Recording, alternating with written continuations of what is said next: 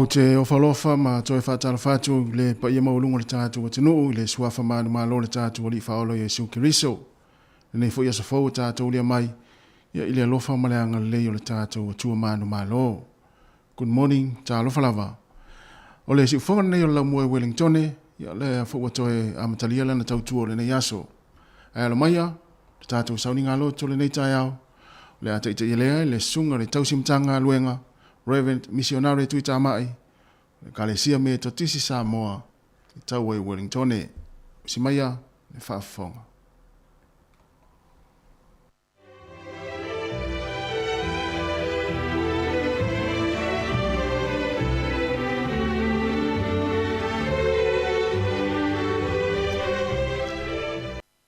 Ua see le tauloto inga o le neiva yaso le tātou pōlaunga Samoa.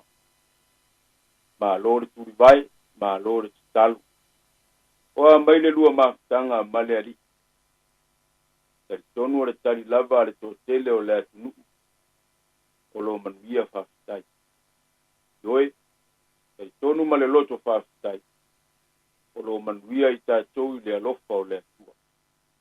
O mai la ia, se isula lo na alofa, e ala i le tāpua inga i suafa o le tamaa. Le alo, ma le anganga.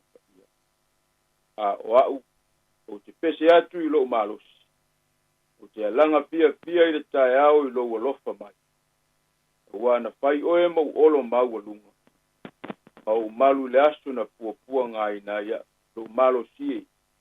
O te whai pesenga lava i ati oe. O wao le atua olo mau alunga lea. O le atua ua alofa mai i ati au. Teo tātou. Peona nau o le mutia i le sau ma le aila i vaita. Pea lava ona whanau watu lo atu nuu ma lo e kale sia le atu wae i ati. Io mai lo nganga pa ia mo i mātou. Sau lia ma tā pena ina i mātou le tāpua inga i nei tai au. Mātou tāpua i atu oe i le nganga atoa ma le whamaoni lau. Wao lo suafa Yesu Kiriso wa mātou wole mtatalo atuai. Amen. Amen. Tātou i vei le atua, ilona vei inga e lua se lau lima sepulu malevalu. Lua se lau lima sepulu malevalu pese o le a tātou pese ai. Wala sauni atu nei, la mātou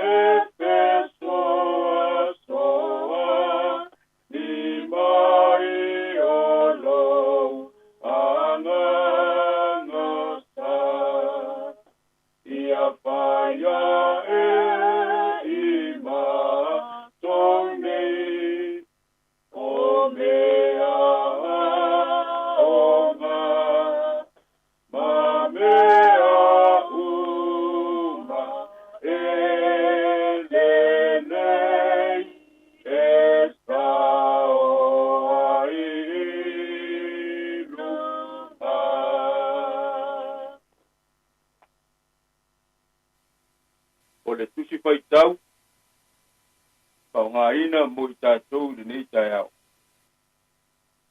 Tala le lei, a Iesu Keriso na tūsia ma whamaumauina e mare. Rona mta upe fitu, u te whaita wina le whai upe tolu spul maritas. Ta ofi mai le whai upe tolu spul marifitu. Ma reko e fitu, tolu tasi ta ofi mai le whai upe tolu spul marifitu. Pa fonga mai au te whaita wina. Na toi tu ua le e ia o le i tu o tūro ma saitonu. Ua o atu i le vai o karilaia. Ua ui atu i le i tu o te kāpoli. Na lātou au mai lea ia te ia le tangata tuturu. Ua leo olo. Ua lātou ai oi fo ia te ia ina ia whae e ia lo na au lunga ia te ia. Na taitai ese lea e ia te ia i le motu o tangata. Ua tu ona tamatama i lima i tutonu o ona talinga. Ua wheanu foi, ma paiane i lona laulau whaipa. Ua sila ae o ia i le langi, ua oi. Na ia whetala i atu lea i te ia e fata. O lona uinga i a manoa. Ona pūpūloa lea o ona talinga. Ua matala foi le noa noanga o lona laulau whaipa. Na tautala le lei mai ai lea. Na ia vavao atu lea po ia te ilatou. Au ala atou te tau atu i setas. Ai ui lava ina vavao e ia te ilatou. Wa tili eo na latou tala i atu wai lava. Wa whape atu ma le ofo ma tua tele. Wa maali e lava ana mea uma wa whai. Wa ia whalongoa e sa tutuli. A toa ma e sa ngungu wa ia whangangana ina. Papa ia, pamanuia e le atua, dana fionga sa whaita wini. Tu mau po ia te ia le vi inga, nei se yo o i le whavavau. Se pe au, o le launga le suafa mamalu o le atua le tama, le alu, ma le angang pa ia. O Yesu e malolo ai o tātou ma. O Yesu e malolo ai o tātou ma. Ia vanga ina le pai upe tolu spulu ma le fit, o le mta upe fitu o le mareko sa whaita wini. E fo lau va alua ma le autu o le ne yasu, a wā le tala le nei. Pa peo na whaita wina, ua whape atu ma le ofo o matu a teli. Ua maali e lava ana mea uma ua whai. Ua ia whalungoa e sa tutuli, a toa ma e sa ngungu, ua ia whaangana ina. Ua maali e lava na mea uma ua whai. Ua ia whalongoa e sa tutuli. A toa ma e sa ngungu ua ia whangangana ina. E lene nefu pe tau talatala ina i lau whaavuponga, ma lau mai moa sa moa le tala le nei sa whaitawina. A wā ua e masani iai, a wā o tātu tangata whaitau, ma tangata lolotu. I le tuua ai e Yesu maona soo le ai o turo ma saitonu. Ui ane i le vai o Kalilaia. Ma o atu la lātou tala inga i ai e se pulu wa ingoa o te kapoli. O i leana wha maloloi na ai e Yesu le tangata na ngase i a fianga se lua o lona tinu. E le ngata e tutuli pe longo noa. Ai leo olo pe le matala la na tautala. O le ungani a tangata o lea ai a Yesu pa mole mole. Ye fa elo na au lunga ia te ia. Wa o ala ia o fa malolonga o lo iloa i la tau. E malolo ai ngase ngase. Lea na afu ai le fa malolonga na whaia Yesu. A ua o le pongai foi lea na la tau wia ai le lau le ele lea. Le whatinonga Yesu o lea fa malolonga, pai mai na tuu o na tamatama i lima, i to tonu o na talinga o le tangata mai. Fae o lima tasi lea i tu a inga wailonga ai le wha malolonga sa matu wailonga ai le ngā luenga Yesu ia teimi. O ngai leo le ai oio tangata te ka poli ya Yesu ia wha elo na lima i lona au lunga o le tangata mai. O le ngai o inga lea na tau atuai e Iesu le tangata mai. Ua tatala lana whaalongo sa puntia. E ala i le mana o le angang pa ia. Ua whianu Iesu. Pa iane i lona laulau whaiba. O le whianunga po le salaiva tulou. Tasi lea popo sa whao ngā e kiu ai le nam. Ia taimi nā tunu. Lea poi sa whao ngā Iesu isi ana wha malolonga. O le ngai o inga lea na tau watu ai e Iesu le tangata mai. Ua tatala no no tanga sa tau fia ai lana tau tala. Ua matala lana tau tala. Rona tolu o le sila ai o Iesu i le langi, maoi. O le vainga lea na tau watu ai e Iesu le tangata mai. Ua mua o lana lea tatalu. Lua, o ia tau watu i lona tama o i le langi a wa o ia e whaia le ngā luenga wha malo lo. Pa, o lona vai atu le tangata mai e fata o lona winga uava noa. O ta tala ai lea nganga o tala ai lea nganga o lea tua mea uma sa noa noa tia ai pe ngase ai. Ai whaava noa le wha malo longa mana mo ia. Ina ia vea o ia o se tangata manuia whaola i. O le wha malo longa lea, ua wha nauma iaile au tu o le nei aso. O Iesu e malo lo ai o tātou mai. A wā ua wha longo le tutuli. Ua matala le lei foi lana tau tala. Samoa. E iaisina vaenga i titi o te toe fia asiasi iai. A tonu e iaiso na tā ua mo tātou ma se fe au foi mo tātou. Pai maile matua. Ua whape atu ma le ofo ua matua tele. Ua maalie lava na mea ua whai. Ua ia whalongoa e sa tutuli. A toa ma e sa ngungu. Ua ia whangangana ina. Upua tangata te ka poli. O te ka poli o ai e se pulu o le whaua ai. Eile tua oi se sae o le malo roma. E au fia ai na inu o tamaseko, makatara, mafilatafia. Ma isi nu. Mua. O le toa tele o tangata e au mau. Ia ai. E ola i se si o manga le mautu, ma le maua lalo. E le ngata o te mau a inga, au le ola o a oina. Ma le so i fua whale anganga. Lona lua. O lea whaoa ai. E whao ngai au wala o whewhatau a inga. E a fia ngō fia i teimi uma ona o wheo inga.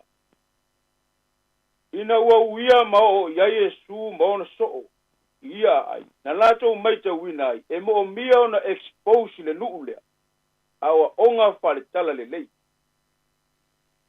E uia ia wa ainga ua maita wina. Inai tangata o au mau ia ai e se fulu po te ka poli. Ai ai mea ta ua maita wina yo lato uo langa. E le ngata o ni mea lofa. Au ni ta ua au mai ai se fe au.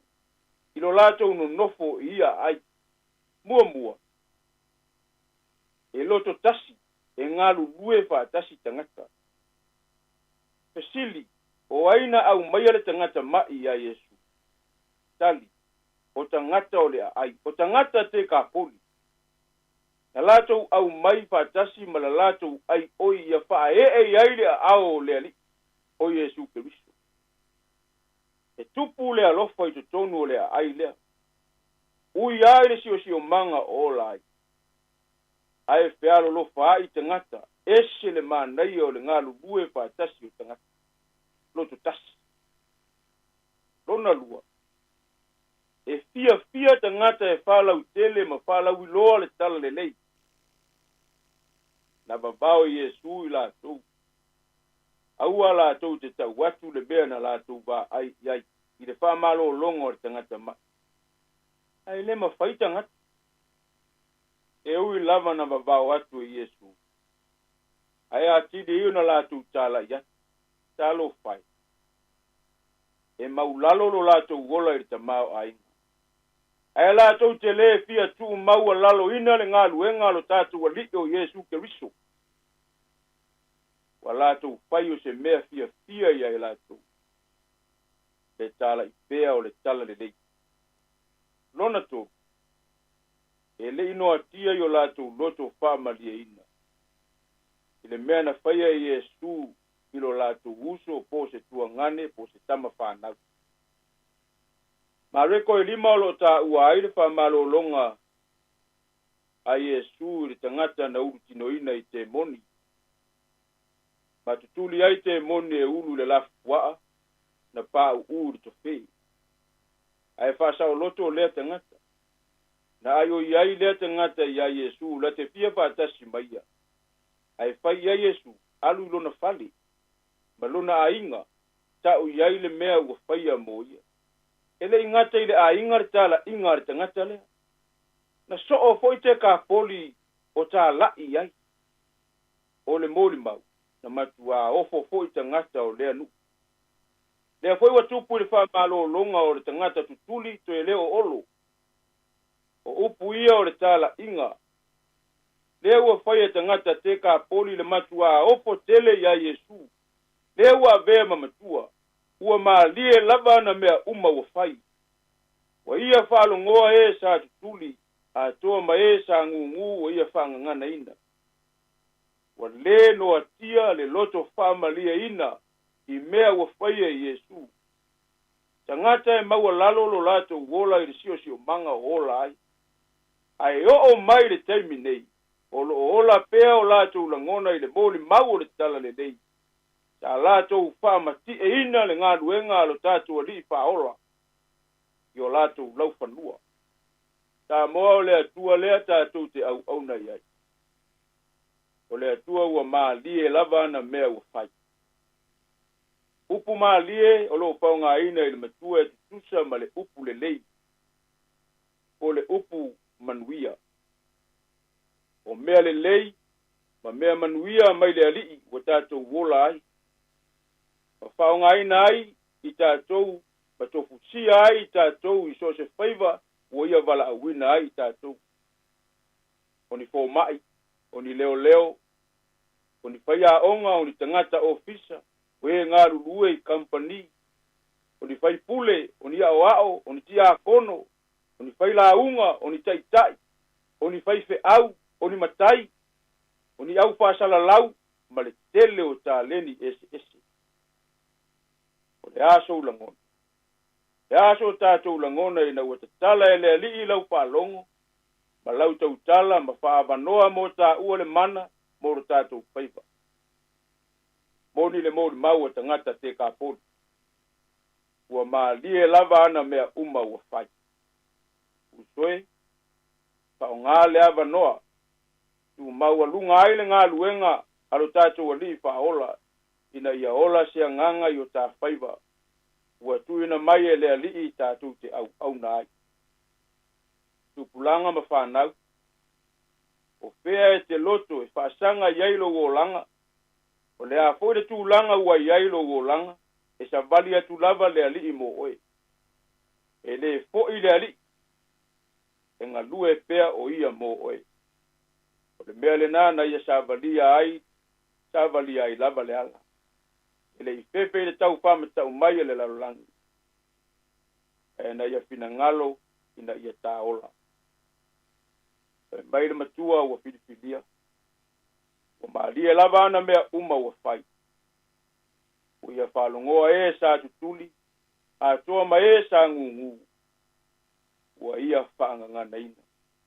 autu o lenei aso le tusi faitau aso o Iesu e malōlō ai o tatou ma'i o le ali'i fo'i e malōlō ai le gase tele o lo'o feagai ma le lalolagi i le taimi lenei ona o Iesu amene o le a tatou tatalo le ali'ie lo matou atua ua malie lava au mea uma ua fai auā ua matou molimau le soifuaga ma le olaga lenei le fa'alia o le tele o lou alofa mo le lalolagi ua matou iai fo'i le taulotoa'iga o lenei vaiaso auā galuega pe'au mea umalava ua mātou wā ai iai e ofu ai o mātou lo. Aua ua siri ese lava mea ua e whaia. Ua mātou taritonu fo'i ma mātou mōli mau tele o louanga le lei. O le vi inga ia te oe le au noa. Aua ua mātou taritonu ma mātou ilo. E te le tu lafo ai mai le soi fua ma lo mātou ora. Manuia lo watunu. Manuia le ngā luenga e kale sia keu sian. Manuia ngā luenga fale malo. Manuia nei tangata mātutua o tāpua i mai fale ma ainga. Mai se pui onisi o pa ngā tia i ti ngā ma whainga tā o le nei o lang. O iai lava lo wanga le lei e le mawai. Manuia i mātou ma tūpulanga ma whanau. Pāpetai le ola, pāpetai le malosi. Wa mātou mā navain, le mana vanga o le ola fau i le aso ma le aso. Pei foi ona mātou iai le nei tae au ma le nei aso. Ma vai malo longa o le pōng sa, mātou waulia o le nei tae au fau. O le vi inga ma le whamanu, ma le whane tanga i ate oe le au noa. Whamune mole le atua ia e whama ngalo mai mātou. Tele taimi tele aso. Ngā luenga ma whi au i lowe kale sia o lowe tunu o le malo.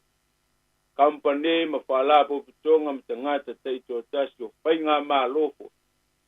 Wa mātou tuu maua lalo ina ai oe le ali i lau ngā luenga ma le whi au. Mātou i se taro i e whama ngalo mai mātou. I mea ua mātou se mo mātou a lewai. Ai mai se lava lo tātou wānu nofo ma oele. Mata o māsiasi e whea ngai ma oe. A wā ua mātou punu nou ma lea nganga o le whamau lalo i oe.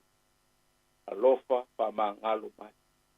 Lo e tunu oe kale sia o ngā luenga mpe au.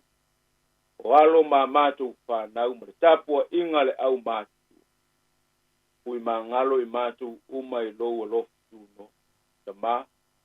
O lo fia pea le lalo langi wha mai so se tu. Mātou taritonu foi ua onga i nisi tu o le lalo langi. Au mātou iai pea i le nei vai tau ma ona lafte. Ua na oe lava e manuia ai. Ua na oe lava foi e iai lau wha malo longa.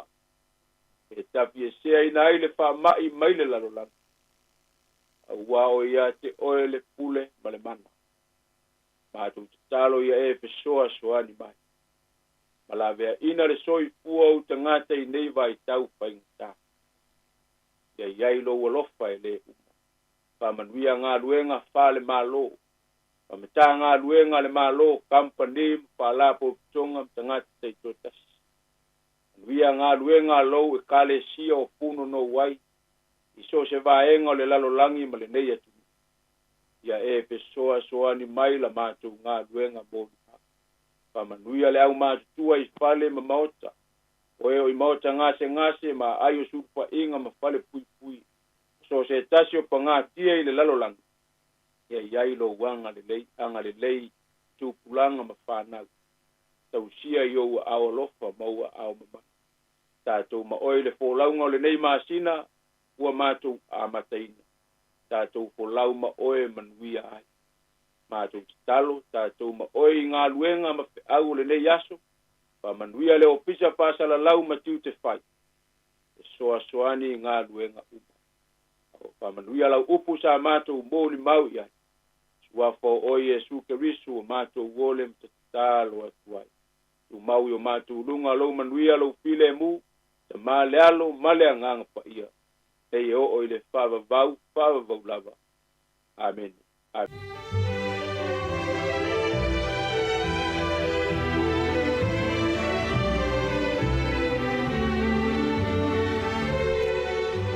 O le nā ua whaafonga le tātou atinu i le sauninga lotu le nei tai au. Ina taita iai tātou le sunga le tausimtanga luenga, Reverend Missionary Tuitama i o le Kalesia me to tisi Samoa tau i Wellingtone, mo le toile ngā whaftaitele, sunga le tausimtanga luenga, tapina ino le tātou sauninga lotu, mai se le upfolofolo le nei tai au, ia tō matau ina i fōi ia whi au mga luenga o le anga ia tueli tātou a tinu ia whamunia le atua le le aso ia i fuafuanga o le awhianga iai ia pe fōi tapo ina le whaletua le no fualo maise o le kalesia whaafetai tele lava. Wa luas fulfitu minute o te enei le tulai fitu o le si fonga la moe Wellingtone watu le vi ingo le tua ma whanga solo tuele o le tātou po kalame. Good morning, ta alofa lava.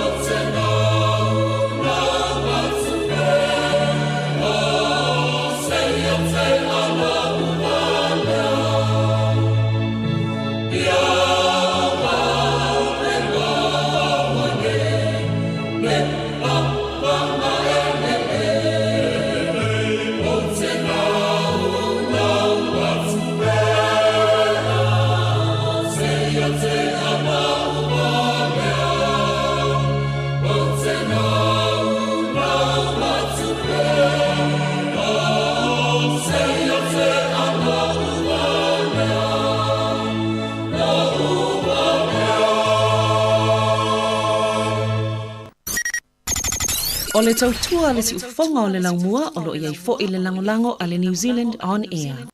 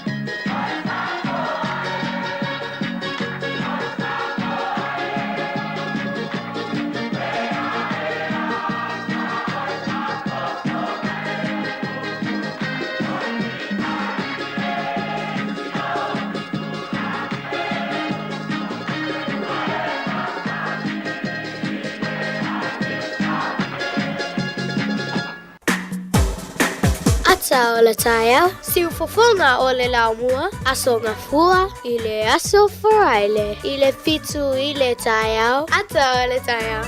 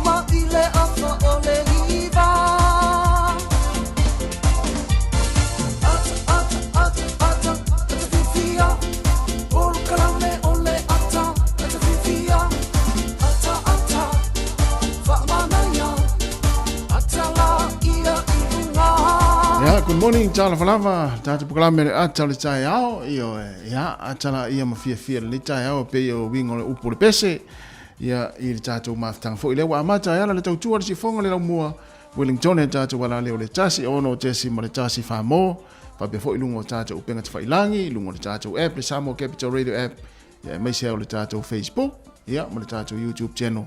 Leo amata ona mai mo mai ia nisi le tata ko tunu ia wanga ia tu fo inga renga le tai ao fia la valeu manga lu melu sa mari vai valu ia wa fo tata maftanga masani ia solulu ve sta tasi talofa mari ma lo la valeu sia te ruso ia atala vatu ia te leu so fa salau ti to van le tai ao ma lo so ifua malo fo ile usu ia le wa afa fo ile nei vai aso moni ia le uta feilo io le uta foto ata to feilo ile ata no mai vai aso tene e sa o leia e te lo ho ia mo vo le lo ta to feilo i lunga ta to por klang ia e fenga ta to ino ta to tu ile aso ma le aso sa o le se le anga le tinu e se fa to ia o ta tu te tu la vele tinu ia era ta tu la leo ia o fa manu yanga o talo pe na i ta tu tinu na i ma tu tonu ainga mo tamalawa ina ia fa o pel ta tu nga lu nga le on ta tu ma lo si ta tu mai ta tu nga lu ia ma ta tu ma futa mo ta tu tinu i ta tu fonga lo mua ia le fu sa fu ta ia yo vai tu fo tu fo imanu lo tele lo imanu nei por ale mafua anga wala i ona ata mai ya solulu wa tu lu mai ya mai si ori o tai tolu tai fa man wa ya ta wa ya na tai lua man ya tu ai o mai manu o fa pesole ala no winga manu nei o le security le pol tatu le leva il tatu office le foi tata no version tene ia lenta mo version tene e felele lo ni ngalo mana ia la mana va tu man felele ia le o ma mai foi maria va folta tu maftanga le tao ia fata lo folta tu no ia i le sua ia la foi ngaluenga tofia le tua i so se fata fai taulanga po fai la ngol tala le ia mai se foi fata lo fatu mlanga fa alo ia ile ia maulungo le tatu tino o mala fa fonga nai matu ro fa fonga mai tono ainga o tono mo tanga ngase ia matono mo to tanga tama tua ia e fa tal fatu e la fo ile langona mal manatu ia lo mo pe o tol fa siringa malosi ia pe o to mai mo mai mo to fa fonga mai ia ile tautua si fonga lo mo ile aso male aso lungo le tatu wala leo ila to lo fa fonga mai ai I tono mota ma tanga ngase ma mauta tangata matu e fa pe foi tono ta vale e ni se o fa longo mai lunga tono ta vale la to la au fa longo ile tio na tono ta vale ia wanga ia toi foi nga luenga ni ta ma lo fa ma losi nga luenga ia o le nei fo yaso mai se fo ina matou fa malo atu ia latou sa ngā lua le po na po malo la fo i tawa ta i fe au mga luenga ia o le fa manatu masani lava ia i tai au fa pe nei na ia sao ngale muli to yanga ia tu ia inga e la fo ina vai mai ngā luenga le po na po ia fa manatu lava ia matala i lunga le wala ina ia tau nu le manuia ia inga ia fa le se malo longa ai mo ta to ia sa mo mo le po na po se i tulo ta pena la ia nei fa nau ia wa fo ia le muli na tu ia onga ia o fa lavi tangata na sanga luena po ia fa sila tu malo longa o le na yaso ia o le lo ta tu tunu ta tu maftanga la le nei le wa mataina le atar ta yao ali si fonga la mua mana tu sia ta tu Facebook ia mai se foi ia ma ta tu YouTube subscribe mo te mua pe fa pe na fa tu mai mo mai ai lunga ta tu app fa ta fa tu ia iso se va en lo langi ia o lo e mafuta mai ai le nei ta yao ia ale ala whanga solo tātou programe ala a matatu tātou peselea ia ona whanga solo toi leo le tātou tala le tau o aso whanau ia o swingo le tupe le ia so mole aula tupe ia matala mena tupe le tala wha solo pito la langi tau sanga mai tala valu fa pongo mo mo tala mai Samoa matala fo mai le si fonga la mua I Wellington. Good morning. Ya, mau le va so nei le fa tau ngana nei tātou uso atu ke lau ia talo hani to ke lau ia malo lava le soifua lau le nei tai au.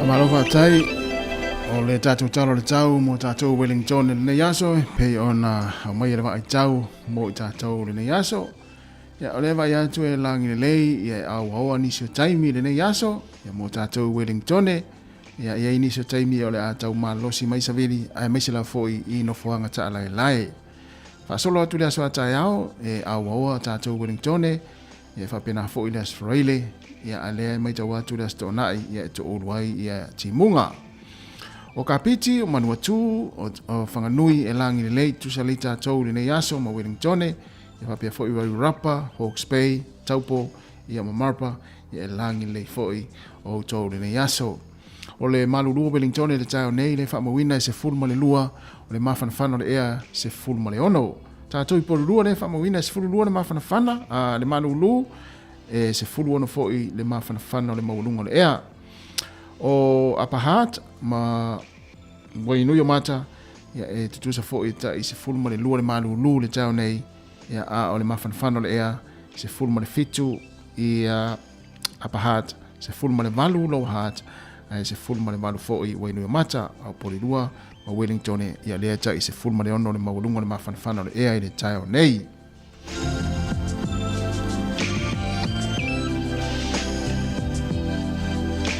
o le tulanga le tau mo le motu I matu nei ya o le tele lava vaenga le atinu ya amata mai lava I nei vaenga lo I tatu Wellington le motu I matu fa solo atu le motu I saute e tele na suluma tango fiere la ya ai awa nisi o taimi o le nei yaso ya a o le mai tau atu le motu I saute fa tala fa atu ma lo le soifua lau le nei tai o fau ti munga ia in makako le yaso le nei o Dunedin ma Queenstown ia e tau fa I tutusa e awa le nei yaso Grey Stete ma Nelson le fa mawina mai e va ai le mata le lasu le la le town le aso ia e awa nisi o taimi ia te tau al malulu o le motu I saute ia mata mai le fitu le iai in makako fa solo mai ai Queenstown le fitu foi ia o Dunedin le valu o Grey Stete fitu se fulma le tasi Nelson ai o le mafana le ea se fulfale iai in makako ia ai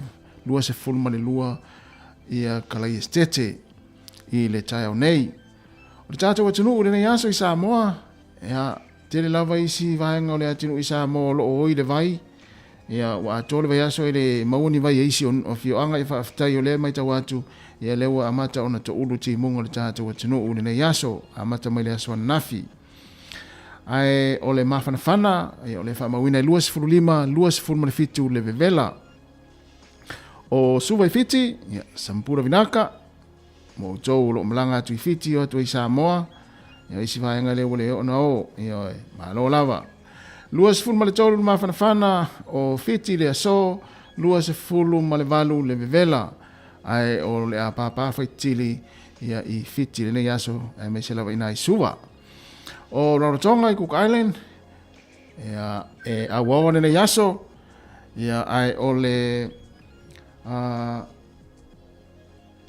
e 2.5 le mafana 2.5 ia le vevela I le aso fa solo atu ai I tulanga le ai ia le ngoto I foile la le fia na nei I le toe 3 minute le tula e valu e ngoto ai le la mo tatou Wellington ia ai toe oso ai le la le tai au I le se fulu 3 minute te ai le tula e ono ai mo le au whangota le nei aso mo tātou I Wellington ia nan whaamanatu pēr ua tele I e maloi tono le eisa ia e whai matufa tātou ia pēr au leo a mata ona mānaia mai le tau mānaia fui le tai ona winga o a mata fui ona tele le ia mantua tufa ia anga le utua oi tufa rea e sua le tai le tau nei mo tātou Wellington 5 minute te ele ono le inga o le sua le tai pe le tai I le awa uli ana nei 2.5 minute e te ai le tūlai se fulma le lua I le auri fe tau le lei ma le mānai o le tai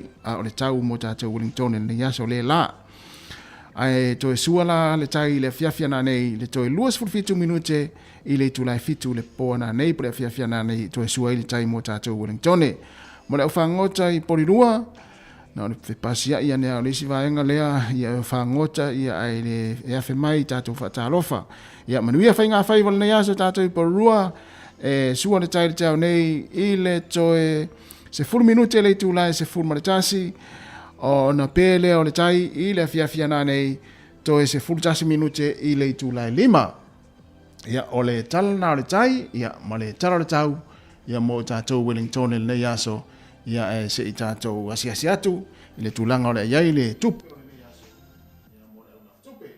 O le tala o le tupe o le nei tae au, o le ta la New Zealand nei aso i Samoa, po le maloso le ta la New Zealand i Samoa nei aso, ma ua le ta la 5 sene, ta la 5 sene Samoa.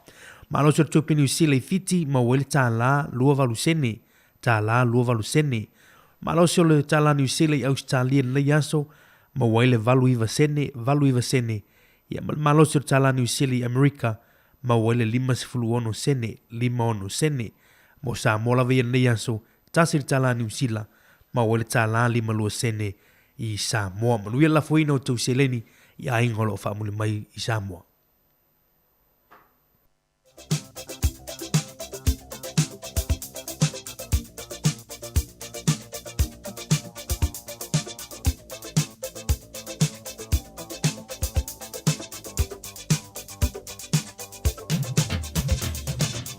O whaamleanga o aso i fua, maas whanau le nei aso, ia whaamanatu atu pēle tātou emaili, asa whanau at samoacapitalradio.co.nz. Mo o tō uman so i fua mai le nei aso, le aso 21 Oktopa, e whaamani atu le tātou tautua ma le porokalame le ato le tai au, i tō aso i fua, whaamanu ia tele le atua, ma ia mo ni stau sanga stele mo utou, ia mo pēle o la malemalosi a warwhenga i whiau mga luenga.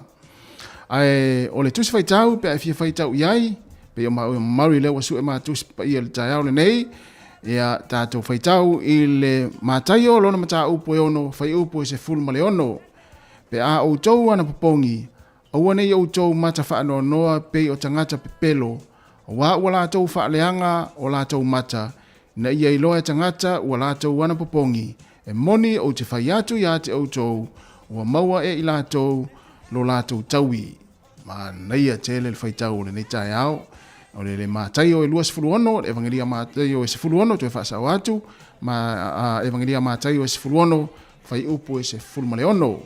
Pe a o tau ana popongi, awane e o tau mata whaanoa noa pe o tangata pipelo, o wa la tau whaaleanga o la tau mata, ina ia iloa e tangata o la tau ana popongi, e moni o te whai atu ia te o tau, wa maua e i la tau, lo la tau taui.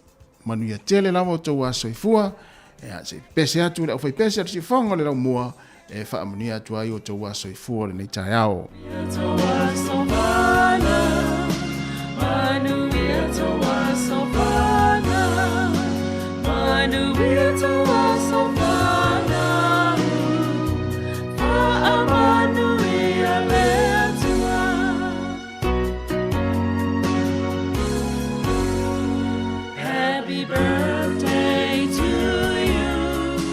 Happy birthday to you. Happy birthday, happy birthday. Happy birthday to you. Manuia toa savana. Manuia toa savana. Manuia toa savana.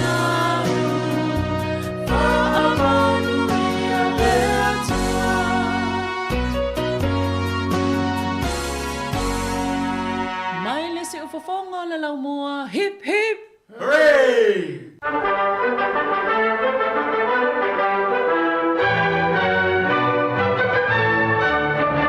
Malo vatai o talamena tupu tala whaasol pito lalangi le aso nei le aso lua se fulma le ono o ke topa i tausanga umawai. O le aso nei tausanga e tasi valu lua 5 ia na tatala ai ia le awala le ala vaa e whioa i vaa o loa ma vaa tele i nai New Yorka ia Pole Canal i nai New York e ta ua o le Erie Canal i New York. Ia ma o le umi o le ala vale e tolu se lau ono se fulu ma le tolu maila le umi. E tele. Tau sanga la nei tasi iwa a tasi valu lua 5. Tau sanga tasi valu tolu ono ia na talai le aso soka lea o le Football Association ia leo whaingone i o le FIFA. le so ia na whaavai ai ia le whalatonga lea ia le so soka langi. O le aso nei i le tausanga e tasi iwa toi whasau atu, tasi iwa 50 ia o le tamaitai sa po le tamaitai ia taupu sa ia Mother Teresa. O le aso le nei tausanga tasi iwa 50 ia whaavai nai ia le tua ainga lea o le Missionaries of Charity i nai Calcutta i India ia o lo lango mawai taimin nei ia le tamaitai sa lea o Mother Teresa sanga tasi iwa 50 na ia whaavai nai ia le tua ainga o tamaitai sa lea o le Missionaries of Charity i Calcutta i India. Le aso le tausanga e tasi iwa 50 na toe filifili ai ia le palemia o Peritania o Winston Churchill e avea mapalemia o le malo Peritania i le fitus fulmare ono tausanga toe filifili ai.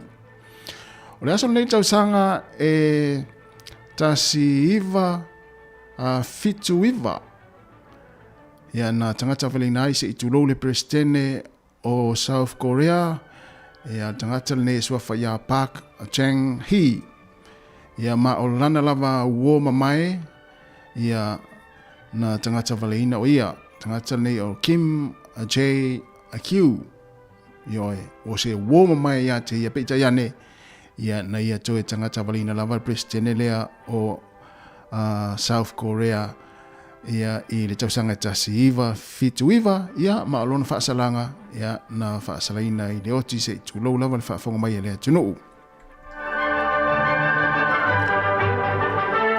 O le aso le nei, le aso lua sifulu ma leono o ki topa, lua afe lua e ato iai le lua se lau iwa se fulu ma le iwa aso o le tausanga le nei, nono winga o lea toe ono se fulu ma leono aso o tutoe ia o le nei tausanga. O le aso le nei, le aso lua se fulu ma leono o ki topa, ia ato iai le lua se lau iwa se fulu ma le iwa aso o le nei tausanga.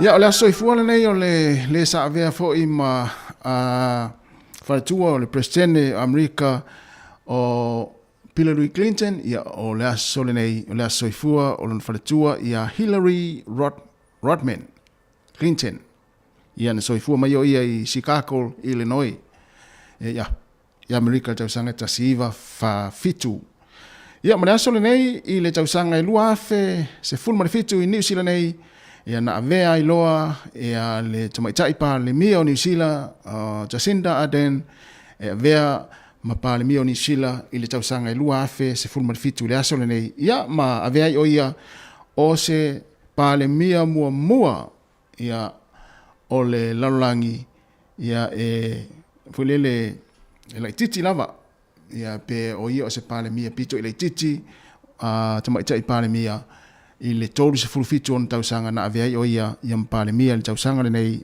i le aso le nei tausanga i lua afe se fulma le fitu ia ma le tala muli o le aso lava le nei le tausanga e lua afe se fulfitu ia na tuina mai ai ia le unga le whaamisinonga ua whaasalaina nei le pātia le national ina ua lātou soli whaangaina whaasoli tu la fono le pese le li Amerika le o M&M ia le fia ia tu fue ma silila ai pese le tamanea ia le aso lan nei na whaasalaina le tu la fono ia ua lātou whaonga seina le tu la fono fo ilea o le copyright ia unoa mas whaatangana le tangama lea ia whaongai nei lātou pese, lea na whaongai lātou ads fo ia sauni whainga pālota. Lea sola nei, ia na whaasalai nai, mai le whaamasinonga, e totongi le whaase lau se fulma de tolu afe, ia il tampese lea o M&M, mai Amerika. Ia o nisi nao tala mea na tupu li tala whaasol pita lo langi tausanga o mai, toi moa tu whaapoponga, il tami masani, lea o toi whaminute o na tā lea o le tūlai valu. Si whonga lau mua, ia tāle valu, whafonga le tātou tala, mai sa mo mtara fou ma ti ufonga la mo e Wellington.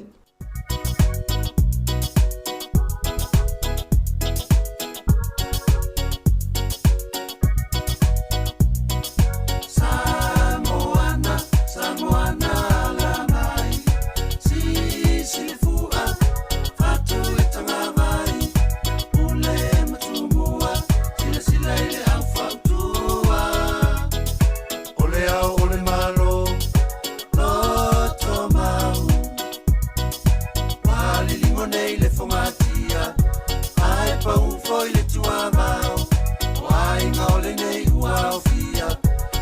fai nei male manuia o le fualena wangia ngia o le vai fau sa talusia Samoana Samoana la mai si le fua fatu e tanga vai ule matumua sila ile afautua ole au ole malo loto mau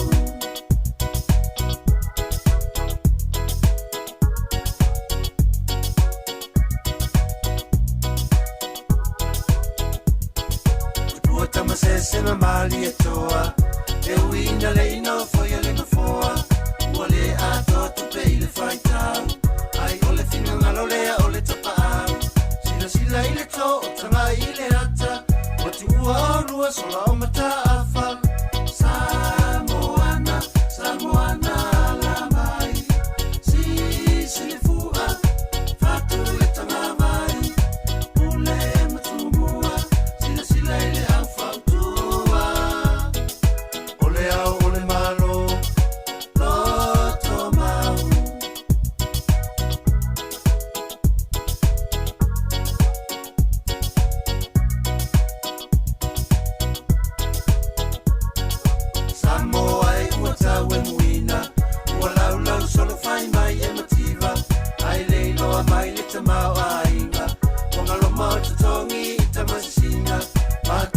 Sanga maya poli na totele ilo me fa numi numi Samoana Samoana la mai si le fua fatu e tanga vai ule matumua sila ile afautua ole au ole malo loto mau Samoana Samoana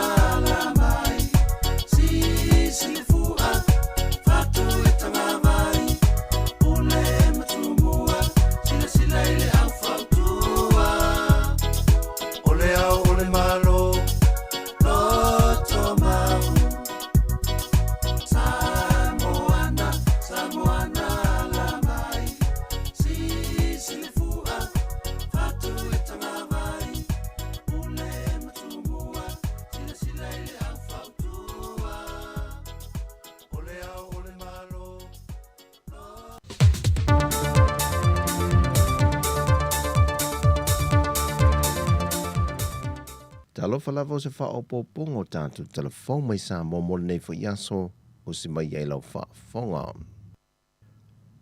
O lau whaasolo le puru kalame whaalao I loa so whaatasi mo le saungole mua nuu mawhio anga lua whelua se fulmele lua.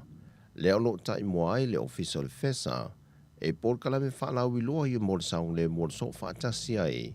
Mane mantanga ruenga o leo ma le toi fua ta ina o official wa ai tau ma le siu manga Palapo tonga o tau I whafo se e awhio anga se furu sa whiliwhilia.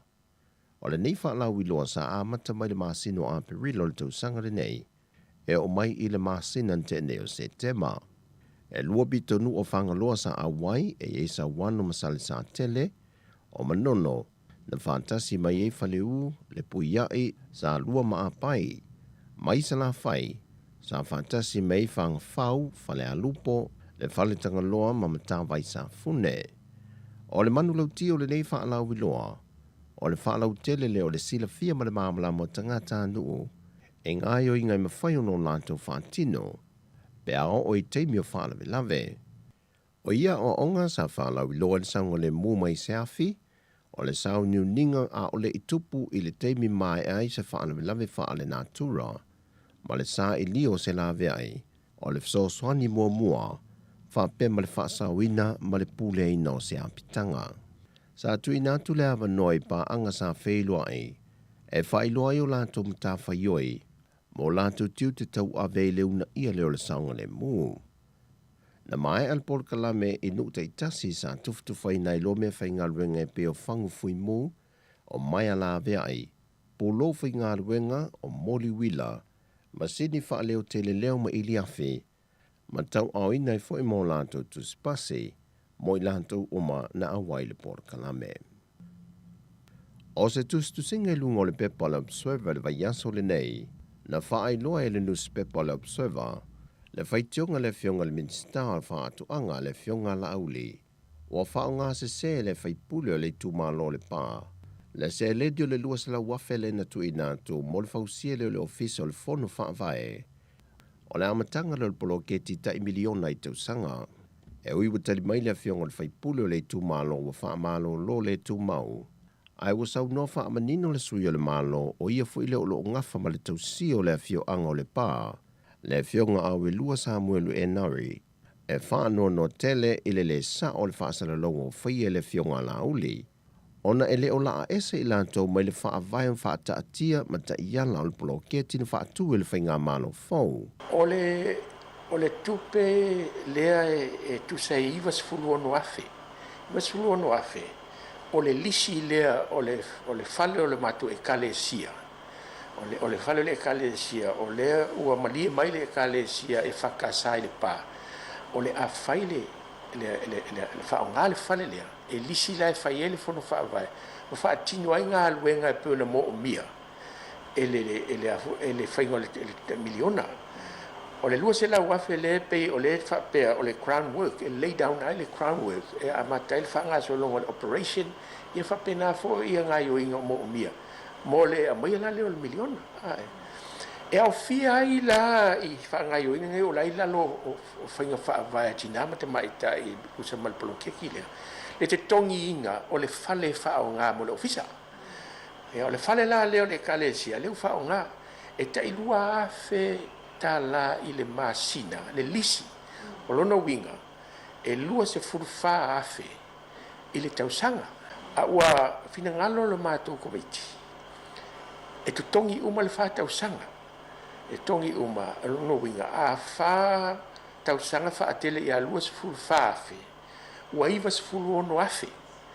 O le lisi la le mo le whata usanga, ai sea ona inga ia mauti no ai. Le whaawawinga o le peo le lisi, awangi ise interruption. Pe o le security o le lisi, whata usanga. Ona o tangata whainga aluenga fo ile le wahaya tangata whainga walua newa aso talunga amatanga aluenga. Tangata whainga aluenga ilalo le plokeki. E whaafo ta usanga wa sainela kon kalaki.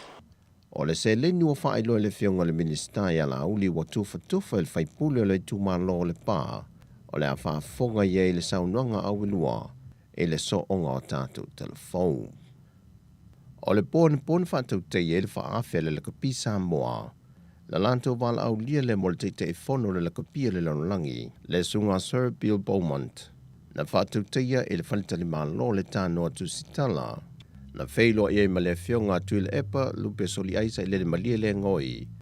O le sui mo mua leo sa mo whaata se atu te tonu le sao whainga o le whono whaatonu. A le laka pio le langi. E le saunoanga au tua tuile epa e whaafeilo ia il te whono ia Sir Bill Beaumont. Na ia whaailoa I tarumai le luafes fulmariva.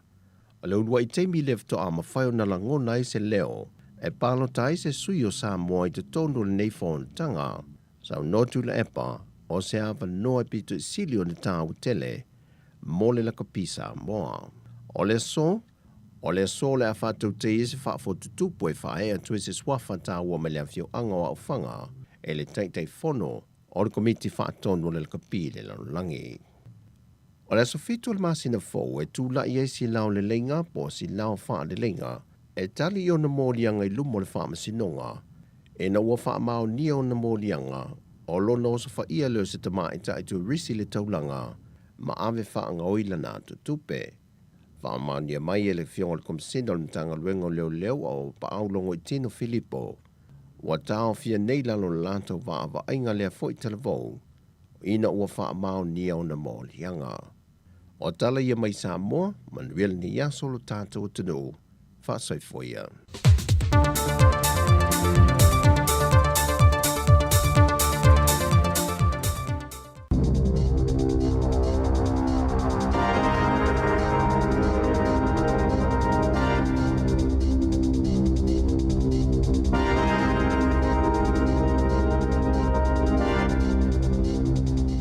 Tal flaval fapoponga mo mo telefon le si ufonga le la mo le nei taiao. O le asolua sfuluono o ke topa lua felua lua.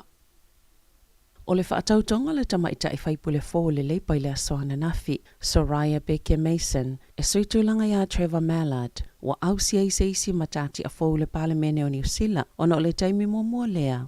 Wa mawai le afa o le whaitaua o whai o whaipule tina matamaita I totono o le palemene, o le vai asu taluaina tu ua e Mallard te le maota fono, ma o le amalanga atu I whafo e tau a veina se tofinga po ngā luenga whaavao malo mo New Zealand. O le vai asu taluaina wha ma vai ai fo I Kaurav Sharma ma ua le se whaipule mo le itu malo wha palo tau Hamilton e sisifo. Ma o le taimi nei, wa to ono se fulu lau wha ingo whaipule tamaita I le pale mene a New Zealand.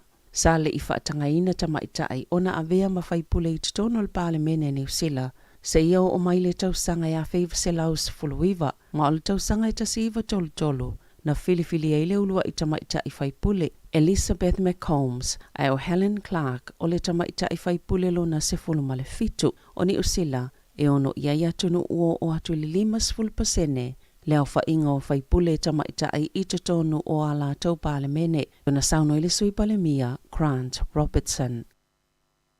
E o atu le 5 se lau leo whainga o tangata whainga luenga o social workers, I whale whainga luenga e 5, I lalo wha potonga whaatuma o te elesa I liani polo fiti o le asapi nei sisi itanga o tutongi tolus fuluono pasene ina ua manuia ni whaatala noanga mawheutanga inga o le whaatutu sanga o tutongi ma se maali lienga le kapeneta mo le whaatupenga pe ona iaia na nafi na whaalia le anganga fiefio le asosia tangata whaingaluenga le malo. Ona o lea fuafuanga ma a whaio se tangata whaingaluenga tau mau pe amale luas fulu afe I le tolus fulu afe tāla. Le siitanga o le a maua I o lātou tutongi whaaupopo. Le siitanga o le a maua I o lātou tutongi e whaaupopo I lunga o tutongi whaale tausanga o le a manuia I social workers mo le ngā puhi iwi social services, Wellington Sexual Abuse Help, Christchurch Methodist Mission, Stand to Maya, Male Banados, ma ua tolu tausanga le umi talo na whaanga solo ia whaatala noanga. Wa folasia to le Bland Care Task Force, ni fautuanga I se lauma le tasi e whaititi ei taimi whaatalitali, o tangatanga se ngase mō lātou tautonga, peitai, ele o iei se taimi whaatolanga ina po a whee te tawaiona ausia le atolanga. Sa whaatolanga ina le komiti ngalue, e tau mawhai e fsosani le whaitau wafi o tangata e whaatalitali mō tautonga, wa mai ona whaatolanga ina. Tūsapo ni tautonga mana o mia vave pele ai foe, aina atili whaatiteleina le umi o taimi whaatalitali, ona o le COVID-19 maleiva, o lo o awhia ia whautuanga le tu watu I fōma ia ainga po GPs, o nisi avano se tele mawhaiona lātou su e mawhailoa le tūlanga, o se ngā se au nua, ma le mo mio se fōma I whaapitoa, whaititia ma le au whainga o taimi wa ai se fōma I whaapitoa, o le whiawea inga o ngā se le vāo I tō mālo mo le tausinga, ma ia tele fo I le whaonganga o au nanga whaatoma oti. O se tasile o ngā luenga mua pito tele a le pūlenga, ma le suinga fō o le soifua maloloina New Zealand te whaatu ora, lea ua sui ai pūlenga whaafalama I e lua se folo. I le masino Iuni, e to sama le lua se folo valua fe 5 se lau, lea whainga o tangatana o vāto ma le wha masino whaatalitali. Mo le vainga o ila atou, e to sai mataimi na whaatolangaina, o tautonga ia e le whaanatinatia. Sa whaapopo ina le whainumera, ona o isi mafua anga I peo le COVID-19 o le whaamai o le fulu mga se o au whainga luenga. Peita ai sa manino le saililinga le komiti wa leva lava ona iai lea whaafitauli a o le itupu le whaamai. Ua saoni le Heart Valley e a mata la lātou polo keti pito te leo ngā luenga titele lea ua valo ia o lea inivesele lata I le tasi le biliona tā la. I le ito malo, o lo ieni popolenga, ona o le polo keti le River Link, o le a tele I fo I tausanga o le a polokam whaalavelave I ngā luenga whaatino, e le ngata mo tangata o le a ai e whaapia fo I mo pisinisi. Peita ai o le to tele o e no nofo mau I loa Heart, o lo o talia ina fia le ngā luenga, e moni o le a polokam whaalavelave I ngā yoinga whaatino maasani aso te tasi peita ai, o le a pupu le taimi, ai o le a tele tausanga I le lumana ai, e whaamanu ia ina ai le a ai, pe ona sauno le polenu o Campbell Barry, o itu a i ngā vanua nei ele au maua, e toi li liu mawhaiani suinga te te leilo wa hat, ina ia mautinoa ele lei fale, ia whaatawa ia te taua tangata, i lo la tau soifuanga i totonu o le ai maise o le o silafia tangata uma, o le a tele isi suinga te tele o le tau, e whea ngai ma le atunu o i le lumanai, o le a le leile fisota inga o whio inga lau tele, o le puipuinga mai lo longa, ma tā whenga, ma isi ngā luenga te tele mo mia. O lo whaasol peina pa ule whai numero tangata i masalomia na maali liwa na o le pule i leola, mai lea tausanga i lea tausanga, e to sai ma wha maumonga phone wha alauloi na le ofisa, e wha aululu i eiso su enga moti no maali liu, na tā ua ia wha maumonga.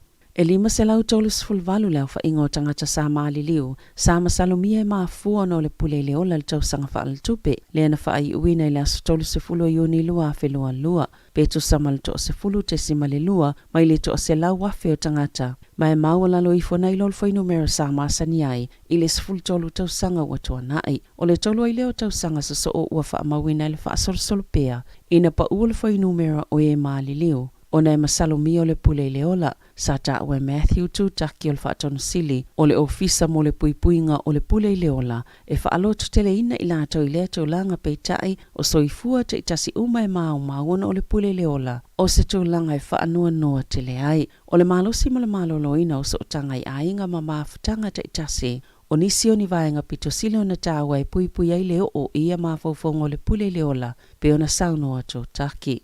E tele au nanga i te tono le atunuu mo whaatalatala noanga o lo mawai le fesoa soani. E silia mal se lau tolu se fulu le pasese ma le au whaingalwenga a le meli lau pasese mua ua taunu o le atunuu talu mai le lua tau sanga talu ai. E whaapena whaamaonia a fianga mai le COVID-19 fuluiva na whaamaonia le a whainumera i le asoana nafi. E to o lima afe le pasese atoa a le Ovation of the Seas ma la nau whaingalwenga e to afe tolu se lau. Na folau watu le Ovation of the Seas in Abia, mai Tahiti, mana taunu ultaya wana nafi i Wellingtone, ma whaawa watu i Picton o na malanga i le aisini, na whaamaonia le te whatu ora i le afiafia na nafi, e to se laulua sifuluiva le pasese ma le auwa ai to olua, na li putia o loa afia le COVID, na ta ue whaapea sa whaanonofo esea i la tau, na whaamaonia i le virusi, i te tono la tau poto mo aso i lima, ma awhaia afia lava i ni aunga i le asolo na ono ma le lona fitu, o le a whaawa waipea. Ua upongi le lei le palimia fo Beretania, Rishi Sunak, lona tupu anga initia ma lona talitonunga Hindu, ma o ananafi na patipatia i nisi o Beretania lona maana malo, ina ua avea i mataitai fo le atunuu, wa tele whaamanianga ua wa aielunga upenga ta whailangi ma televise i tono initia, i a la tau whaamalo ua tu inatu ya Sunak, leo le avea neim palimia mua Beretania, e ese lona tangatanu o po lona lanu, sa avea ma minista o tupe ale Conservative, au le i filifilia la la tau vaenga wha upufai, i se ngā yoinga wha anatinati mo se isi tangata fo, e ta ita ia le atunu i tūlanga wha ale tonu le tamau a inga ma upufai o le malo, na wha ailo le mita o le tele o tangata initia, leo lo pāti patia le Diwali, se tasi o wha mamalunga pita tāua le Hindu, na wha aipoipo atu suna ki a Aksha Tamurti, o le awhawhine o se bilionea initia, o aperila lua lua, na alia e ai e whaapea o Murti, sa le itatongina na la fonga i Beretania i ana tupe mauma mai fafo. Mai na whaalia whaapea o se whaingolo o tu sai malto la fono pe tai e le o se waainga le lei i se taimi, na si itia i e Sunak la fonga mol whaitau miliona o tangata Beretania. O le tau sangata luaina pātipatia i fo i e tangata initia, le filifilinga o Kamala Harris, o le sweepers tene o Amerika, o nolona tupu anga initia. I alonga, na malo tonga i le awa welese i St. Helens i le taamsanga le ipo lalang i lakapiliki i alonga o la lato pulu. Ai o le alonga tolus fululua i le ono i singa ino spepam whaasalalanga. Na ta wai sa le i le tele le tamwhainga tonga i sai ma le malo si o la lato awono o iai. A whaia malo tonga i ale atuku ki le vaiaso asau ai malo le toa sa mo i a falani. O le a moli mawina se taalonga matautia i le vao au nei e lua al Pasifika i le valu pito ilunga pe ona ta waile staff i le so. E se fululua taalonga o whaasalaina i le loka Italia o Saratonesi ona na iau wina se teine taalo le awa Japani E le taalonga le ipo lalangi au ke lani le asosa. E luas fultasi aina maana malo ai Italia ia Japani. Mana mautino ai le ofia to Italia i le valu pita ilunga le taamilusanga po quarter finals. Na faasala to nesi le pepa lanu mumu. Ai olo mawalo na wano e toi apili ele fai unga i to tono i to lai fast full balo. Tala fo wia male si ufonga le laumua mo le nei vaenga le tai au.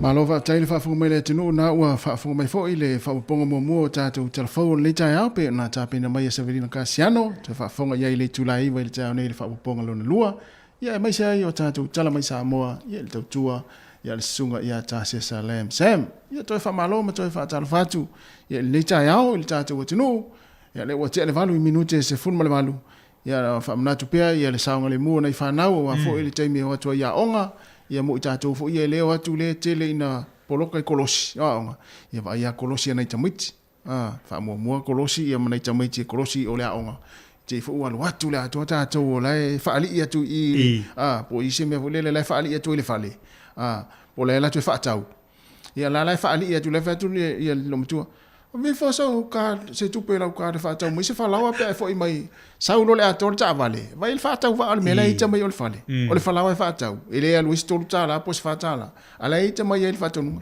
il men na nan fa mana to pe ta to ye fa li i ngol awal ni taimi awal fa li se sil taimi ta ya sa o le tu lo fa li se fa to fa ya taimi fo lele wa ye umale ai ngai to no fale ile fia na nei ia ona tal no le fai lolo le ai o te fa ali te mini o te o le pisi la wala me feo ai lunga la wala ia i te wa fai nai fo ia e ngata oe ia me se fo ngata o lo feo mana ia fo tuanga le fo ta tu tolva o le si vanga ta o fo le we ta no tanga le mu male a woni sa i lunga le la tele mana tu e la tala tu lo ya o ngai moli na fa na e ile tai mane nai mu moana e o tu ai e te o tolo tai mane na lo bingo wa tauna e fa le mu lungo o kolosi na ia wai e te le fa la vele ta vale a fia ia lo fa na ile tai au a me sa o le piso tai au e ta wal ma ta le tu langa na wa sa ngole mu lo fa na ia nei fa ma tolo tai au ia le ona te le tatu fa si langa e fia tu ina tu ia ona tatu tala no fo ile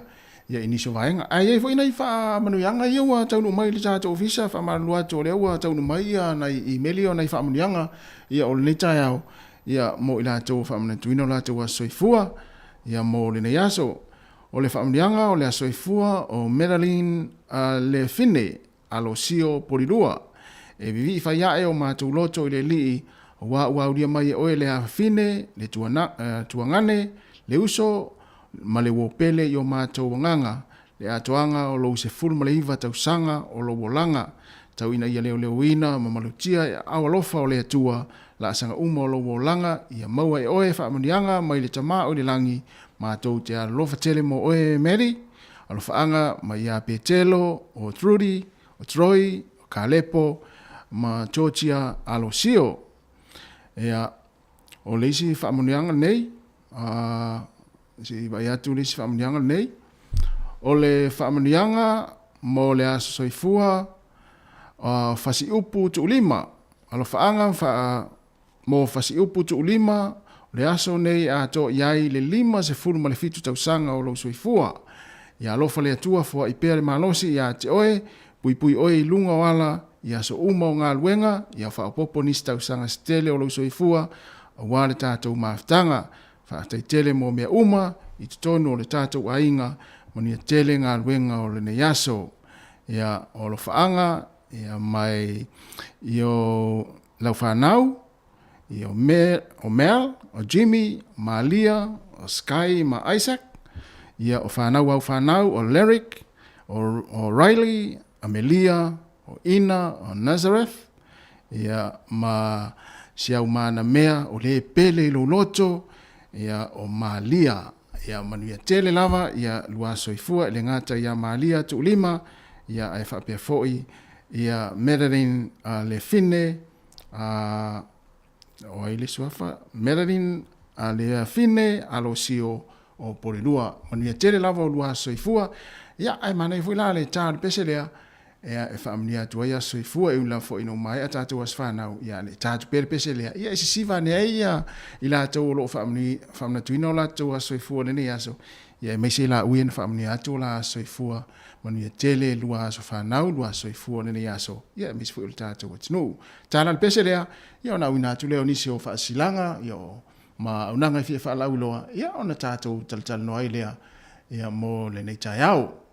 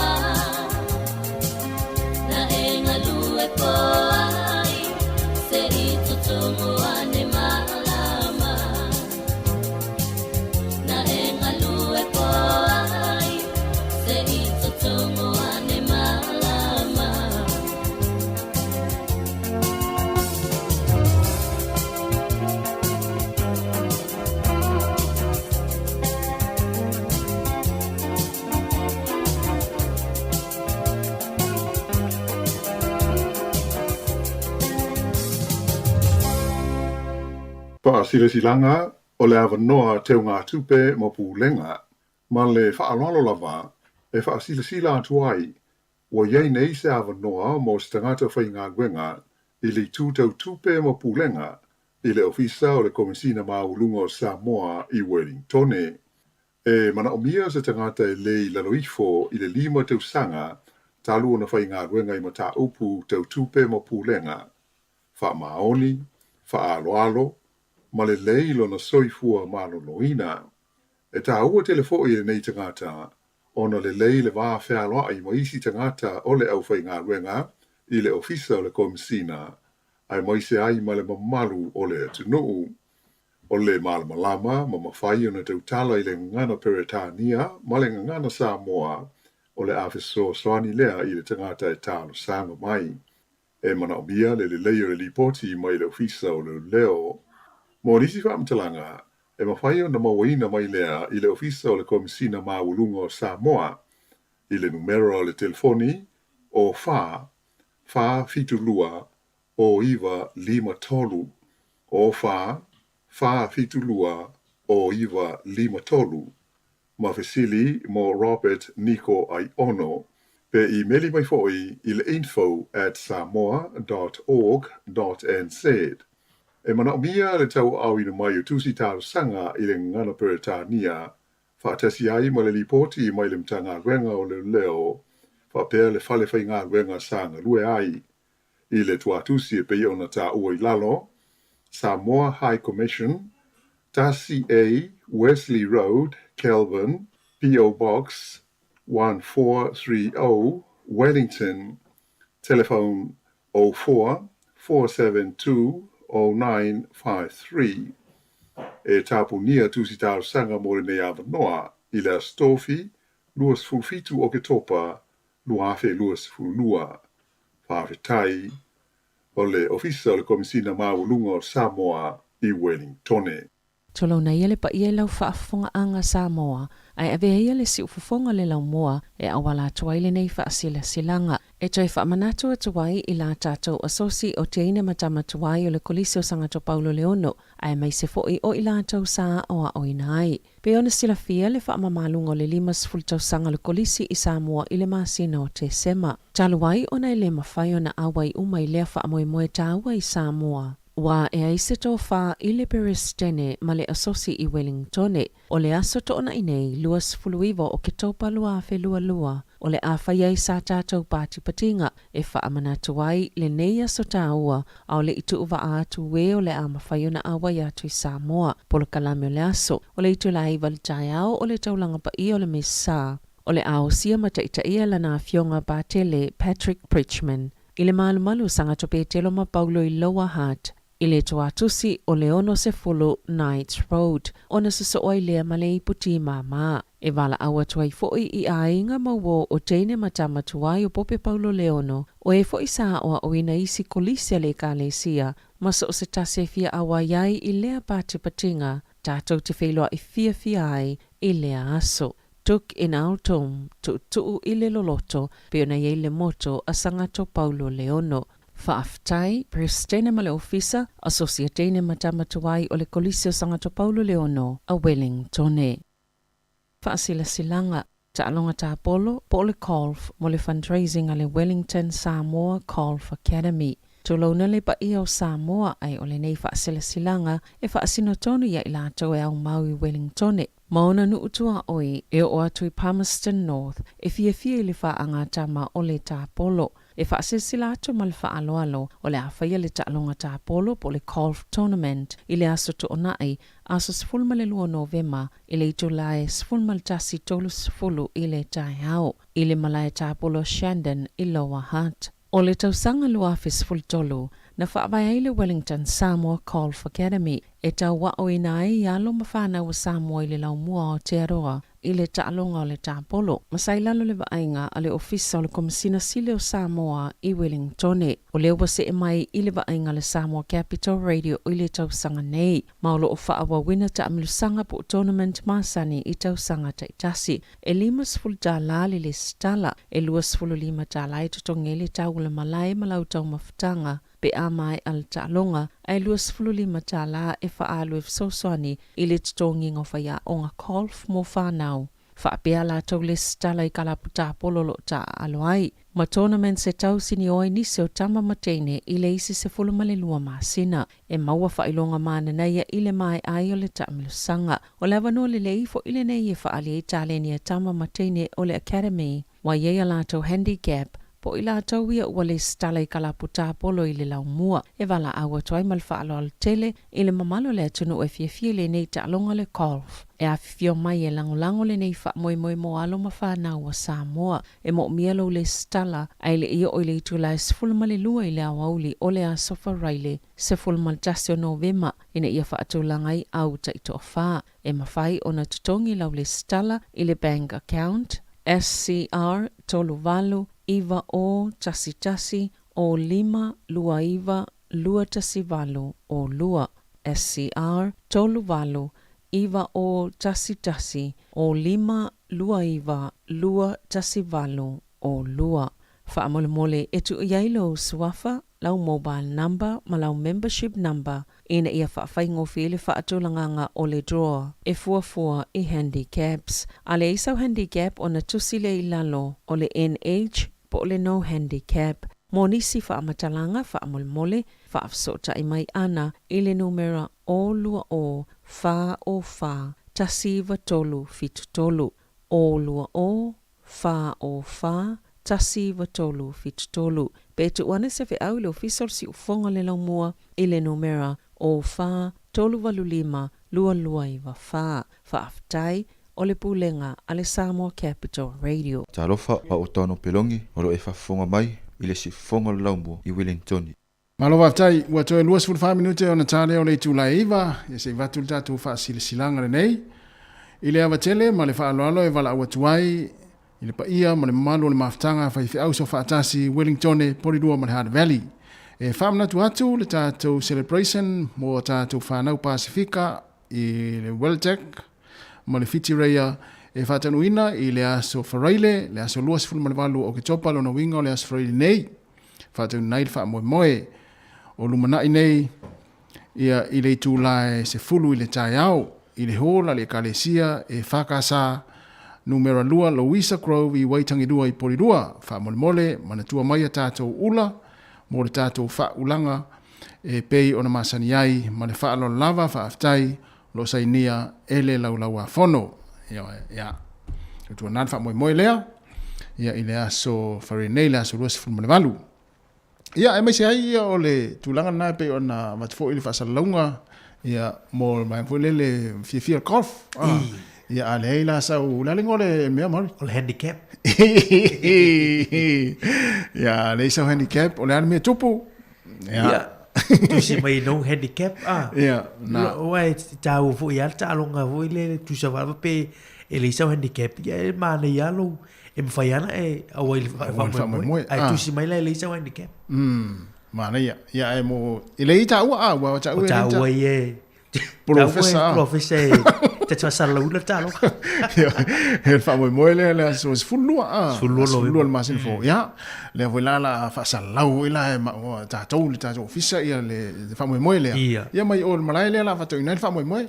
Mana winga le atumutumu fo tatou ia le afia wa fo tatou me po ata le po e solo lo wata o le alu la uta o le taimi te ti off fight ia le alu wat e po e uma tatou me po ata ia vanga na fasa lau ia mai mo mai la oi nei le ro pete ua mai mata mai tai ka wood le vanga na le alu fasa lau fa pe tai ko sole fa pe uma la swingi por swing le tama le ia ta watu o se tatou tam fana Malia. Ya, awala ni misir fa moe na.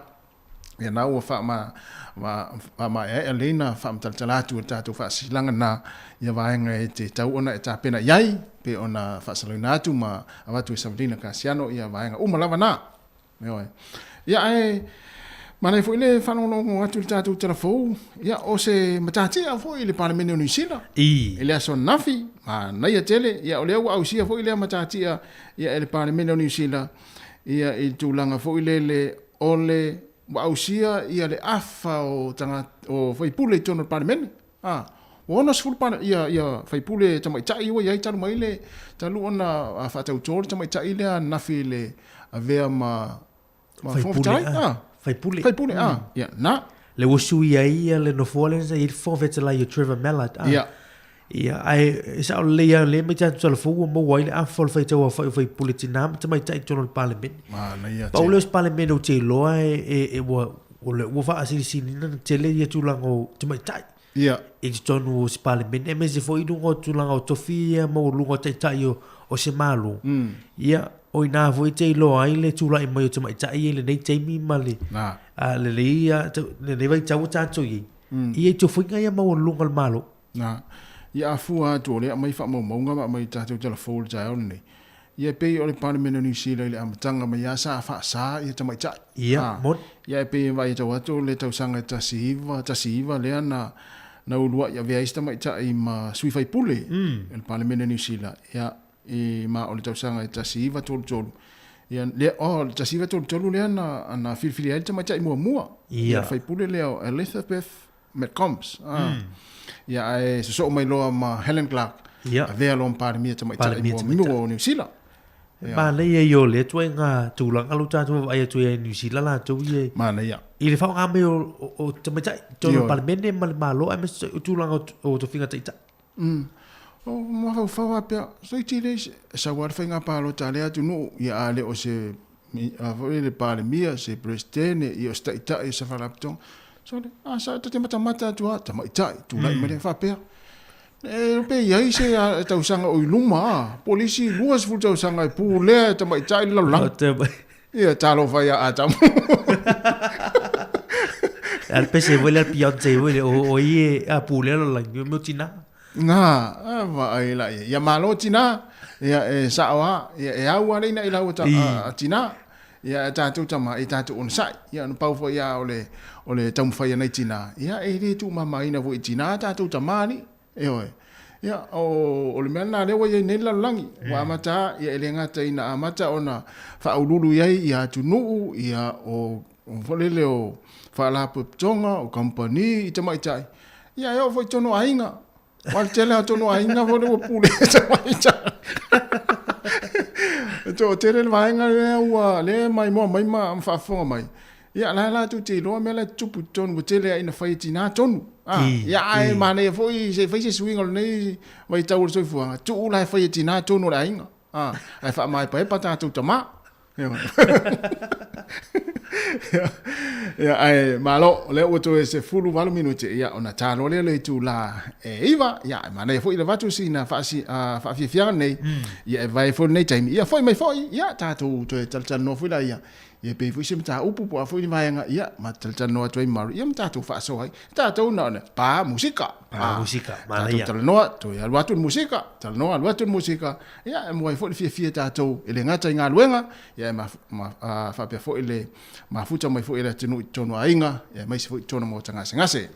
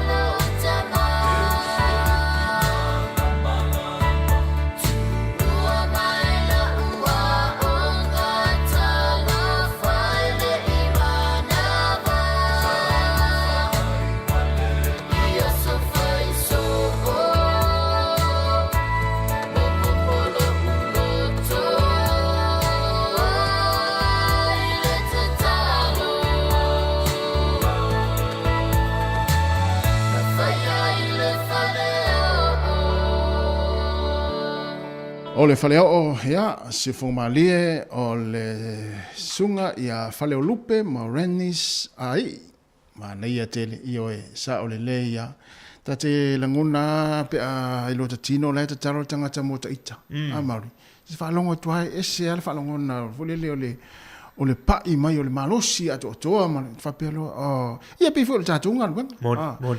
Mauti noa, ia o lo tatalo, o le toa tele, o le tātua tinu, e meise fo i ta mama, na i tina mātua, e le ngata i tono ainga. Ia meise fo i nei mātua, le whaalongolong mai tono mau tangase, ngase le whapea le atuae, ia foa i atu le malosi a Mari, matasi, ia meise rau whainga renga, tiu whonga lau mua, mo le whionga li pule, ia i tiu tele nei aso. Le ala te malosi i le aso, ma le aso. Ia me lea, ia whaaftai atu lau le tātua tinu, le talo fo i mo le tātua ngā luenga. Sa o le o te loe e le ia se fai vai le tapo i e mai le manuia. Ia e le ngata o tātou ngaluenga vai so o ngā fu e whanau. O lo o tu iara muli panga i mātua i mauta malawa. Ia sa o le ia maa le i o lapis pisenga. E to mana tu fale o i Samoa. To fale o i Samoa. Ia wa ina api e te talo ia pe whailo tua tu ina i mātua. Ia le ta whao solo tamiti le fiafi. Ia ana ia tele. Ia. Ole mana ole si vaenga ia mo vaenga mo mea tau o whemalanga inga. Lo te va ia tu se ta si fo io vaenga le na mai ele. El vaenga le ai le loi o tako. Le o tako la to fo i pese la to newspaper fo le a. O tako Daily Times Ia. O le mai ai ia le whaitionga stasio tina ona o si ana tama se fulu lua tau sanga. Ia. Le na tu e malanga i Thailand i Lontama. Iwa masina ile ife loa ia pe o le ana tāpena le tamai titi e malanga na o ia. Ia e alu fo ilele ta whao si on tama. Ia pe ta iane. Ia ona o le vaenga fo ilele o le o tūlanga i lunga i vaalele. E se vaenga fo ilele a mai lunga o lātou tustu singa ma lātou o polisi fo i tūla fono ma. Ia lana muli e le mai tau atu na lana muli ali tina i whaatonunga malava ia matula fono e peo na mai. Ia peita iane. Ia o le na tu o le na mai o le vaenga le ale Qantas. Le na tu e malanga le tamai titi. Ia ai pe o le sa tongi e walana vai atu le ainga le tina ia wa pe o le tupe o le tamar le Thailand fa tupe ia vaenga ia malanga si ona tali. Ia ai pe la o le sa tongi e le urunga li ia le pasese o le tamaititi ma le tupe wha o popola. Ia.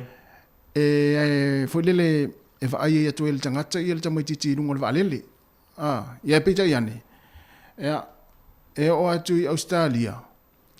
Ia. Tu sa lanto tongi runga li e lua tuale malanga i nei New Zealand alu sa o i Thailand. I le waalele.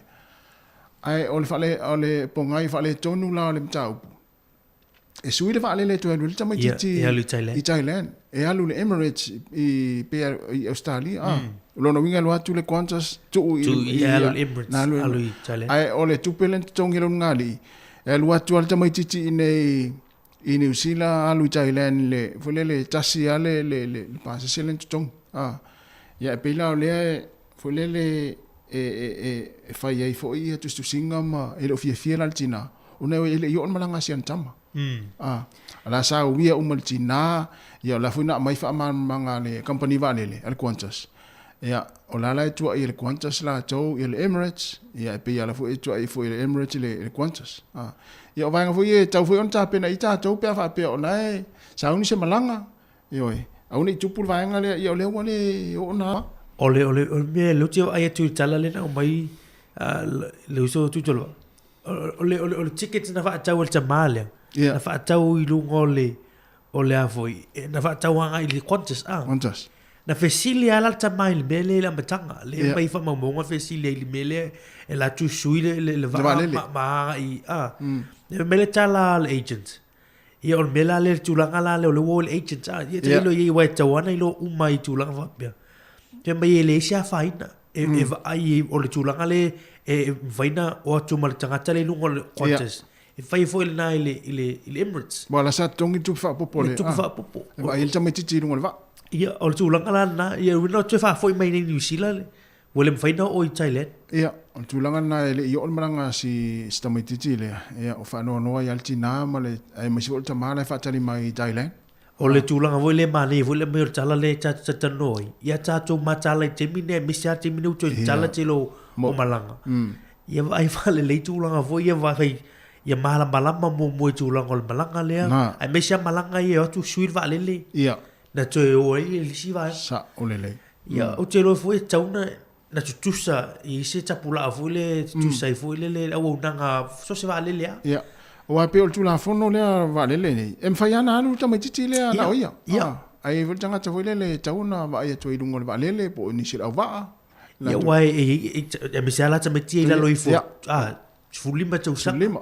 E ar tanga te fa to e foi e no foi luma o lele. E vai lele ia wala i la inga le fa muli mai le situ. Pe o tulanga la sa o le ia talo fai. Ia vai le tua ia tu o va no shoti na le moli. Ia moli. Ile mala vale. Nana sau mai keri. Keri. Ia fasi mama. To sau to no fo i le hotel fo le fa tali ile. Ia le temi malanga isi antama. Ia le alwat o le talfea ngai ma fa no le vai nga fo le o le ta pena malanga. Ai lo atu mo o ta ofi mai ai. Ia ta ua te lele e me se la tu yo fenga luenga tu langa nei o nanga nei e me se la tu ia te mo fai mala o a wale la tu loia a me se lo walu te le tu pele a tau Thailand ne e le tu o fia tu langa pasis ia o ta tu fa fisi fo na le ta a fai sa ia se o fa na u sa malanga se tu nu sa ia se vanga sa tu poi fa pea ia pe ona fo ia sa uni ni se fa na we malanga fa pea I vai nga yo na la tau. E ama na I foi lo fa so mai mai. Po a vai nga na te uia. Pe wa e malama uma tulanga wa luin malanga. Ia pe sa tupu foi sia ia te o position lo fa nau. Ma sia na fa na foi e yo na la tau na fa tali mai le si o. Ia o le si ma le mai le tu tol vai le tala le. Ona te tongi le tau no for ta ta matua. A man tu ana su tu sang. Tu fa po ma le file o no lo istanga ta voi le o. O atu atele ar pasis. Pase so tanga tanga matua na sa loi si alo na sfulu tau sang.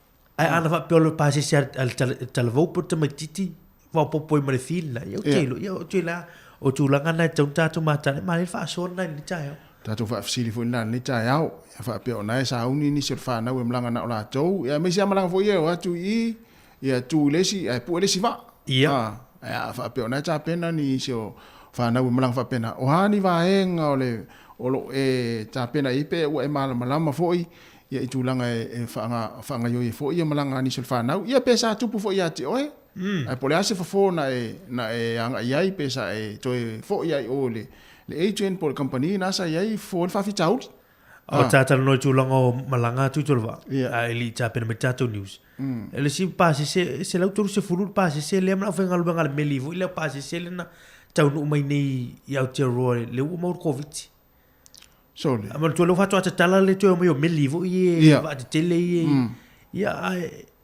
o le si foi me ta o le o tu lang o fa mai le o mai o le ngata la I lungo va le ia ia o va me li lungo sa na tonua ia tau fo en fa manatu le o le ai fe lo le ai o matua tato feo ia tu ma le fa mai pasi atu I fe tau ma le fa mai ta milone I fe tau ma le fa mai ia e tu ana per sa ngale mu ngata mo o tangata le mo ia me se fo ina tangata fo ia le mo fa ma mala ia yo ni tu fa per so is sele tu ape pelo tele wali o le le si fa ma le ai o lo tato feo la fa tasi ma to so I fua ia tato feo ai wai ia fa ma ila o pe pesi fo tono fa fenga luenga wale ai ma se vai pa no nei la langi le o yelfa mai tono nga luenga tono ainga tono ta vale lungo la wala tono lotu tono falsa wa tu sa per falsa e fel talo leli ia la ta milo mira alfa mai ton ia tele la fa mai mo tono ina elena al covid na mo tono falsa e mo mai fa mai fo na wel terminate ta leva a fo mai ta fo mai sa mo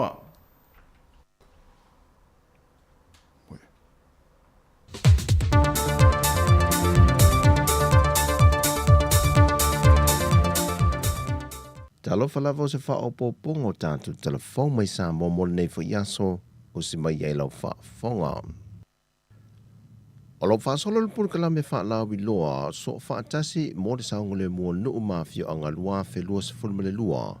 Leo lo tai moai le official fesa e puru kalame whaalawi loa i mo te saungole mua so whaatasi ai Mane matanga ruenga o leo ma le toi fua ta ina, o fiso le wa ai tau ma le siu manga, Palapo tonga o tau i whafo se e a fio anga se furu sa filifilia. O le nei whaalau i loa sa a mata mai le masino a perilo le tau sangare nei, e o mai i le masinan te neo se tema. E lua bito nu o whanga loa sa a wai e e sa wano masale sa tele, o manono na fantasi mai e whaleu le puiai sa lua maa pai, mai sa la whai, sa fantasi mai whang whau, whale a lupo, le whale tanga loa ma mata vai sa fune. O le manu lau ti o le nei whaalau i loa, o le whaalau tele leo le sila fia ma le maamala mo tangata nuu, e ngai o ingai mawhai ono lanto whaatino, pe ao o i teimi o whaala me lave. O ia o onga sa whaalau i loa le sango le mu mai se afi, o le sau niu ninga a o le itupu i le teimi mai ai se whaala me lave whaale natura, ma le sa i lio se lave ai, o le fso swani mua mua, whape ma le whaasawina ma le pule ina o se apitanga. Sa tui natu le awa noi pa anga sa whailua ai, e whailoa i o lato mta whaioi, mo lato tiu te tau a veileu na ia leo le saunga le mu. Na mai al por kalame i nuta i tasi sa tufutufai nai lo mea whainga ruenga e peo whangu fui mu, o mai ala vea ai, po lo whainga ruenga o moli wila, ma sini whaaleo tele leo ma ili afi, ma tau au inai fo i mo lanto tu spasi, mo i lanto uma na awai le por kalame. O se tu singa i lungo le pepa le observer le vaiaso le nei, na whaai loa e le nus pepa le observer, le whaitionga le fionga le minstar whaatu anga le fionga la auli, o whaonga se le whaipule le tumalo le pā, le se ledio le luas la wafele na tu inatu mo le fausie le officio le fono whaavae, o le amatanga le polo keti ta miliona i tau sanga, e ui watali mai le fionga le whaipule le tumalo wa whaamalo lo le tumau, ai wasau no whaamanino le sui o le malo o ia fu ile o lo ngafa ma le tau si o le fio anga o le pā, le fionga awe lua Samuelu e nari, e whaano no tele ile le sa o le whaasala longo whaia le fionga la uli. Ona ele o la ese i lantou mai le whaavai o whaataatia ma ta iala o le polo keti na whaatu e le whainga malo fau. O le tupe lea e tu se iwa sifulu ono afe. Iwa sifulu ono afe. O le lisi lea o le fale o le matu e kalesia.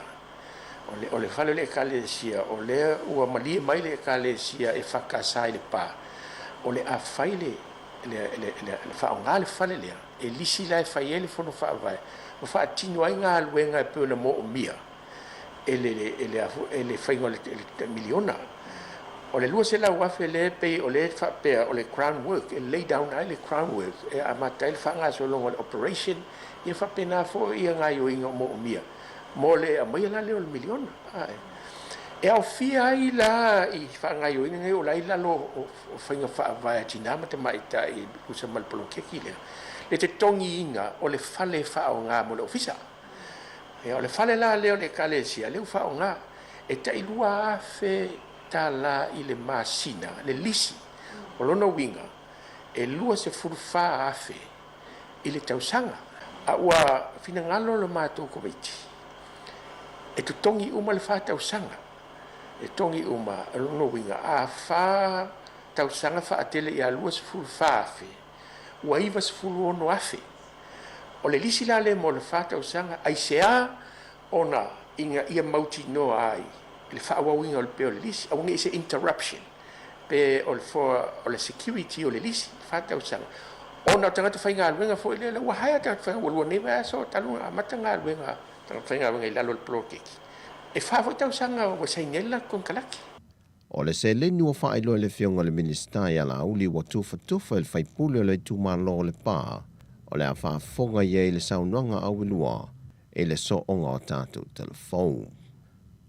O le pōne whātau te ia le whaafele le kapi Samoa, la lanto wala au lia le mo le te fono le kapia le lanolangi, le sunga Sir Bill Beaumont, na whātau te ia e le whanitali malo le tānoa tusitala, na feilo ia ma le fionga tuile epa lupe soli aisa i le malie le ngoi.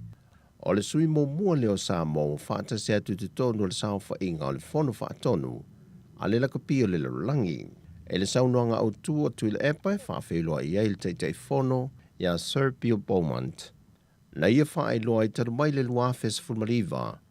O le ulua i teimi lev to ama whaio na langona i se leo e palo tai se sui o Samoa i te tonu le nei tanga. Sau notu le epa o se awa noa pitu i sili o le tāu tele mo le laka pisa moa.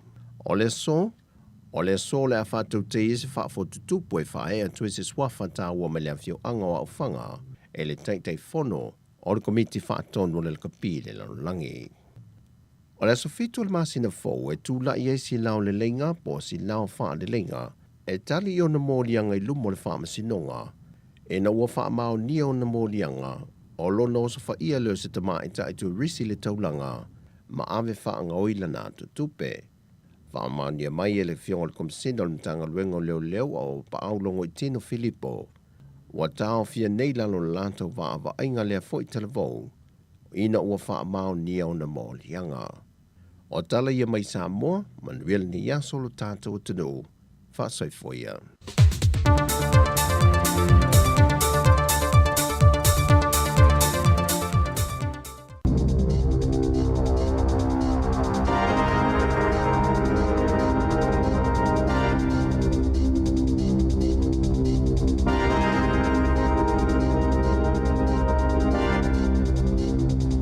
Tui whaatala whaatol whaapoponga o talafo ma le si ufonga le lau mua mo le nei vaenga o le tae ao. E to ofania ve ta avale le upa i New Zealand sa mana malo i se whaamasinonga i alato wa ia te tau inga alwenga i whaasanga le company pe ona iei le asoana nafi sa maa wal whaamasinonga o ave ta avale i e to ofaa o ni tangata whai ngā luenga whaata se maisi ave ta avale sa ngā lulue le upa e le o ni tangata whai ngā luenga whaakone karate whaatuma oti. Ma o lea mata upuna ave le unia le First Union ma le E2 sa ili le whaamsinonga se whaalinga lo i ol tulanga o ngā luenga mo ia ave ta avale to a whaa. Ma sa whai ele whai unga e whaapea o ave ta avale te ito o tasia na whai ala lātou tangi. O ni tangata whai ngā luenga, employees, au whaatino la lātou ngā luenga wha ave ta avale mo le upa na ta ue se sui o le First Union o se whai unga le lei tele ele ngāta mo au te aroa ai whaapea fo i mo atunu o i whafo. Sa wha maalosi leo o ato le upa i tutonu o a aio le atunu o wha apea male lalulangi wha atasia masalato ta i ala le soli o le to la fono.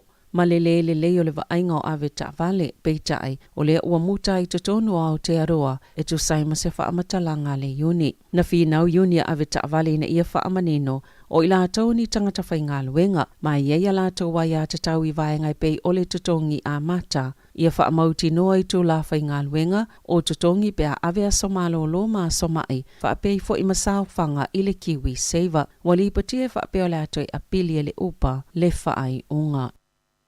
E lata i le lua se lau awhetala se vai ngā tupe o somalo lo e le i wha o ngā ina o le sa avia mapule silo le TVNZ Gavin Kenrick.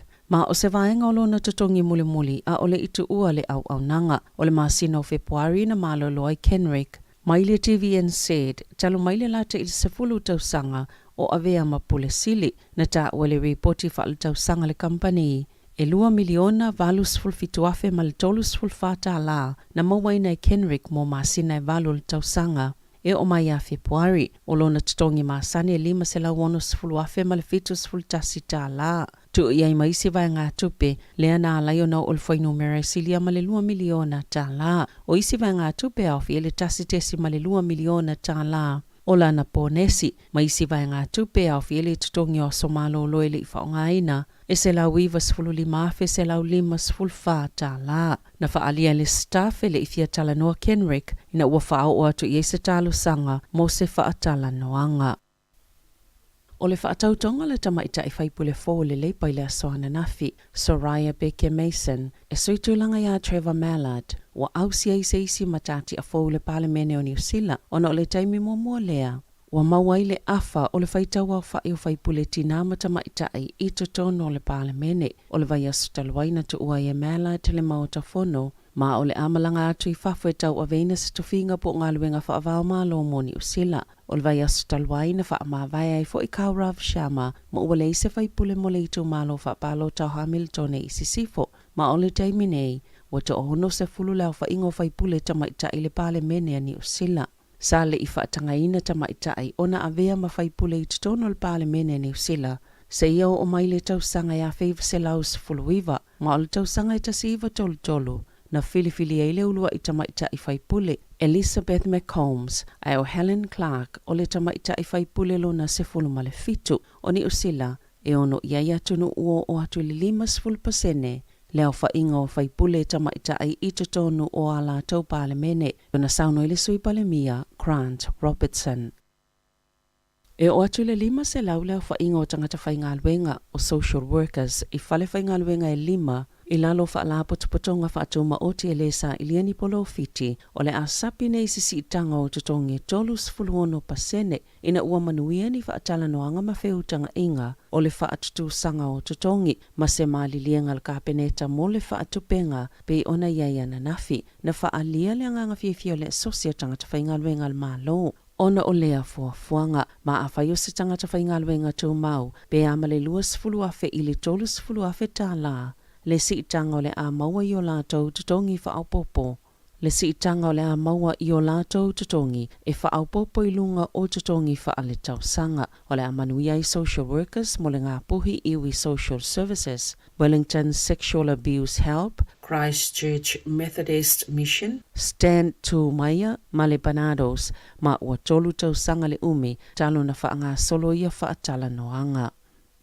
Wa folasia to le Bland Care Task Force, ni fautuanga I se lauma le tasi e whaititia taimi whaatalitali, o tangatanga se ngase mō lātou tautonga, peitai, ele o yeise taimi whaatolanga ina po a whē te tawaiona ausia le atolanga. Sa whaatolanga ina le komiti ngalue, e tau mawhai sosani le whaitau wafe o tangata e whaatalitali mō tautonga, wa mai ona whaatolanga ina. Tūsapo ni tautonga mana o mia vave pele ai foe, aina atili whaatitele ina le umi o taimi whaatalitali, ona ole COVID-19 fulmaleiva, olo o awhia ia whautoanga le tu watu I fōma ia ainga po GPs, o nisi avano se tele mawhaiona lato su e mawhailoa le tūlanga, o se ngā se au noa, ma le mo mio se fōma I whaapitoa, whaititia ma le au whainga o taimi wa ai se fōma I whaapitoa, o le whiawea inga o ngā se le vao I tō mālo mo le tausinga, ma ia tele fo ile whaonganga o au nanga whaatoma oti. O se tasile o ngā luenga mua pito tele ale pūlenga, ma le suinga fōua le soifua maloloina New Zealand te whaatu ora, lea ua sui ai pūlenga whaafalama I lua se fulu. Ile masino Iuni, e to sama le lua se fulu valua fe 5 se lau, lea whainga o tangata na ova ato ma le wha masino whaatalitali. Mo le vainga o ila atou, e to sai mataimi na whaatolangaina, o taotonga ia I le whaanatinatia. Sa whaapopo ina le whainumera, ona o isi mafua anga I pe o COVID-19 fuluiva, o le whaama I o le fulu mga se ngase o au whai ngā luenga. Peita ai, sa manino le saililinga le komiti, wa leva lava ona iai lea whaafitauli, a o le itupu le whaama ai. Ua sauni le Heart Valley e a mata la lātou polo keti pito te leo ngā luenga titele, lea ua valo ia o lea inivesele lata I le tasi le biliona tā la. Ile I tō mālo, o lo ieni popolenga, ona o le polo keti le River Link, o le a tele I fo I tausanga o le a polo kam whaalavelave I ngā luenga whaatino, e le ngata mō tangata o le a ai e whaapia fo I mō pisinisi, peita ai o le to tele o e no nofo mau I loa Heart, o lo o tali e ina fia le ngā luenga, e moni o le a polo kam whaalavelave I ngā yoinga whaatino māsani aso te tasi peita ai, o le a pupu le taimi, ai o le a tele tausanga I le lumanai, e whaamanu ia ina ai le a ai, pe ona sauno le polenu o Campbell Barry. O itu a I ngā vanua nei ele au maua, e toi li liu mawhaieni suinga te te leilo wa Heart, ina ia mautinoa ele lei fale, ia whaatawa ia te taua tangata, I lo la tau soifuanga I totonu o le a ai maise o le o silafia tangata uma, o le a tele isi suinga te tele o le tau, e whea ngai ma le atunu o I le lumanai, o le a le leile fsota inga o wheo inga lau tele, o le puipuinga mai longa, ma tā whenga, ma isi ngā luenga te tele mo mia. O lo whaasol solo peina pa ule whainumera tangatai masalomia na maaliliu na o le pule I leola mai lea tausanga I lea tausanga. E to sai ma wha maumonga phone wha alaulua ina leo fisa e wha aululu I eiso su enga mōti no maaliliu na tā ua ia wha maumonga. E 5 leo whaingo tangata sa maaliliu, sa masalumia e maafua no le pule le ola le tausanga whaaltupe, le ana whaai uina i le aso 30 iuni lua whelua lua, petu samal to se fulu te simale lua, mai le to se lau wafe o tangata, mai maua lalo i fona i lolfo i numero sa maasani ai, i le sifulu tolu tausanga ua toa nai, o le tolu ai leo tausanga sa so o ua wha mawina le wha asolsolopea, ina pa uolfo i numero o e maaliliu, ona e masalumia o le pule le ola, sa ta ue Matthew tu taki o le whaatonu sili, o le ofisa mo le puipuinga o le pule le ola, e whaalotu tele ina i lato i lea tūlanga peitai o soifua te itasi uma e mauna o le pule le ola, o se tūlanga e whaanua noa tele ai, o le malosi mo le maloloina o so tanga i ainga ma mafutanga te itasi, o nisi o ni vaenga pito sili o na tāua e puipui ai leo o ia mafaufonga o le pule le ola, pe ona sauno atu taki. E tele au nanga i te tono le atunuu mo whaatalatala noanga o lo mawai le fesoa soani. E silia mal se lau tolu se fulu le pasese male au whaingalwenga a le meli lau pasese mua ua taunu o le atunuu talu mai le lua tau sanga talu ai. E whaapena whaamaonia a fianga mai le COVID-19 fuluiva na whaamaonia le a numera i le asoana nafi. E to o lima afe le pasese atoa a le Ovation of the Seas mala na au whaingalwenga i to afe tolu se lau. Na folau watu le Ovation of the Seas in Abia, mai Tahiti, mana taunu ultaya wana nafi i Wellingtone, ma whaawa watu i Picton o na malanga i le isini, na whaamaonia le te whātu ora i le afiafia na nafi, e to se laulua sifuluiva le pasese male au wa ai to lua, na li putia o lo o afia le COVID, na ta ue whaapea sa whaanonofo esea i la tau, na whaamaonia i le virusi, i te tono la tau poto mo aso i lima, ma awhaia afia lava i ni aunga i le asolo na ono ma le lona fitu, o le a whaawa waipea. Ua opongi le lei le palemia fo Peretania, Rishi Sunak, lona tupu anga initia ma lona talitonunga Hindu, ma o ananafi na patipatia i nisi o Peretania lona maana malo, ina ua avea i mataita i fo le atunuu, wa tele whaamanianga ua wa aielunga upenga tawhailangi ma televise i tutono initia, i a la tau whaamalo ua tu inatu ya Sunak, leo le avea neim palemia mua Peretania, e ese lona tangatanu o poolona lanu, sa avea ma minista o tupea le Conservative, au le i filifilia la la tau vaianga wha upufai, i se ngai o inga wha anatinati mo se isi tangata fo, e ta ita ia le atunu i tūlanga wha ale tonu le tamau a inga ma upufai o le malo, na wha ailo le mita o le tele o tangata initia, leo lo pāti patia le Diwali, se tasi o wha mamalunga pita tāua le Hindu, na wha ai poipo atu Sunak ia Akshay Tamurti, o le awhawhine o se pilionea initia, o aperila lua lua, na alia e ai e whaapea o Murti, sa le itatongi ina na la fonga i Peretania i ana tupe mauma mai fafo. Mai na whaalia whaapea o se whaingolo o tu sai malto la fono pe tai, e le o se waainga le lei i se taimi, na si itia i e Sunak la fonga molfaitau miliona o tangata Peretania. O le tau sangata luaina pātipatia i fo i e tangata initia, le filifilinga o Kamala Harris, o le sui presidente o Amerika, o nolona tupu anga initia. Ita alonga, na malo tonga i le awa welese i St. Helens i le taamsanga le ipola lang i lakapiliki i alonga o la lato pulu. Ai o le alonga tols fululu i le ono i to singa ino spepam whaasalalanga. Na ta wai sa le i le leitele le tamwhainga tonga i to sai male malo si o la lato awolo o iai. A whaia malo tonga i ale atu kuki le vai aso asau ai malo le toa sa mo i a falani. O le a muli mawina se taalonga matautia i le vao au nei e lua al Pasifika i le valu pito ilunga pe ona ta waile staff i le so. E se fululua taalonga o whaasalaina i le loka Italia o Saratonesi ona na iau wina se teine taalo le awa Japani i le taalonga le ipola langi au ke lani le aso sa e luas fultasi aina maana malo ai Italia ia Japani. Mana mauti no aile o fiato Italia i le valu pita ilunga le taamilusanga po quarter finals. Na whaasala tonesi le pepa lanu mumu. Ai o lo mawalo na wano e toi apile ele whai unga i totono i tu lai fast full balo. Tala fo wia male si ufonga le lau mua mo le nei vaenga le tai au.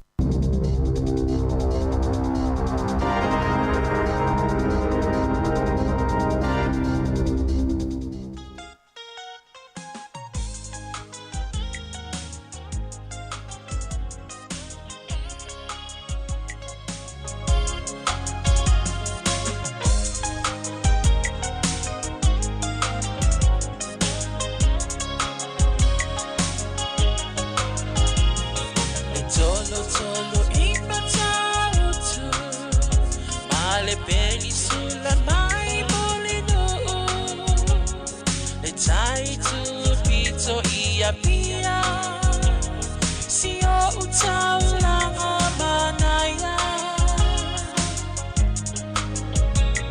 efe pula vimai ile sau o ata uma o fetu ole lani esulungia ya ubasia uhani a obasa bali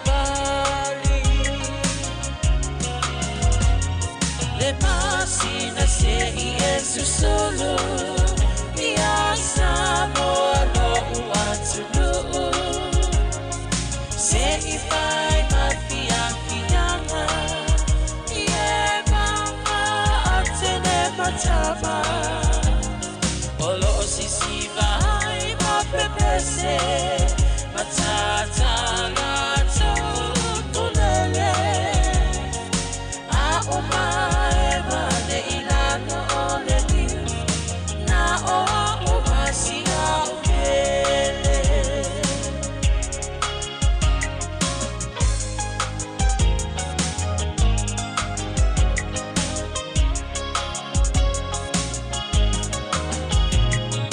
nofo imama pei lesi tau langa osamonei Amana tua pea o polu ole ingole osu o moto ele mafai namba ona ngalo le tape mali o mai singano ono ai tine matama yung alona awala lao papa le pasina se Yesu solo ya samo lo uatulu se ifai mafia fianga ye mama atene matama olo sisi vai mapepese matata la tulele a omae mane ilano ole ni na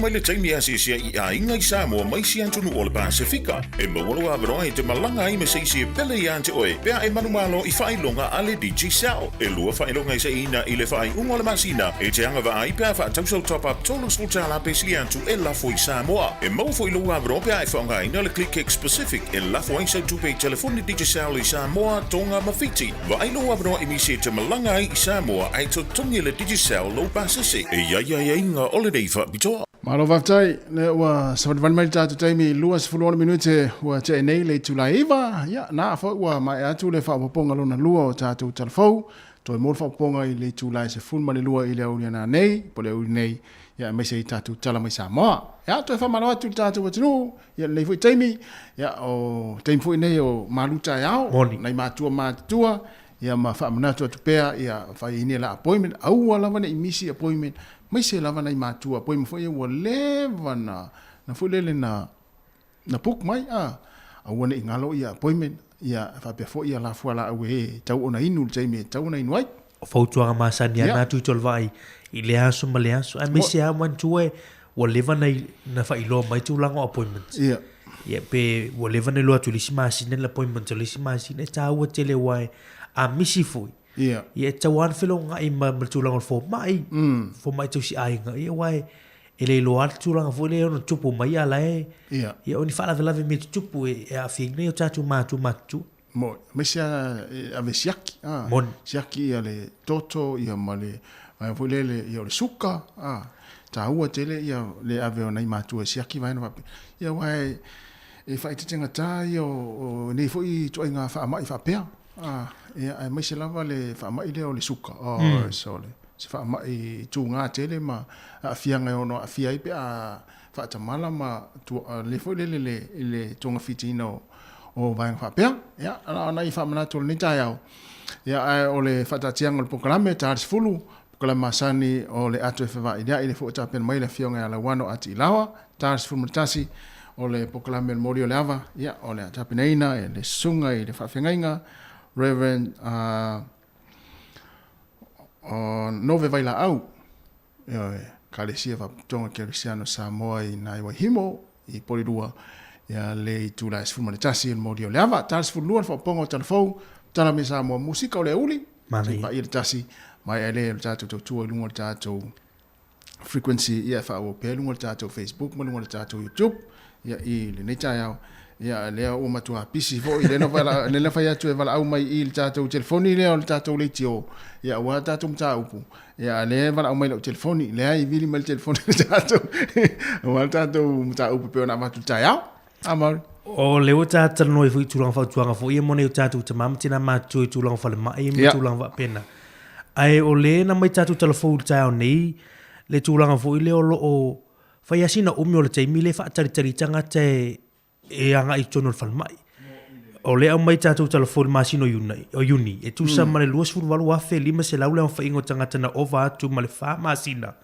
o fa tali mo le va ingo I la tu e tu sa male taimi na fa tu langa ina ia o tu langa ta o tonga ia o fa ta o tonga ili fa ena ele fa atina tia le fa tiroina ia ai ele si fa mo monga na mai le channel RNZ e to ru tanga tana mali liu ile umina fa ona o le mafu anga o le umina fio fa tali se va no tono fa mai pe o le tasini fa fi tali tele temi ne o le lava tanga te nga luenga le lava moenga vo I tono le o la ICU mo ele na o le so fo malo no fo im fa le mai o lo tupu va nga le le fio tanga te fa tali so se o nanga le temi ne ia o ia ia vai nga na o fio e fa tali ele nga ta fo I le o kiuna ia o nanga na e fa le mai ma so se o nanga o ine o tatu tanga o lunga fo le telefoni tango e vili se company po se o nanga fo le fie mo so soni stemi vavi e tu la to la te fa tali lunga telefoni io o le melia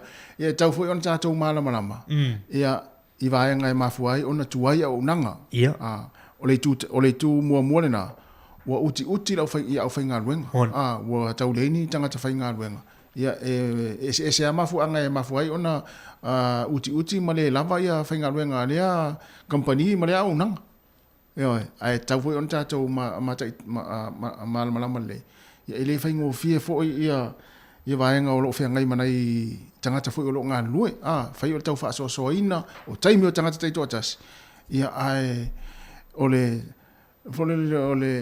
fai ngata fu o na lato fia ngai matala e fole le afia o lato mafau tala la foto tangata pe fa pe wa le fia tangata o atu o le tūlanga na mortuole o le sitasi nei whawhitau no le fiu e taua e fole le e tau whaato sina mai fo mai whafo fo i mata tau sui fo o mai whinga runga i New Zealand. O tu Australia na i la tu pro ke tina e a wheta la e al te tongi la tu pa sese te tongi fo i e matanga runga sui fo malori na Australia me no fo tangata. Te mo whainga e wako me o nurses ma. Ya tairo i a New Zealand po i ni pro ke tina pena e te mo whai e whaato sina mai i ni fo mai lai. Ia te mo whai e whaato ele tūlanga o tangata whenga runga i o misi sioki temi ni. Mea tonu ana lea en zato whai atu teimi appointment. Mese appointment nei mātu wa leva ana whai. Awane i misi. Na o lai fo i mana o mia nei nistangata. Ia wanoa ia a misi rola. Ia ua le whetau i fo i la matūranga whapena. Ia e na wha manatu pea ia ua. A pia o tātou ia no whawhale. Tātou ia le whaonga ina kāra to ina malo matua nai na whamanga whapena. Ia o i tūle le ina te aru whaonga ina kāra. E leo se i tūle le o tūle le. Ia ai nei whamanatu nei tai au. Ia ai leila watu fu nei whawhianga nei. Ia a whapet fia walau mai. I walau mai se pia ona mawhai atu le tero taimi. Ia ai fia walau mai. Ai se mea vui leo nei te whanau no hei tai au. Mili mai la ia lo ia ma ua le to mai ia ini ava no lele vatu se ma tu lalo ma se fa malosi ate oi le tele ma fa malosi maru ele ngata fa malosi tu spa ia ia tu atu lom fa malosi fa altino ia ma tu se lo pasen lo so fitu minuto tale ole tu la se fulu se fa la mua Wellington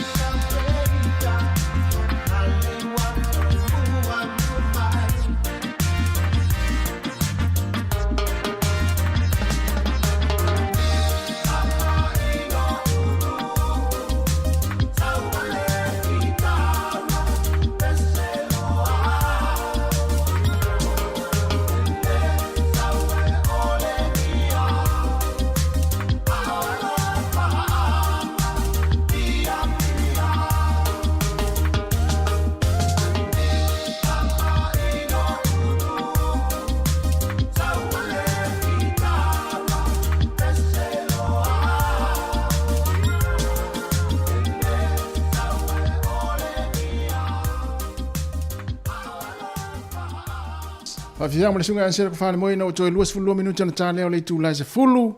Ya o le mai tau foi pena mai telefon. Ya o le nei tai ao. Ya le fo mo le pale mi fo le malo per tania. Ya mo stanga ta mo le ya ele stanga ta fo le o le pai a se tu lo fa fo mai le tu. Ya pe pale mi mo le ese lona tupuanga. Ya mai ese fo le tu una so fo ai. Ole pale mia folio Britania o le usia me le tofinga le pale mia o tai folio o le tu malo te mini o Rishi Sunak.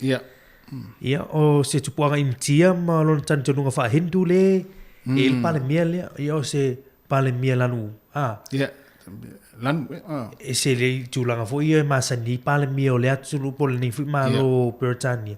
Ia o se tala fo ile matua e se fo ile tau te mi nei mai e se fo mana ia wa ata tu tata nei tulang ol o la tunu lin tia o ni tia le si malo na pule e Britania mo ya le wasa ni tia na fa na i Britania le o tulang o to finga le ele mas se ngor tulang fo na i para ko pa mari te mi America o tele na si TV mala tolo la to fa ngoi na tanga le Rishi Sunak o le si Obama le o Britania o ia fo le sa minister tupi ia e peila ele teimol fa mai e peina tele o fa vi vo lo tanga le ono ia le no fa se fe mai pisinisi tele vo tu pen avel malo fi so ni tanga teimol fa mai Britania ia o fa so lima so le na ile pa le mi vo le o le trust le pa le mi te mai ile na fa to amani ia ele a to se lo masina le ua fa ma vai mo o pa le mi ro no tolu e le por no fa e le Britania ile tau sangani ia ai sa ole le ya ai vai tau to fo yo le fale tu ole pale mia le Britania ole intia fo ole intia ia taru sia ia umi taru sia ia umi le no fo inga si pale mia fo le ia wai ia ese tanga te mala to manatu no inga vai tu lo fo to tele o Britania ole wa tele ina fa mo le le lona tupu anga le malan tel tununga le hindu ia ai longa e o dia Christmas o le si mea fo ile le o mai tatu telefon ele ngata o le pale mia fo ile in tia mo Britania ai Paulo spale mia fatu au itono ole o to finga le e tele na tupi o milionaire e pilionaire ole fo to luo pale mia e pilionaire ma tu ole o te mai tai tu fa tasila le tulang ole te mau ainga o Rishi Sunak malon to lu e over mal biliona le tulang net worth for o le palemia le lo vinga e o to le palemia ia taru sia vole le wale tala tangata TV ina i Britania lo vinga la le mo wor tongi fu le masani ave ave tu pena ave si mo charity fu e wala tele tu pe na sa ole le ia taru sia e wa ole olona ai fu ina mo le fu le ma va ia tu tangata Britania fa pia wala no lon tongi mo ina va tu tongi fa pia so na le a to ai va pe ia ave ole i si fa lo tonga na to lo fia na miel so son o le mena tono chop le fai man to tono chop vole spilionia le na ai tono le president America ela tu ele ita paina la to tongi vo le ai vai la e fisu ia ile masina tu la ngole o sala putonga vo le ave tupi o te lo se va vo le la fai vo le pa mia yo no te lo tupi vo ile wa na al pawale al pale mia o le history o Britania e no foi tono to fingo pale mia ala te le bilionaire ia sa ola wa na fa pe wa o pale mia le lo tu la mai tono le o le tunu ne avea o le wo tono le bilionaire ia e te le taria ne o tongi saua lo tongi o fa ofisilia tu le mato kabineta o inisi o to o lo inisi o fule o fala tonga lo mana mia sosoni ia tau fai poan ia ia no tongi mo more ave le fala tonga le amo na tangata fule le o fia fiola le wala ia homeless ia sau tongi lo na lua oile ia fa pe fai mai le si fai pule ia o mato tu malo le o mana mia ia ni vai ia va tu la le tu sai umala le no fo inga tele tali so tongi ia vai Na mai. Mai mau tino e te pare mia mai te pare mai ono tu. Te no lo pare mia mua lo pare mia mua.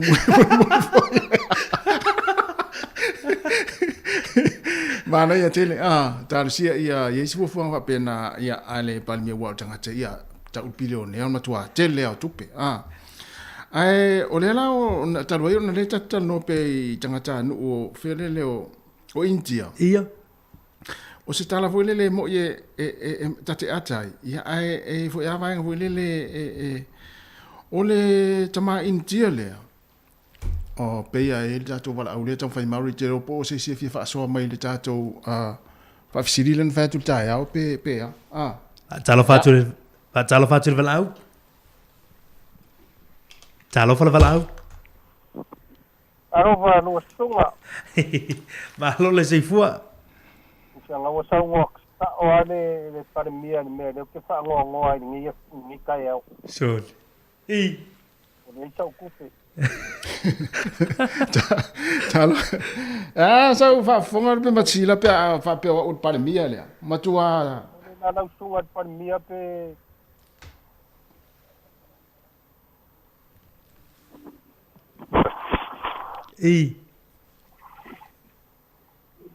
Arikas. Pe masila. Amol mole la lang sungat pan mia pe fa mai la ni. Ele se tupe ava tu ma o tole o fai va wana tu te fe pasia i soro ai e folele ele aveni a mai tanga ya na o tanga te folele na tu fa na ia e mo la tupe pe ava pe ava un pan mia o ia wa de ina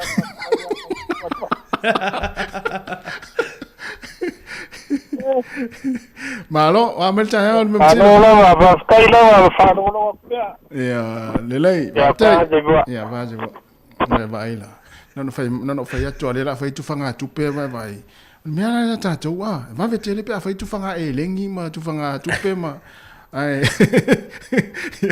ya ai ole tu langa na ya ai o pe ona le na vala o me fianga mbasira le ta fai atu tala ia o le tama India le tu lo ala fa fonga mai le tinu e iva se furu fata usanga le soifua ia u fa sala wina i tonu stasio la televisi o sta mapito sili ona se tu lo wa le tai au sta mapito sili ona le ta ele lang iva se furu ma le fata usanga e fa ingoa o le the world 30th man pe sta ngata foi le e se tu lo wa le fia le ta ele ia ai o le ala wa maliu ia e iva se furu fata usanga o sta malia ai olona tali tonunga na mafua wana fsini pe la mafua nga ya lai ona fefe le vai tu lo wa fa fonga mai le tunta al tali tonunga ta malia ia tali tonunga ve fa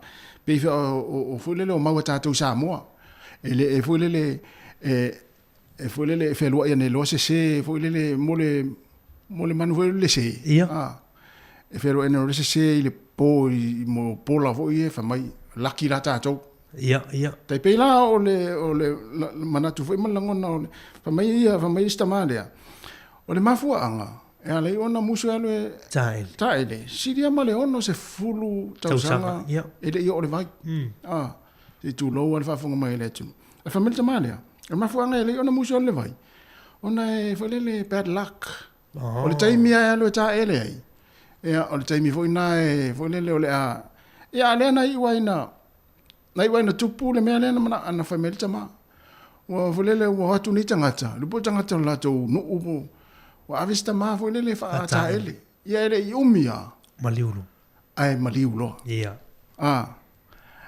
ai o wa vatu tala ona lena volele wo lenta tala no e pe foring volele to tari ai ma die fo fa no no ia ai o vaenga na le soifua ngoleta i wa se furu ma fa ta usanga lona winga ana fa pe ta ele ono sfuru tau sanga ia lona winga tolu sfuru fa tau sanga lena amata mai ona fefe le vai ole tau tia foi o tu langa le tu tol vai la vai tau son ia e tailo ye son ia e matua e sia le me ia va fe ia le pu mai le ata ia le vin fa sa la televise ia ole tu langa na ia lona winga atatu mafau ai ina ua mai le tana lea lona winga ana tu asta mai aua le fo le ave fata ele se tu lo fa manu la so i fo a lona tatu nunga na ene mafu anga le ona muso le vai pe ia to tele e va fo mai fe vai ia to tele e va fo mai ia asta malia si dia male ono sfulta usanga ia e fe le vai ma o lona la tatu nunga o le taimi a ta ele ai ia o le o mai ni vai nga fo le ia afia ilo na so i fua malona ia le ala na o i lo pito nu le tasi waso ile avista ma vo le fata ele ia ele i umi fo ia ele umia ia ai ma ilo ma mali wa toi i va se fata usanga o le mena lo tifia ta lo toi tu lo fa o le matu o toi fu tangata le ele ta eni ia wa vai ele a tau li was a tau li was fata usanga wa tu ba tu o le le o ngale pasi mali va se fu toi o lo tau usanga lo winga le ala tu wasta baba do se lau pe ala e ma sani ai tele la mala mai vai nga le fe le vai le so fuanga le na wala tu la tu pe se la tu pao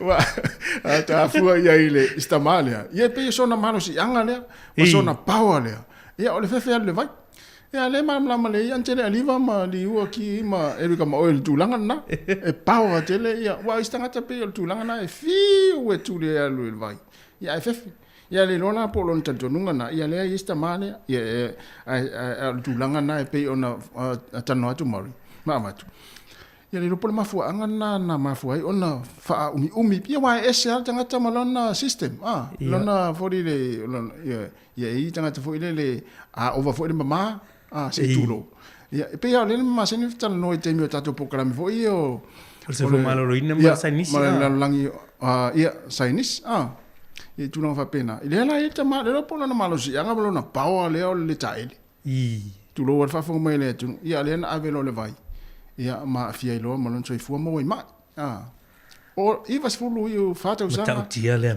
no io fa manu yang ya va le ta ye ma va nga le wo le van so fu mai le olanga ya ma lo ya to fia fata i sina ko ta mai a fia ulia le vas fu fata usanga ya pule a e pete usta il men na ole fe le vai ale to se fu ali ui ya maima ya oliwa wantelea elka maoe aya to fia mau le pao ya awone to wol vai sefe le vai wo to ta vo ile so fuanga to ale lan ma ba tadie mai ra fefe o le vai to iva minuto na tale o le tu la se fulu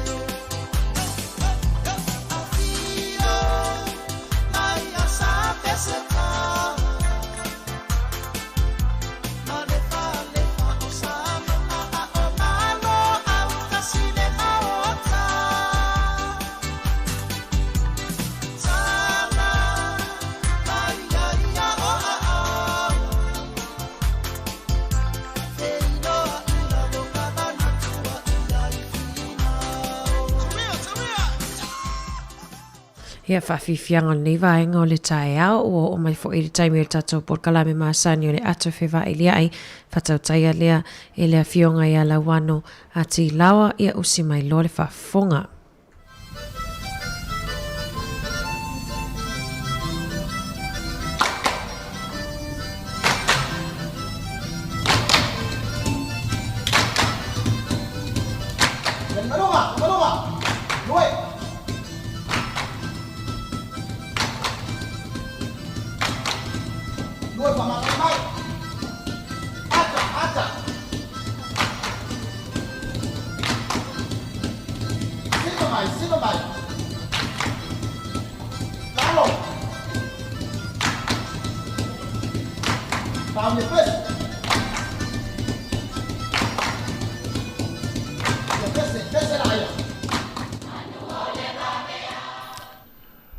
Ia, au te whiwhilo fo i toe whaatalofa ma whaafeilo e atu i le pa i maurunga o le au whaafonga i le nei fo i vaenga o le tae au. Tautua le nei le si fonga le lumua. Mai i Wellingtone, ia malana Paul Kalame Masani i so lulu o le ato e whewha i ai. Se Paul Kalame, ia tātou te whewha soa i ai fo i matalutara noa i nisi o mata upu whamata e au ngā. Ia ma wai fo ili si le fio ma maro lau whaafonga i me o lo o tupu maali ri mai ia ili si o si o manga o lo o tātou o iai i le nei e tunu o New Zealand ia ai le i se e tu fo i le tu inato tātou ma tā upu o fo ina mo le nei fo i tai ao ia e fia lau fo i e wha ai lo atu o le ua ma tautou lo fo i ma le a fine ia ana fa solo ia fa peona so mai fo ile tu inatu o le nei fa poponga o le ato e fe vai ia ia mai fi lo fo ie fa talo fa tu ana talo ni ma lo le so i fo mnuia man tu fo o le vai aso le nei fa ta wai le ngana to ke lao i tono New Zealand to ia fa talo fa tu ai ile ma manu ia o la fa fonga to ke lao ma sani ona whaafonga mai i nei Paul Kalame. Ma lo le soi fuan. Ma lo soi fua e lawa fionga la wano ia. Trai whatala whatu i pa ia male ma lo tato au whaafonga si fonga lau mua nei tai au fau. Ma tango fia nei tai au i whawhatu fua i le tato ofisa whasa lau wano i le tau.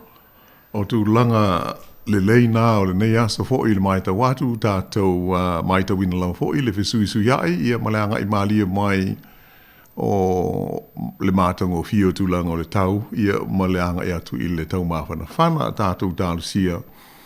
E o le ave e fo i le mātango fio le lā, ma le toa mālie, ia peo kau fio fo i ti munga ma meo o matangi. Iwe moni le. Ai, o lo māluru pēr, ma tua le ae le i maea, ia le vai tau le nei, o le spring o tātou o iai, ia masani a isi o ke topa, ia o na māluru. Ia no inga o le whaai te lava Ia wā le soifua mālo loina ma le po ia i le flu, ia maisi fo i mau ngase pe ona tātou wha longo atu nei i talafou, ia matala i mea tupu e leo mālo ro lava ia le wha mai o le COVID o lo tātou o soifua whaatasi lava fo i ma whewhiloi ma le wha mai. Ia loinga o le wha ai tete lava. Le fo i sa mai tawina i le nei vai aso, le meli lea na sau i Wellington e mai Napier. E opo le se lauta ngata na o maima a mai le wha mai COVID. Mai o le wha upunga lava le wha mai lai wha anofo e se i potu. Ia e mauti noa lava. A wha isa i whafo tangata e mauti noa. Fo isa au mai e fo isa isi vaenga o le wha mai mō tātou i le lau mua. Ia ai taluai ona ua leo to i ai ia ni pui puinga e pei ona sa tātou whaonga ina i se vai teivi umi e lua tausanga masili atu. Ia pei o lea ua whaingo fia i au na tātou ono a fia ia malamatia ia le soifua manuia o le tātou tunu ia ai tātou tārusia au ai masani ai whaopunga ala au ata mai il wha mai ia e tau whio lolo pe a mawhana whana ai pei o le teimi a le tau manu lu ia e ata tele i heile wha mai i le wawe o na pesi ia mato tele a fia ai ia ai o le tātou porka lame i le nei tai au ia o le ase i wawai foe ia ona tu ina tu i loa leo naim ta upu ia wai ia le tāpo inga le tātou tunu.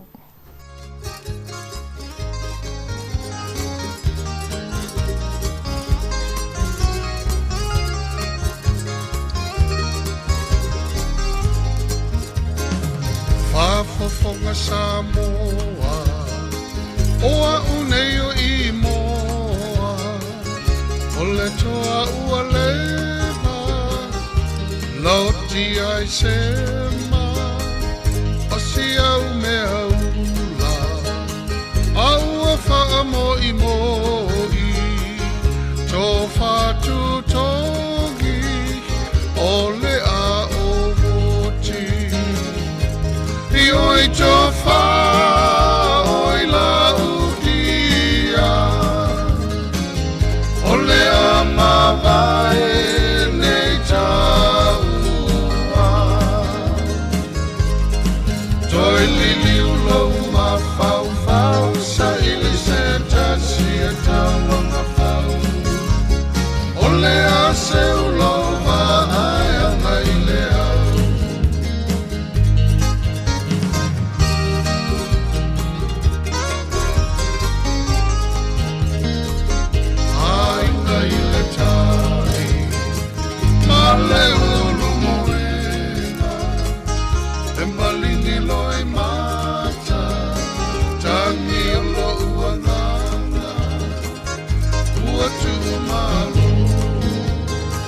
Sema ile pala pala Faamanga loita Ole tangata leanga Oi chofa Oi la udia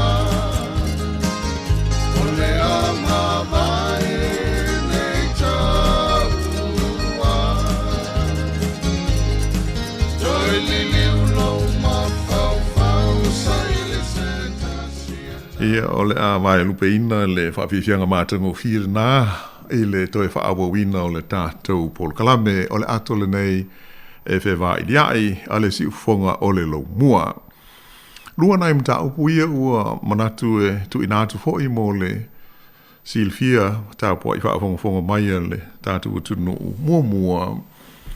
Se o le mta upu hoi le nei o meo ram rates ia pe o se fo inga nei o fo le loa ma businessi whaonga i ta vale e ta lepe ai whai tu toa ia on whaatino lola leo le ngau ia o loa mai tu tonu o ia fo le loa ma businessi ia ai pea ona ta ua so o i le tātou whaasara launga i le ngā te tātou telefou o nisi fo i o tātou Paul Kalame o ngā vai ua mai tau ina lama le whaatupula ia pea e leo se mea sama sani ai le fo itu ai nga fainga io ia pe o le mea lea ma tau tia ua mafu ai ona wha apapoleina ia le pūlenga a moise le vasenga o le leo ia o pūlenga wha le nuu wha i tū mālo ia ua ola fo i le pāle mene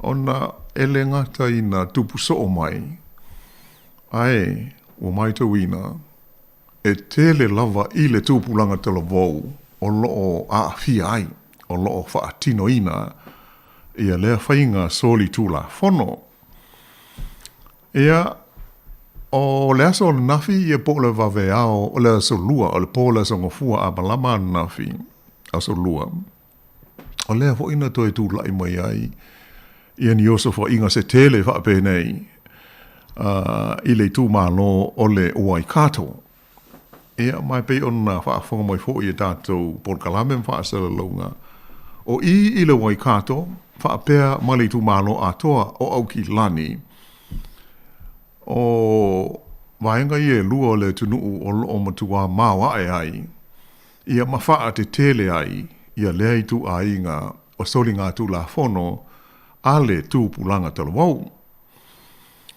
O le wha te ita inga lai le osfa inga le le waweao o le so lua i le wai kato.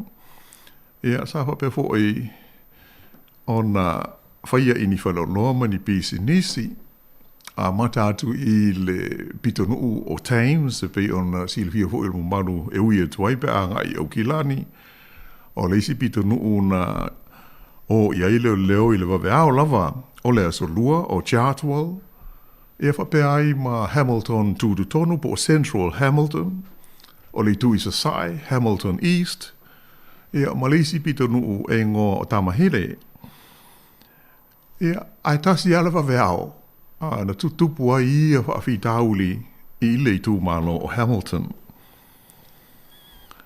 E pei o le tūlanga ua fia tu ina tuai ia se langono fo i o le tātou Paul Kalame fia whaasoa tuai mō le sila fia. Ona o le tūpulanga tala wau e pei ona ariri mai ia pei o lātou ai o loo ua mafuli i ai ia le whaatino ina o ia i tu a inga o ngā oinga. Io e se whaaupunga tau la lata mai. E ta lepe ina ia ngā oi ia o loa lai du tonu o pisnisi ma whalo loa. Ia o le whaaso atu la le tātou Paul Kalame. Ia whaafsilia tu foi. Ia pe whaamata o la tātou me ma whai. O lea o mai ta wina. Wa iaina i swinga, ia pe ua whai ele mtanga luenga o leo, ia ni swinga i le la tau fo i mta whai oi. Ina ia tau mwhai e maua ise la vea ai mō le tūpulanga. Awa e pia ono silo fia. E whaatu la fono le matua o le tangata, e ma whai ai ona mō lia i le tū la fono, whaasoli tū la fono o New Zealand. Ia no inga la, o le to tele o ta maiti nei e tātou o i e lupu whaingo fia le o ta maiti. E le mawhai ona mō lia leo. E ona e laiti. E lalo o sfuru ono deu sanga e al mātutua. E o nisi e peia ona tātou whaalongo ma mōri mau hoi ai i li pōtia leo. O nisi e tai walu deu sanga al mātutua. Sa a fia ai i le tu ai ngā o sori ngā tu la whono nei. E le ngata ina la iti, ai, ua mai tau ina fo i leo. Mi se apito nu ia po i tu malo ia au kilani ma Hamilton. E o le tele au ta maiti e maua. E leo se teimi mua le ua maua aina a fia i se mea whapea. Lona winga, ua whaiso. Ua pei ua fia i ai. Ia atono ma whai fo i ona whapea mai se tāo fiu se isi. Ia ma salo le fuala leo le ai ni whaasalanga e whaia. Awa o le metupu.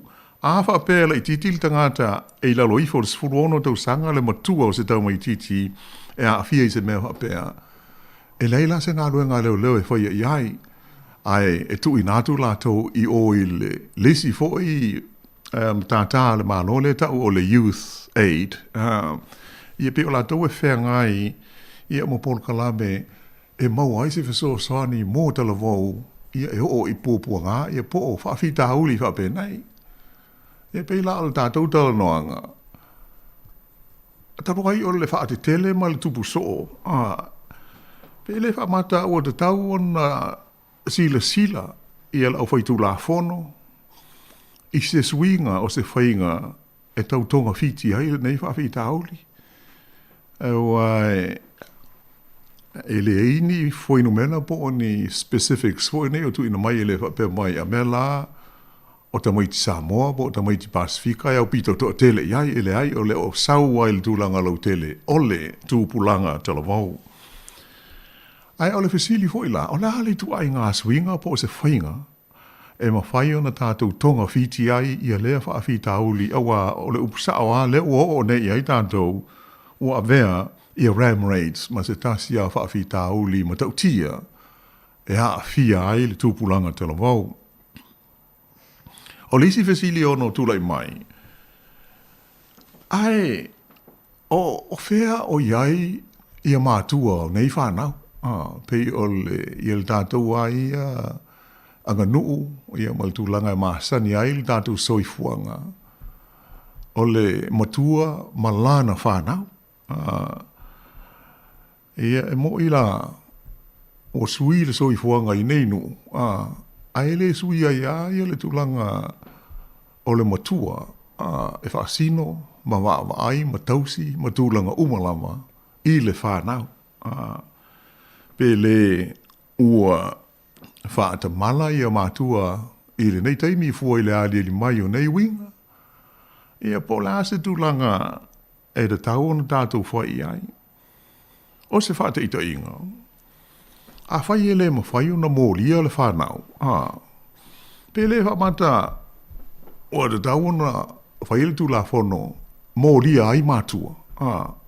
Oni ta maiti, mani whanau, e whai soo, a whape o tasi, i o malawa, a rua ngā i runga, le maua soo a lea talavau, o a fia i lea i tu a inga o whawhita uli.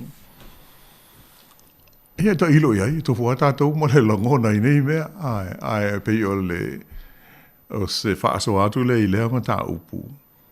Ia pea le a tonu, e le tau na teu whapena le tū la whono. Ina ia mauti noa e whai ia le tiute o le matua e wa ai ia lana whana. Ia auane i o ini mea whapea a o le la iti. E pei o le... Wani le lau fionga la wano. Mana ia fo ia wa le la titala fo ita laina. Tolu wa lima lu o fatasi. Ia a tono fo i fo i whina lo nisi o tato atunu mwhai fiona whaaso mai fo i tato por kalame i le nei aso lulu. Ai sa awai oe o le o se tasile o whaafita au li tele. Sa mwhai fiona ma tatal noi fo i ma le songa ia Mari Las Faraile. I le por kalame lea le tupilanga tala vou. Toa tele leo alom whanau lea ele o lea o ngā e lea o whaatino ia ngai o inga. Ia e pei e te mā tele lava e sa awa i la ai o kilani ma i Waikato le anuanga i Hamiltoni. O le tūlanga moni ale nā o le whawhita auli le o mai ta wina. Ale e o mai a hoi an nafi o le ai. Tātou te le mai loa hoi le nei aso ma le poa nā nei. Ia pe o la sisi mea ali e di mai. Ia e pei o le winga hoi le o le talatala noa. Ia e pei a ona utaua e le whapea o aloma whanau o si tātou tunu le ai e leise me wapea ai pei o se whaatalanoanga lau tele hoi le nei ina i mwhaiona tātou puipuia i o mata au fio fia ai i le ali mai pea o le nei whaafita auli i wala e tele mea o whaalenga ina i ma ave sea mai i whaloloa i a tonu o le tele a o company te tele laia a fia e o lai, ma wala la tau viso sani mai insiua o la tau o loa ma mea tau tino. Ia ai whaalo lawe, e tele fo ina ai pisi nisi la iti, fo i e whalo lo la iti, e dairies ma mea o lo o no whapea o na whaalenga ina ai. Ia ai e le o maua la se taui, ia pei o le tulanga na, ai pei o le nganga lawa ia, o le whaatahua e le tātou porkalame, o le mea o le matawha ioi o le matua, le waaia ma le tausia o le whanau. pea ona masani ai le malu le tātou tunu tu sa pe mātu tua. E lalo hao le vainga ma le tausinga a mātua. Ia peila e fau le tātou whaalongo ma pe e maofa o tātou loto pe a tātou whaalongo. Ia ma vai i tu a inga o whaafita auli nei. Awa o le fesiri mua ana tātou o ia whea mātua o nei ta moiti. Ai sea ua whapeai. Ia pe ona utaua o le ese senga leo le soifuanga I nei nuu. Masi o tātou a soifuanga e māsani ai. Ia ona te lea in saoloto.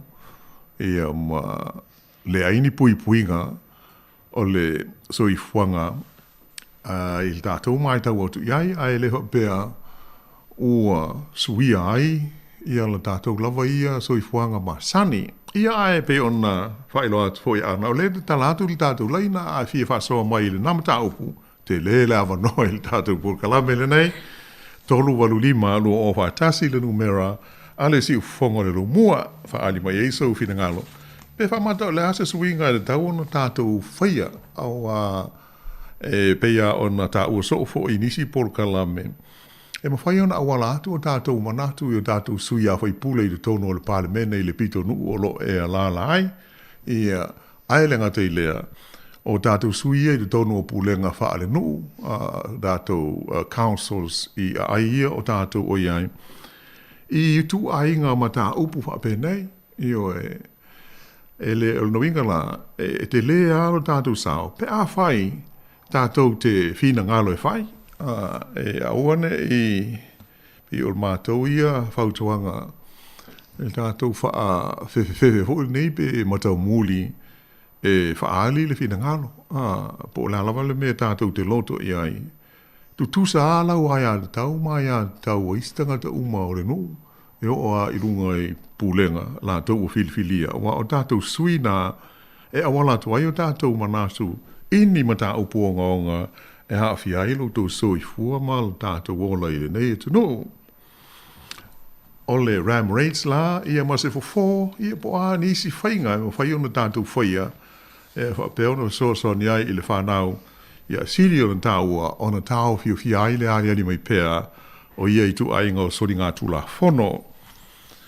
O le tasim tā upu e whia tūwhātu I fhoi, o ale tātou polkalame nei tu la ana, o le vaenga lea e winga ia ta tau o le tu pāo tina ma ta mai tai.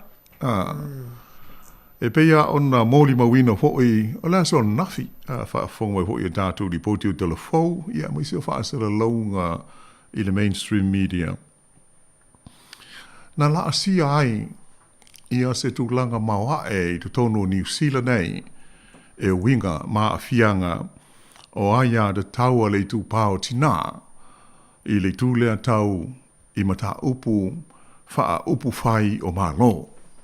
O political rights o ta mai tai matina. Ua mahua on ta hua tele I a lea tūlanga e pei on whaai loa mai.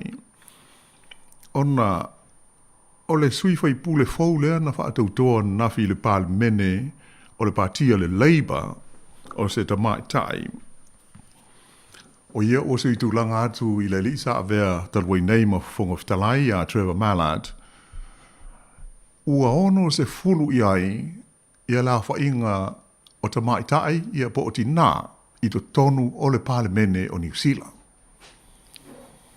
O lea au whainga, o le awha tonu lea, o lea whainga o whaipule, o le palemene o New Zealand, e se lau lua se fulu.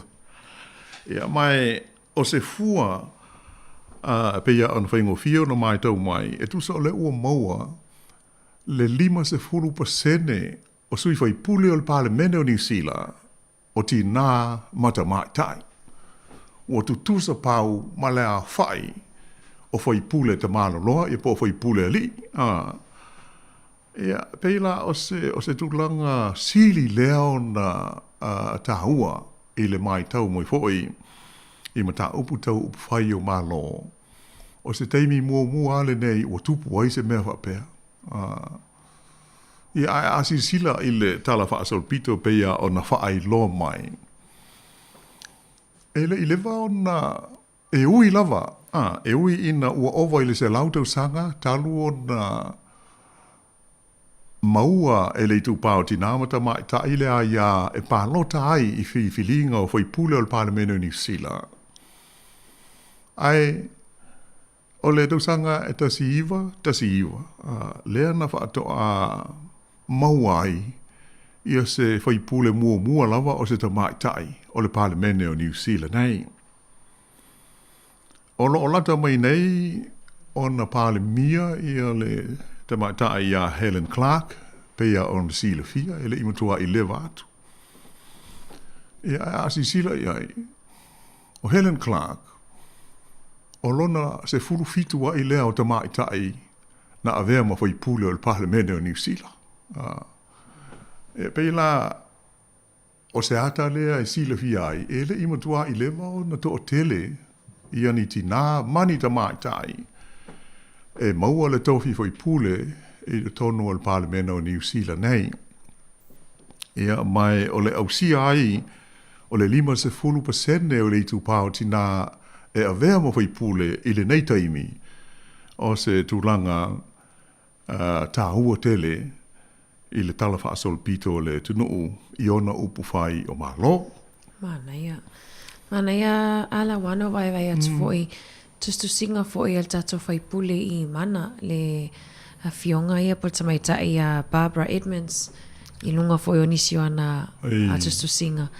O ia sau noa ai mai ia whaali ai o peo tātou le pale mene lona ono i le lalolangi le ua whapeo na 50 ia les 50% le ua o fiatua ia tina matamaitai ia peo le lona ono i New Zealand mai i le whaatulanganga fo i leo la onu mera o sui tamaitai tutono tina matamaitai tutono upufai o malo. Moni le lava pe o wha maunga na whaalawao malo. I le tūlanga lava lea. Mai se le aia de tau o le tu pao tinamata mai tai ia e ulu whale ai i upwhai o malo ia matau ave ia to finga maulunga e au fi ai le taita ia o se whainga malo. O tūlanga moni la na o New Zealand e tusa o lona ono i leo tu nuu whapeo na maua lea o whainga tele o ta mai tai matina o loo i to tonu o lona Parliamento le nei taimi. Ia pei o se ata lea e te tauana whaataua ia i tātou. I le tāua, ma le whaataua o aia te tau ali tu pao tina mata mai tai i mata upu nei. O lao mai tau atu i le Pasifika fo i le nei taimi. O le tunu o Solomona. Lena na o Vanuatu, sorry, o Vanuatu. Lena ua maua na whaipule tamai tai mua. Lena whaatau tō i waso lena tēnei. Na umana la tau pālota laiti a whaapitoa lena whai. Ia tū lai mai ai lea. Ia e na alu tasi le whaipule tamai tai. O lea fo ia tunu o le Pasifika. Ia mai pei o le whainga lea sa wai. Ia le tele o tunu e pei o le tu pālava o li. Sa ma fuli ia. Ia i New Zealand nei pei o na tau o atu ia nai whainu mela ia mo le silfia. O le tu pālava o li ia ma fuli ia upu whai o malo. Ele ngata i pūlenga le nuu whai tu malo. Ai mai se lava i te tonu o le Parliamento o le tunu. Ia o isi e tunu. Ia pei o le whainga lava lea. Mai se ada tau le Pasifika. Ai se to tele ni ta mai tai. Ia o isi o tātou tunu i Samoa. Ele i lewa nei ona iaini ta mai tai te tonu o le mauta. Pei ona o le tātou whainga sa wai a so ana mua. A o le i whaiele swinga o le tulafono. E peisa na o matai. Na o matai o a inga sa mawhai o na pālota i le filifili o whaipule. pe o le i la o le mai tau iai pe o le tulanga na mafuai o tātou ai o me whaalenga nu ma le tulanga masani o le soifuanga o Samoa i pe o le matai o le tama i po se li sa foi sa whangale tu pao tina ini sua fa matai o le tātou tunu o swinga la pe on tātou mai tauina le nei vai tau o le soifuanga ia ua feo lolo a foi mato tele na i tina mata mai tai ua ave ia ile fa ai sua fa ainga i pe o swinga o langa e pe o le mea sa wai tātou ia e na o matai na palota na o matai foi na mawhai on ave mo foi pule ina o no po ia o le foi la ua pe ia o nisi fio la ia ina i swinga ua fa aufi le maloi de tonu ina ia mauti noa e lava ni sui ta mai ta i de tono le parlement ia el fate te ingala i Samoa e le mai ta watu i la tu la fono la i la tu la fono le e te tau na le i lalo le se furu pasene i sui o tinama ta mai ta ia ia mauti noa e le na o li i toi o mai e fui pule pe ole nganga na i le mai ta watu i fa pe na fo il telefo io isi malo o tau foi pe ia le tu pautina ai pe o tanto wa ia New Zealand ia le o se tu langa ta u tele nei vai aso il mai to watu il ausia le o le limas full percent o le fa ingo foi pule o parlamento New Zealand o tina matama tai ia molil fa malo ho il tapo inga le tu pautina silio na taua o le tu langa o le fa taua ina o la to waia tau ina ia tutusa male tu pawali o toi alu tavala au la wano ia o stasi na dato ta upu ia pa fa te fia fa so mo ia dato tala no ia i nei fa au poponga o le por kalame o le ato e feva ia ai o lo o tala pele tato leina toi sa tavala au la wano oi ia leia fa talo fa il tato wal au i lungo leina ba lo le soi fua talo fa lava talo fa sa no mai le o molo va noa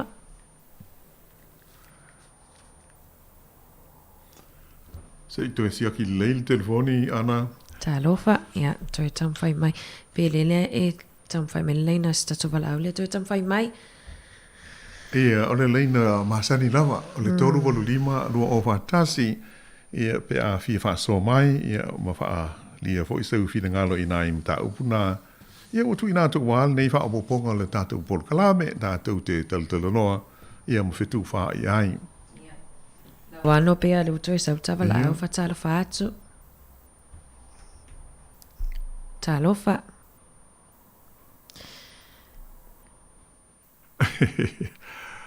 ia o masalo po o ia se fa le tonu o lau i fa amanu luatu ia ai o le talape ia le ava noa o lo tanto ia i le talanoina o nai mta upuna o meo solitula fono hoi nei ua ta tele nei vai taimi o le soifuanga i New Zealand o meo ram rates ia mai se la fia ai o halo ma whanau te lo vau ia po la statu whainga e ma whaina fisoso ni ai i le malo o leo ia ma pulenga i le tau fo ia ma le tau tau fia o ia winga whale tonu e mai se ia le pa ua tu ai o le whanau i tulanga o le soli tu la fono i le tonu o le nei e tu no ia o lono lua o le taua o aia de tau o le tu pauti na pe ona tatu moli mawina le nei vai aso le ausia leo le afa o foi pule o le parlamento o New Zealand o le tu pauti na matama tai ia mai o stulanga tau ona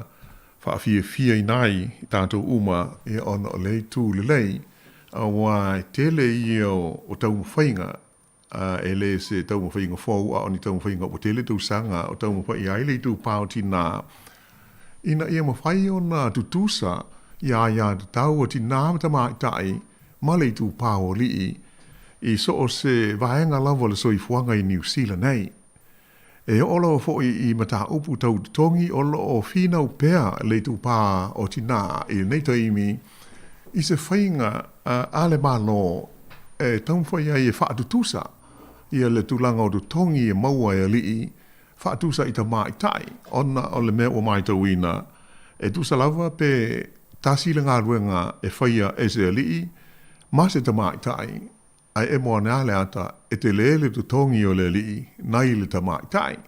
Ia pei la o le ausia ai o le 5% o sui fai pule o le pāle mene, tātou tālo sia o le amatanga lea o le o mai o ni suinga le lei, e mauti noa ai, e le toi aise e se senga, o ai ada tau o le tu pā vai se i tu lau, ti nāmata mai tai, ma le tu pā o li, so se vai ngā le soi fuanga, ngā ruenga, o meo pūlenga, ia, mai se mata au puta upwhai o malo, ia launga te sia, ma tu tusa, tumua i tu tusa, ia ke nera lua i le tulanga, o ai ada tau, i le whaatinoina, ma le umia, o tu whinga wha le malo, ia po a lava, i te tonu, o le tunu, ia pei o se, o nai mta upuna, ia a wanoa o na wala au mailea, o te tala le tātou leina, ia ai, o le tolu walurima, lua o whatasi.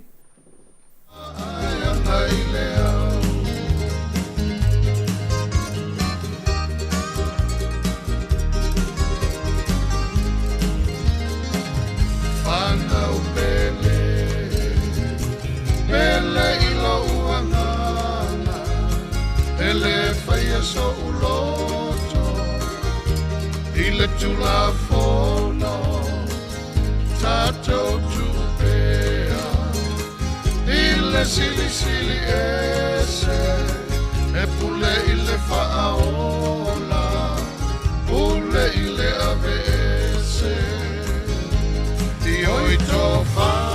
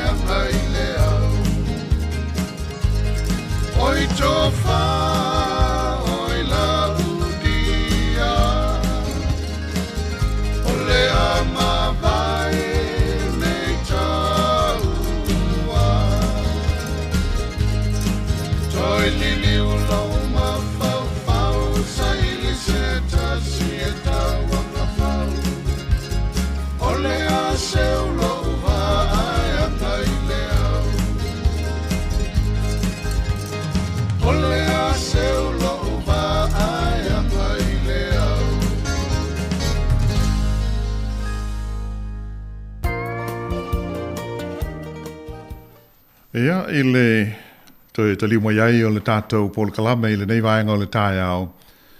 O nai whainu mela mo le sila fia i le whaafi tāuli le nei pei o na tātou talanone i ai o Ram Raids. O se whaatita inga, whaamau paunga o le ono māsina mai a Januari e o mai a Juni o le tausanga le nei. E lua se lau 5 ma le wha le au whainga o i tu a inga o sori ngā tū la whono nei na wha maui na ai e lo fisa o leo leo. Tonu o leo no māsina e lua se lau 5 wha lea whai o se wha inga ia na wha o ngā aita vale e ta lepe ai whai tu toa o whalo loa ma pis nisi. Ia mai na wha lia o lea wha inga e tu sa ua 5 se lau se furu varu pasene ua mau a lunga ai na i lo leo no māsina o le tausanga e lua afe se furu varu. E o luno inga i le whātau sanga i o atu i le silia i le 5 se lau pasene le mau lunga. E mai pinea i a popolenga ia ua i nei o le leo, i a maise o popolenga wha le nuu, e olo fo i le pārmene, i a ona o le mawae o lea i tu a inga o whainga sori ngā tula whono i tu tonu o New Zealand.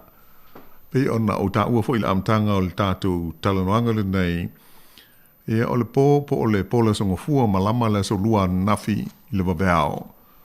O le matua tele au isi o sfo inga pesa fai i Hamilton, io e mai nuinga e le o maro lo lava, e le tūpulanga i le whawhauina o ia i tu a inga o anga ma whainga. E le ngata la ina whaalenga inai whale o loa ma pis nisi, ngā o ia o loa, ai, mo whapena fo ia na ngau ia ai ma ta vale. ena ia whaonga i leitu a ingo whainga nei. Au e mautino lawa e leisi si e whiaro i se ta wale leo naru le e whaaleanga pe a so a i se whairu to o se mea. Mawhona whai ona e le ni a lātou ta wale. O ta wale wo ngau i mai se i tu lou ina i mawhai ona whaatino ai le whainga le nei. Ia pei ole tūlanga na ole fo i ua o i le polkalame fo i le nei o le Crime Stoppers. Ia o loo tau mwhai pia fo i lātou o loo whea ngai ma lea tautua ma lea au nanga ini o wala e whape nao na soso ni toil ma maru le tunuu e whailo atu pe a e si le fia ia nisi e a fia i tu ainga o sori ngā tūla whono nei ia ato fo i mo isi e a mionga le manuia e na ia tau whaaitu i ti ai le tutupu mai pia maa fia ai lo tau soi fua ia mo le tātou wola ia so uma. Ia pei o le winga tonu la nao me whapea. E tau ana tātou manino iai. Ia pei toi fo ia le mātou tala i le amtanga o le matawha ioi e tātou mātua. Ia le waia o alo ma whanau. E le tau ana ofisili po o wheo iai. Au o le tele o taimi. O lai whapea o lai e mo moe. Ia ai ele ai. Uo. Ia o te leo whapela e whaapitoa i alo ma whanau o le tātou tunuu ia ai pei o mea ia le du tupu e le tau ana tātou tū malosi ia i pui pui ma tau tau whiu fia alo ma whanau mai se tūpulanga te lawau mai la whaina ma fia i tu ainga o sori ngā tū la whono nei ia pei ona au mai mo mawhai le nei taimi ua avea ma whaafi tau li onga onga i le soi fuanga ma sani du tonu o le atunuu a toa.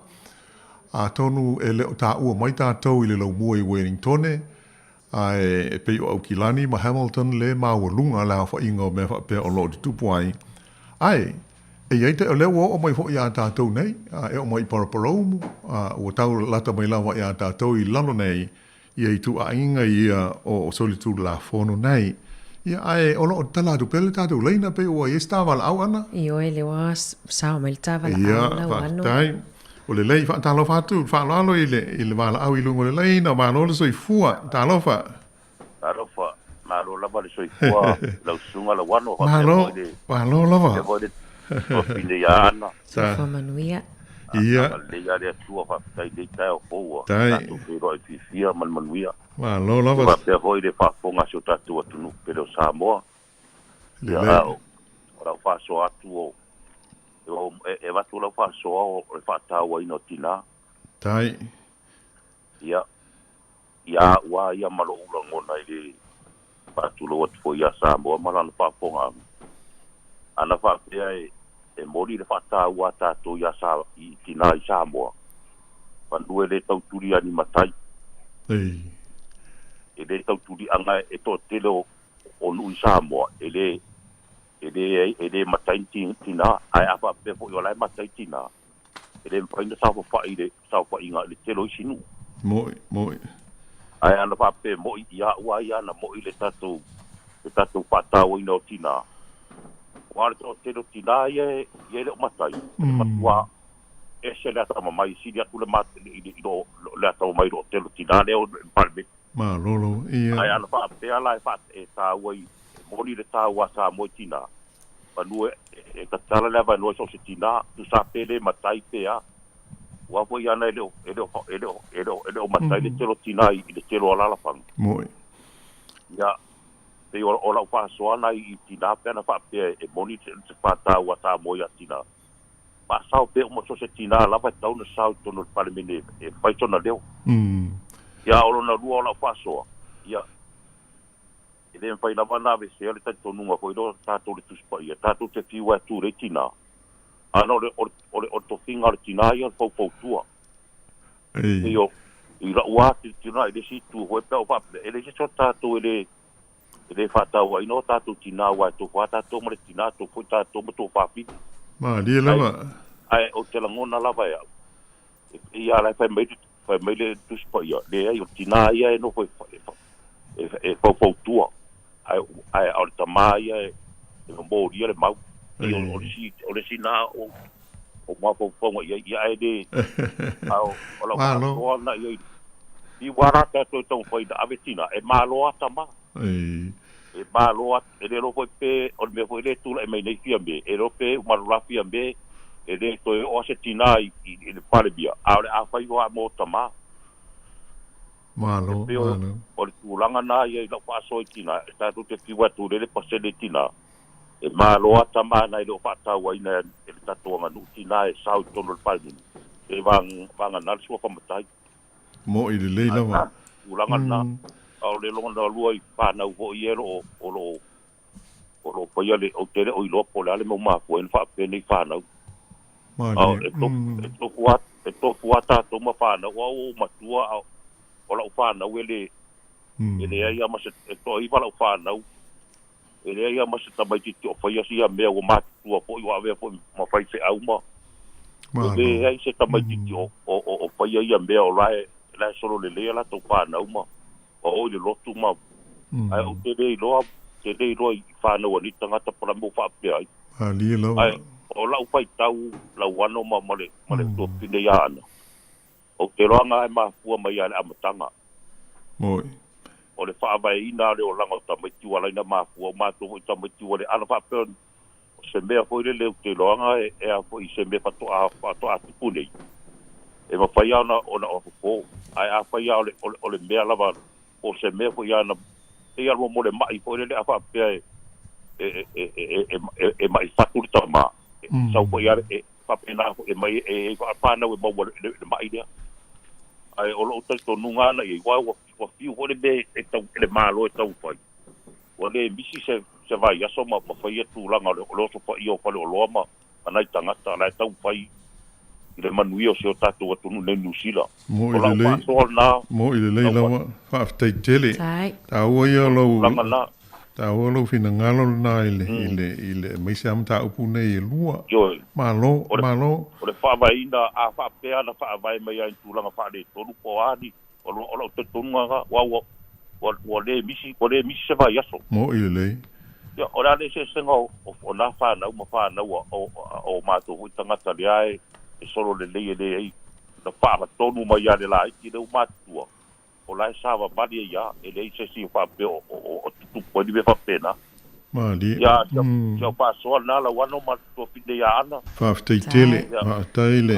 tu fo mai ya fa ma di fo i fa po nga so ta tu nu ya o pa po ngala mo a fa ida ba fa le to lu pa po nga ya fa po i mai ya cha tai la ma la ma de la vale aso po kala be mata go pie ha pena fa se fu ya lo hatu ya manuia ne aso fa tai ta wale sa na go ho il tama au o mea fa bene ya mai se asio ta tu no o pe ya na uta o mo ana e ho e fo ele i matua i to tele ni tinamenta mai ta i wow le tofi foi pule i sa moa e le o mo ta tu pa le mia ta mai ta i mua ina uono se funu te usanga dalu na mo ma no tu ta si o sa moa e o se mea ta u tele ia e ui ala ina to i titi ia tina ho i o lo o i nei pa le mene ia ta tu talu si le lumonai ia le avea ia i swinga o iai ia e fa peona fa sanga fa ta o nai ia le mata fo yoi ia ma le sao ta o tina mata mai tai ia ai o i sta do vala ona ele ia ai pe o le tulanga nai le mai ta watu ile sao nanga fo il te ma fa to ama vai tu nei ia e fa pena ia inisi nu ele o talia ai ia tina mata mai tai il sao fo inga matai e ia o la o suafa ia tonu pe stasi leo fa fitauli ia pe ona uta o ia ele ia se me tu mau a tu tal si o le a nga i tu pe iluma i swinga e masanga fa le le ia tiliai ia tulanga pol kalame ma tulanga fufuanga o iai ia ina ia longa te si ai le tu pa oli matina mata mai tai i se tatu tu no ai o New Zealand nei ia pe o tulanga ta ua na le o tatu mai ta o iai ia le o tu mo tusa ia li mata mai tai de tono le parliament le tulanga o foi numera ia mai o lono winga o le a le ngata ia le tulanga alu pe iluma o le vaenga e tele isi vaenga ia pe ona o taua ia le tulanga taurutongi o ngā luenga ma le senga o lo o mafuri lava i le tu pa o li ma tama ia tulanga sinia tulanga pule o ngā luenga ai ele fa pe le o yaini tina o la o tu fo ia le tu pa o tina pa wale o le mea o le to ititi ia ai tato sila la ia il nei vai aso mal tulanga le wa amata mele pa le mene il tulanga tusa ia tato talo sia o la fa pe na ia le anga i luma o wai tu tusa umo tato wai a tau i le nei tunu ia no winga o se fa te inga le leia mo tato uma i le soi fuanga nga i luma i so se mela vai tau mo fa iai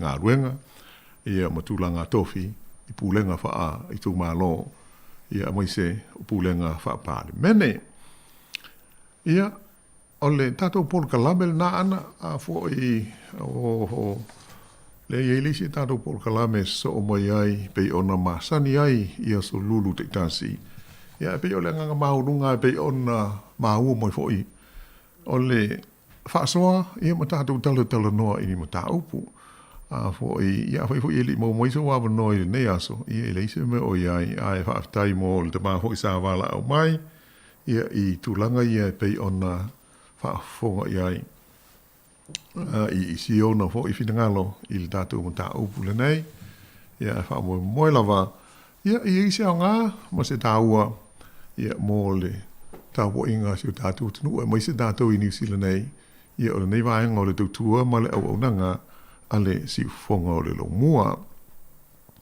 ai se bang nai si me e fia sa no ai ana le ela fi ona wano yo te lo le o fai we fo ita to pokala men le so lulu ta pena mai fo ile songa fa fera inga walta to pokala men mo dio le ava ma lolo aftai ia o le fai ungal dal nei fa poponga o le ato e fe va ai mo le nei vai aso tato talo sia ia le na vai as fo le lofa malanga le leil te pa langi ia ama tu te fa to fa so i fu atu i le pa ia o le au fa fonga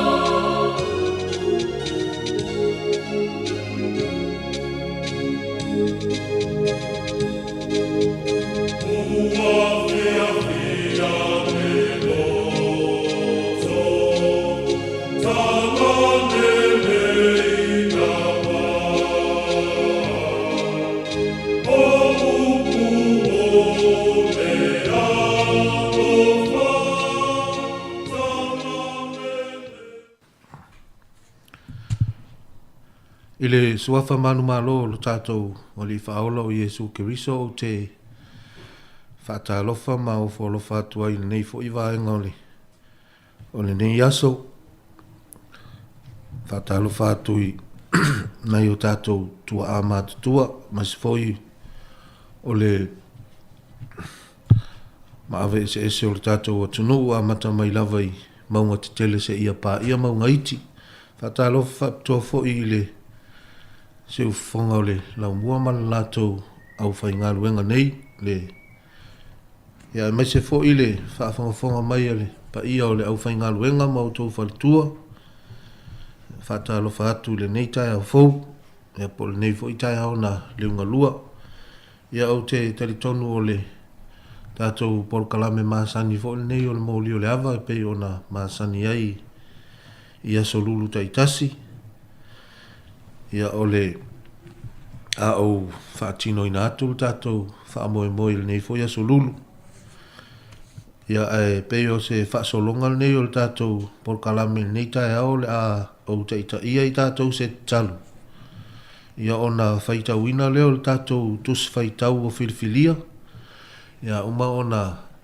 ta tu leo se tatou pese ia o le ava no fo na tu ina atu e faitau ina mai ai lau e faitau ai lau tuspa ia il tatou tusi filfilia ia ma sa uni mai e so fina ngalo i se fesilio le atu ina atu e au mai e so fina ngalo i le nei tai au ma na ia le vave mai nei te foi wa umal tatou taimi a ele i uma mai ia fina ngalo ma manatu e fia faalia il tatou mata upul nei tai au ia la o te ina i tatou se te talo ona faitau inai leo tatou tus faitau filifilia mo ni tai au tatou talo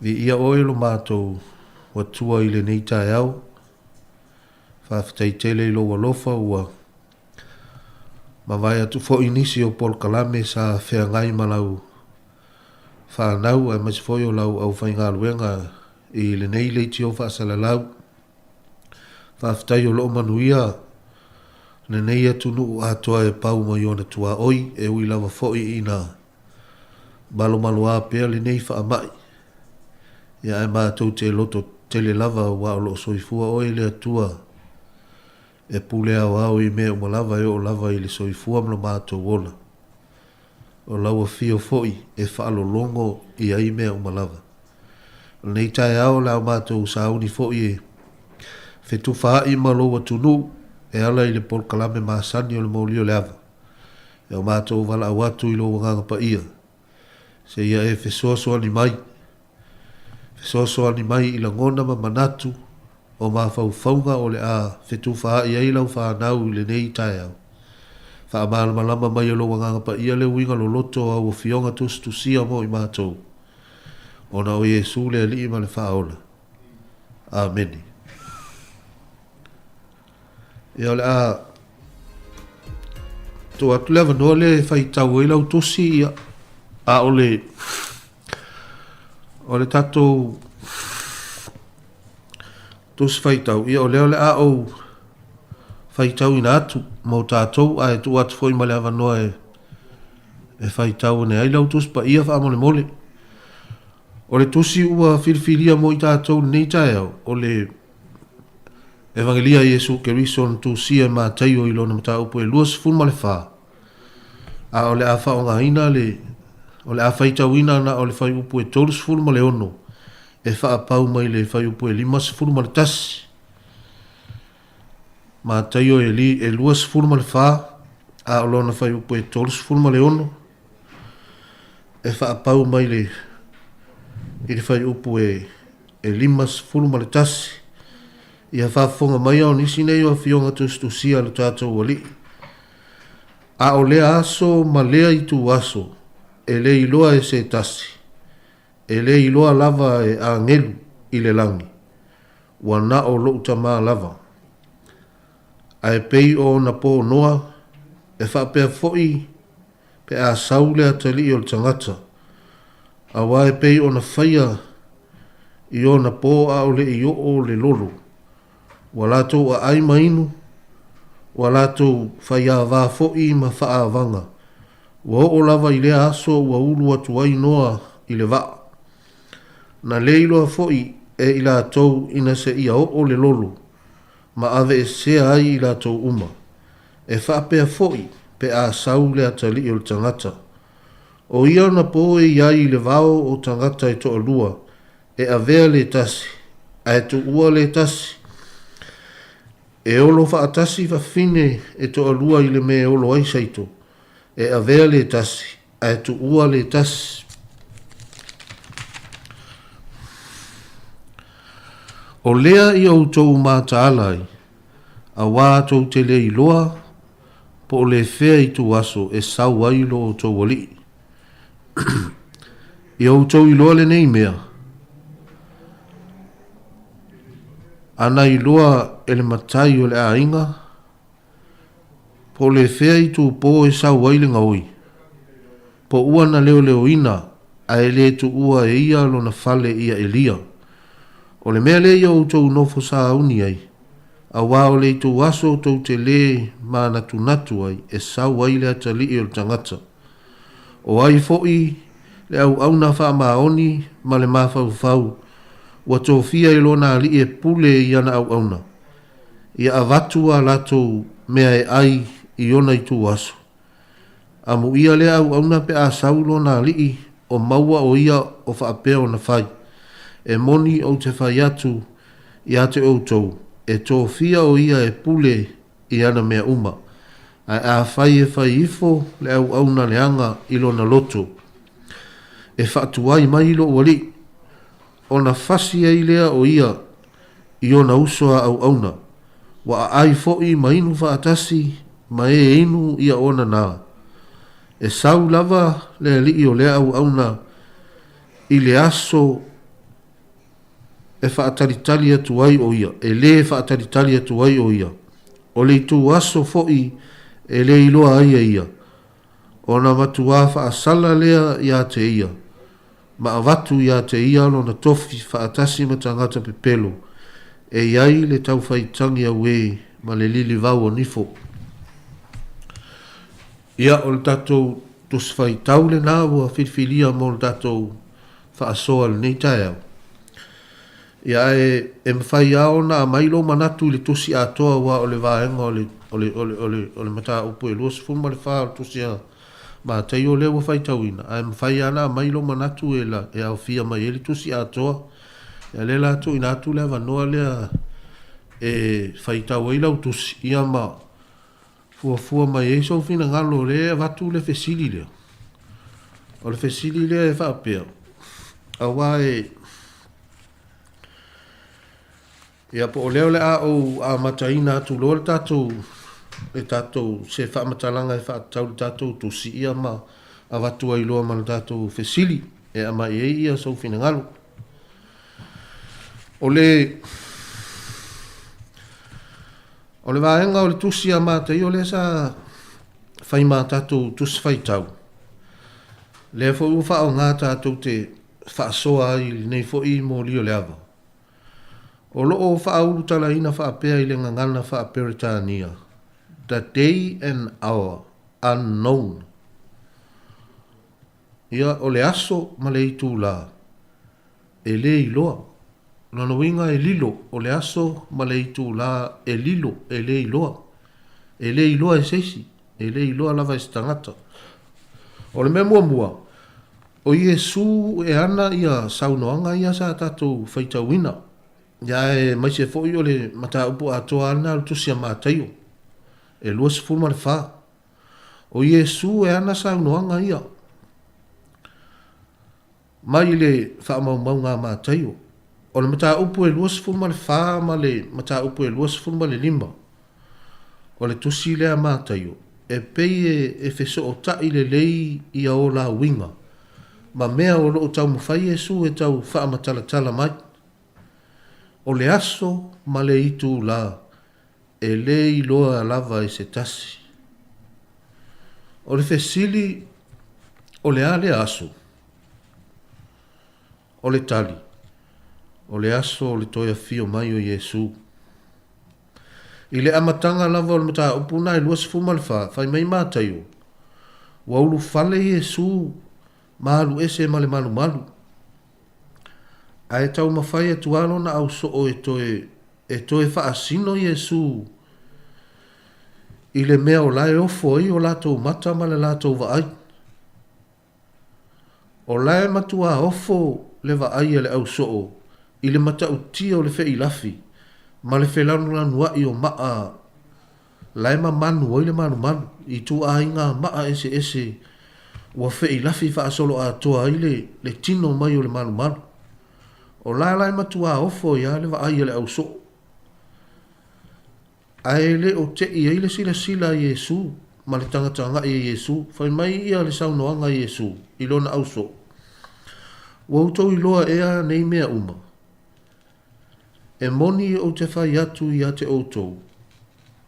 E le to i eise maa i lunga o le tasi maa. Ai uma o na soloia i lalo. Usa o lai whaapea le au so o ia. E tu mau ale le fe i lafi ma le fe lanu wa i ma nei o i tu a inga maa ese ia e sa ma manu ai le tino le manu. A le o sa no Iesu e o mai le taimi o le amatua ma lepe ai ma soloia i lalo. Mata ape. Na toi fesili a fo ile au so o ia Iesu. Ina ua nao ila tau i lunga le maunga o olive. Ia e feta lai mai ia i mātou. Pe o a fea ia mea. Pe se a fo ile wha ailonga o lou maliu mai. Malenga ta anga o le lalo lang. O le mafua anga lale na o le tala noa lo Iesu. I wha ailonga. Ma mea o le atutupu. E feso o tai i le mea lea ua fesili ai lona au so. A wa o lea ua fesili le au so o Iesu. I ni wha ai longa o lona toia fio mai. Ai mai se o le ngata anga o le lalolangi. O se mea o lo o tātou wha atalitali atu i ai e le itupu. Ai wha afetai fo i le fesili le au so o. Lea ua wha matala i Iesu nei mea lilo lona malo. E le ngata mo lona au so. E le ngata mo lona au so o filifilia le nā taimi. Ai mō tātou umalawa foi. O e talitonu ma whaatua tua i a te ia.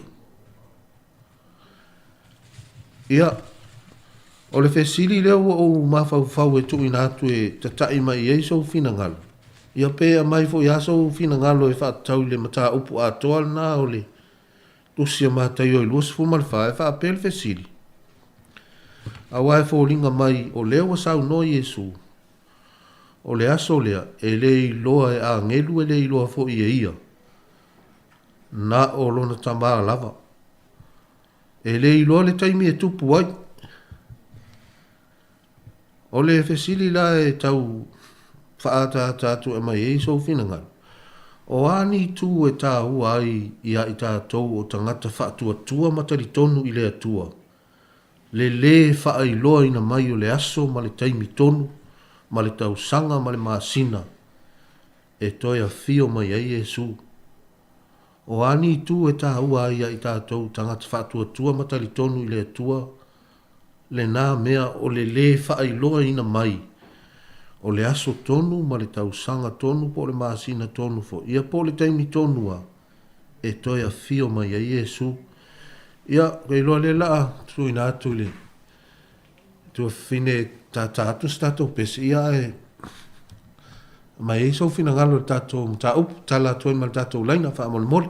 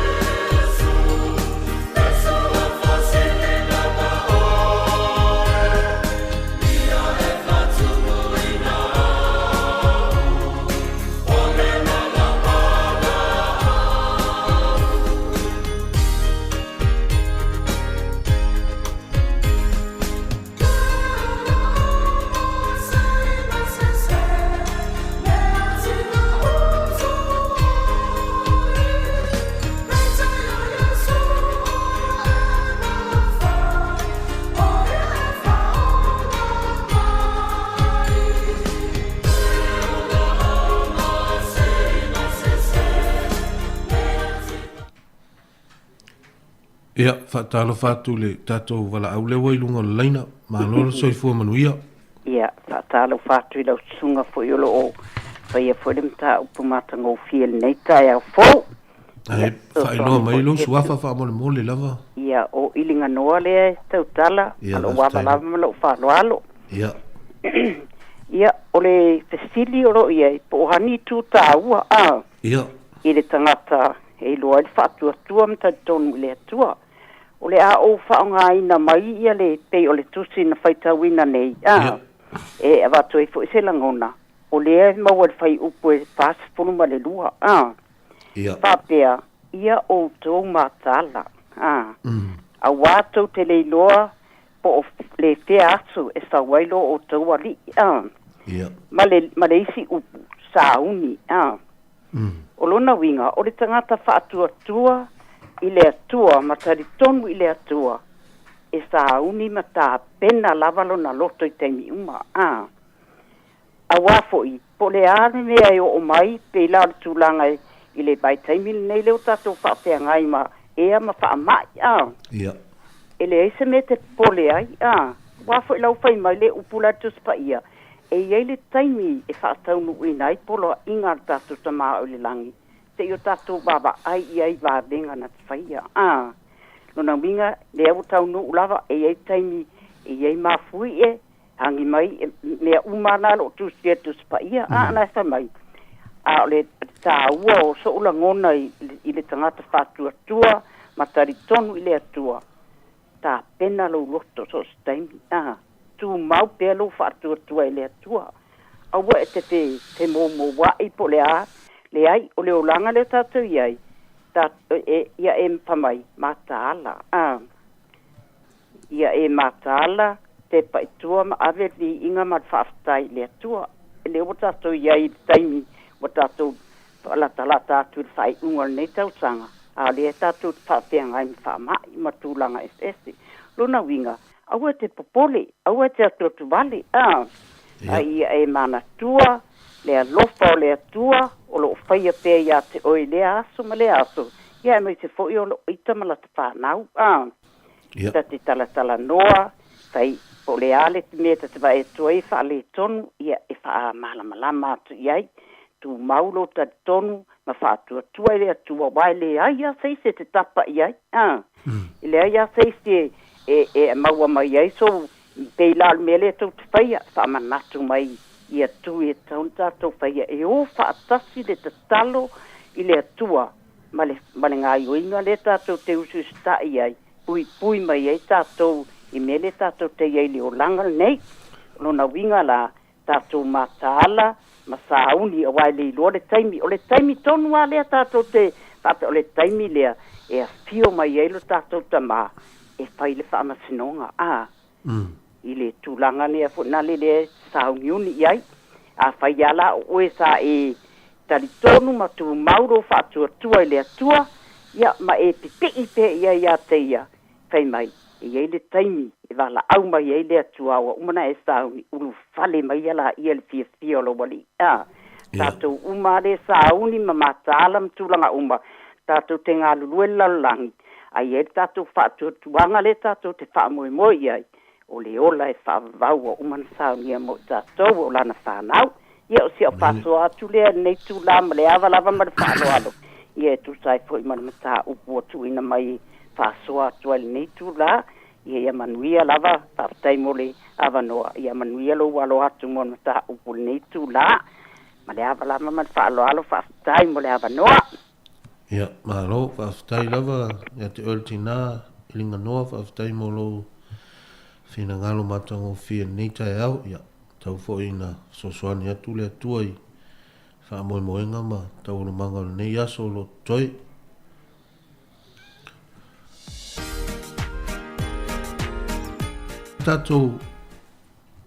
tato laina ma so fina ngalo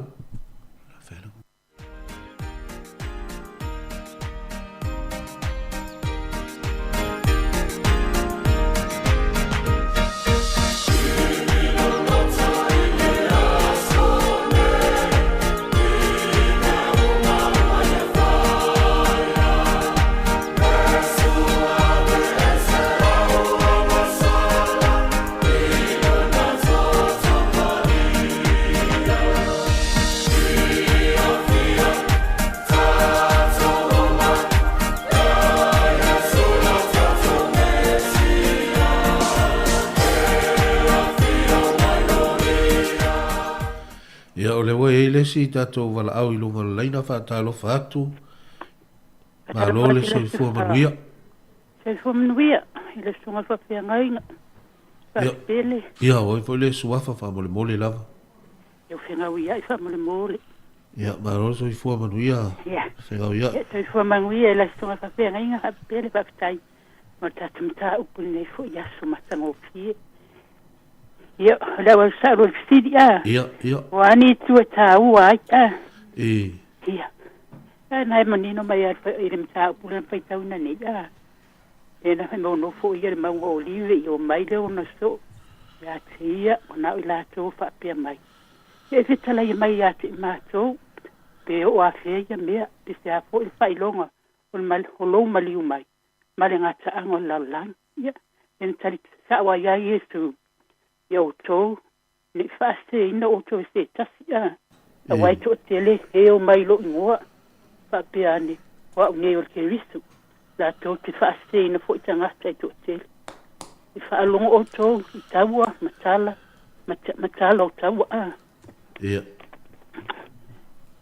ia o to ne to wa to vale wa ia o na tau no o ne mea uma ai le yo o nga tanga ona mai foi le mta o foi lo fulu lima lo manino mai foi la le tau poto si fulu ia na fa te o poto ia to limo ila to ai vale o ia poto le sto lima ai vale le sto lima o ia vale no o ave ala to la mi ai le ave mani swau ia o poto ba ave mia in swau ia la to fan fa tasima la to la mi no tu ai mai fa fa ia va o le tu lo po mau na sa wai le o le alanga fa uta o sa fa fa ia va na o yo to fa ta ia tia on tu ai lo ta po u malava mte u che wala to la mi ia fa tu le o vale po mai nya ma to swa ma to ko le ma to la mi o tal mai po po na ile lava ia ma to ma o to no le tala mal malama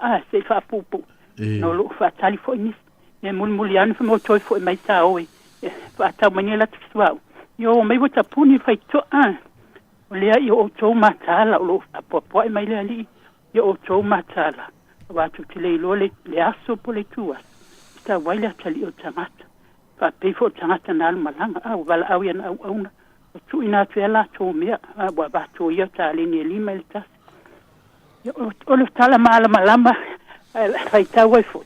Ai po atu fa pena yang la to tele ni so tama fai atu fo tatu mata upulene. Ele au ke pole fu e iska ka ele o mai lu lai ai. Ai va po pena tama na to le lo matu.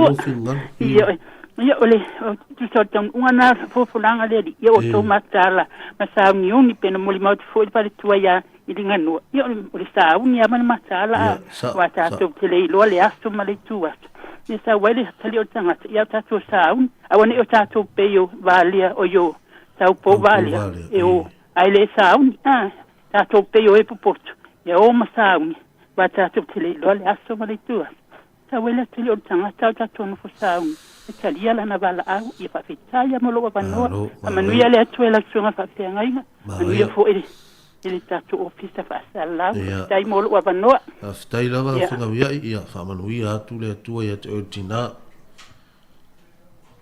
ia le fo ia le si tatu vala au ia sauno mai ma lo so fo manuia malangi mama ia so fo manuia la tsunga ele to filmita au lo fol ta wata I malo se po la lo suafa mo le mole lava te o so ne o pilani me pa lo ia sa no mai mo lo finangalo fa stai lava ia sa sei ka tau va va se manatu ole me mo ia ile nta opunesia me taia ilo wa manatu ia o se ole nta opudon ta to feita wina ia lo nga non lo langona o se la pata inga le tisine ia ole vai nga mo ave so langona le o fa pitoa se vai nga ni tanaka lo fa manatu mai ia Yesu lo na to fio mai ia sa lo na lua o kol testo tu sile pe sa uta o fa lo ngotoi o fe upule fa sunga lua Momoa matala lo na lua tau te lei lo le aso lo na tolu le wata o mai Yesu le aso sa wa mai o le aso tau te le ma na ki matua ia la wo fa manino le lei Yesu ina ia tatu ngalu due ma fau ma pena tangata awata te le o lo e boy sa o lo sunga pe no fa ilo mal tus pa ia le uta ua se aso e te fio mai Yesu pe ole winga ole pino a to mal fe a lo ta vane mai le evangelia le matai ina ia fa mal na tu tangata e ele te me fio mai Yesu ele o fa pito mai la apenas se vai nga o to le ai o tangata o ma o e tali tonu ma fa tu ile tu esta pena ile aso le o le fesili la ai se a o ta ua ai le fa ilo mai su ya tinta ile aso o le aso ia o le tali ina ia e ta pena ia ma ina ia e matua ia sauni i se ta penanga e matua ato toa e le fa tumu lima a e te tamo e ai lunga tula fono le e a me tu spaia ne tatu ia fio mai Yesu ia fa mangalo le seuso a fio mai Yesu a we ti to e popone sisi me atu a toa lo loto ile tu ina ia fa ngo fio wa time ia fio mai Yesu e ko meki ya mai expect ale si tio e a fa pela fio mai Yesu la te tau tala pa peo to fio mai ta Yesu ko fio mai ale loto ele o le lei mal le uso ele o le lei mal tu fine ele o lei matua e ilo tanto nunga le ai ta tu tele mo wala la so le o Yesu ia ma le fa lo lo so pa te nei yo so na tu tatum ta upu ia fa taila va ta so mole fa ava no mai o lo taimi mai au kilani ia fa manuia tu le tu ia te le uso ia fa sai manuia ko ni yaso ia ia o tali ni stato vala au e fia sau no mai ia ko e whamanga atu tato numero na o le o wha tolu walu lima lua o wha tasi ia ai o le tato tus whaitau na sa whaitau ina le nei aso o le ma taio na ilo no ta upu e lua sifuru ma le wha ma e so fina ngalo e tato wha asoa mo le nei tae au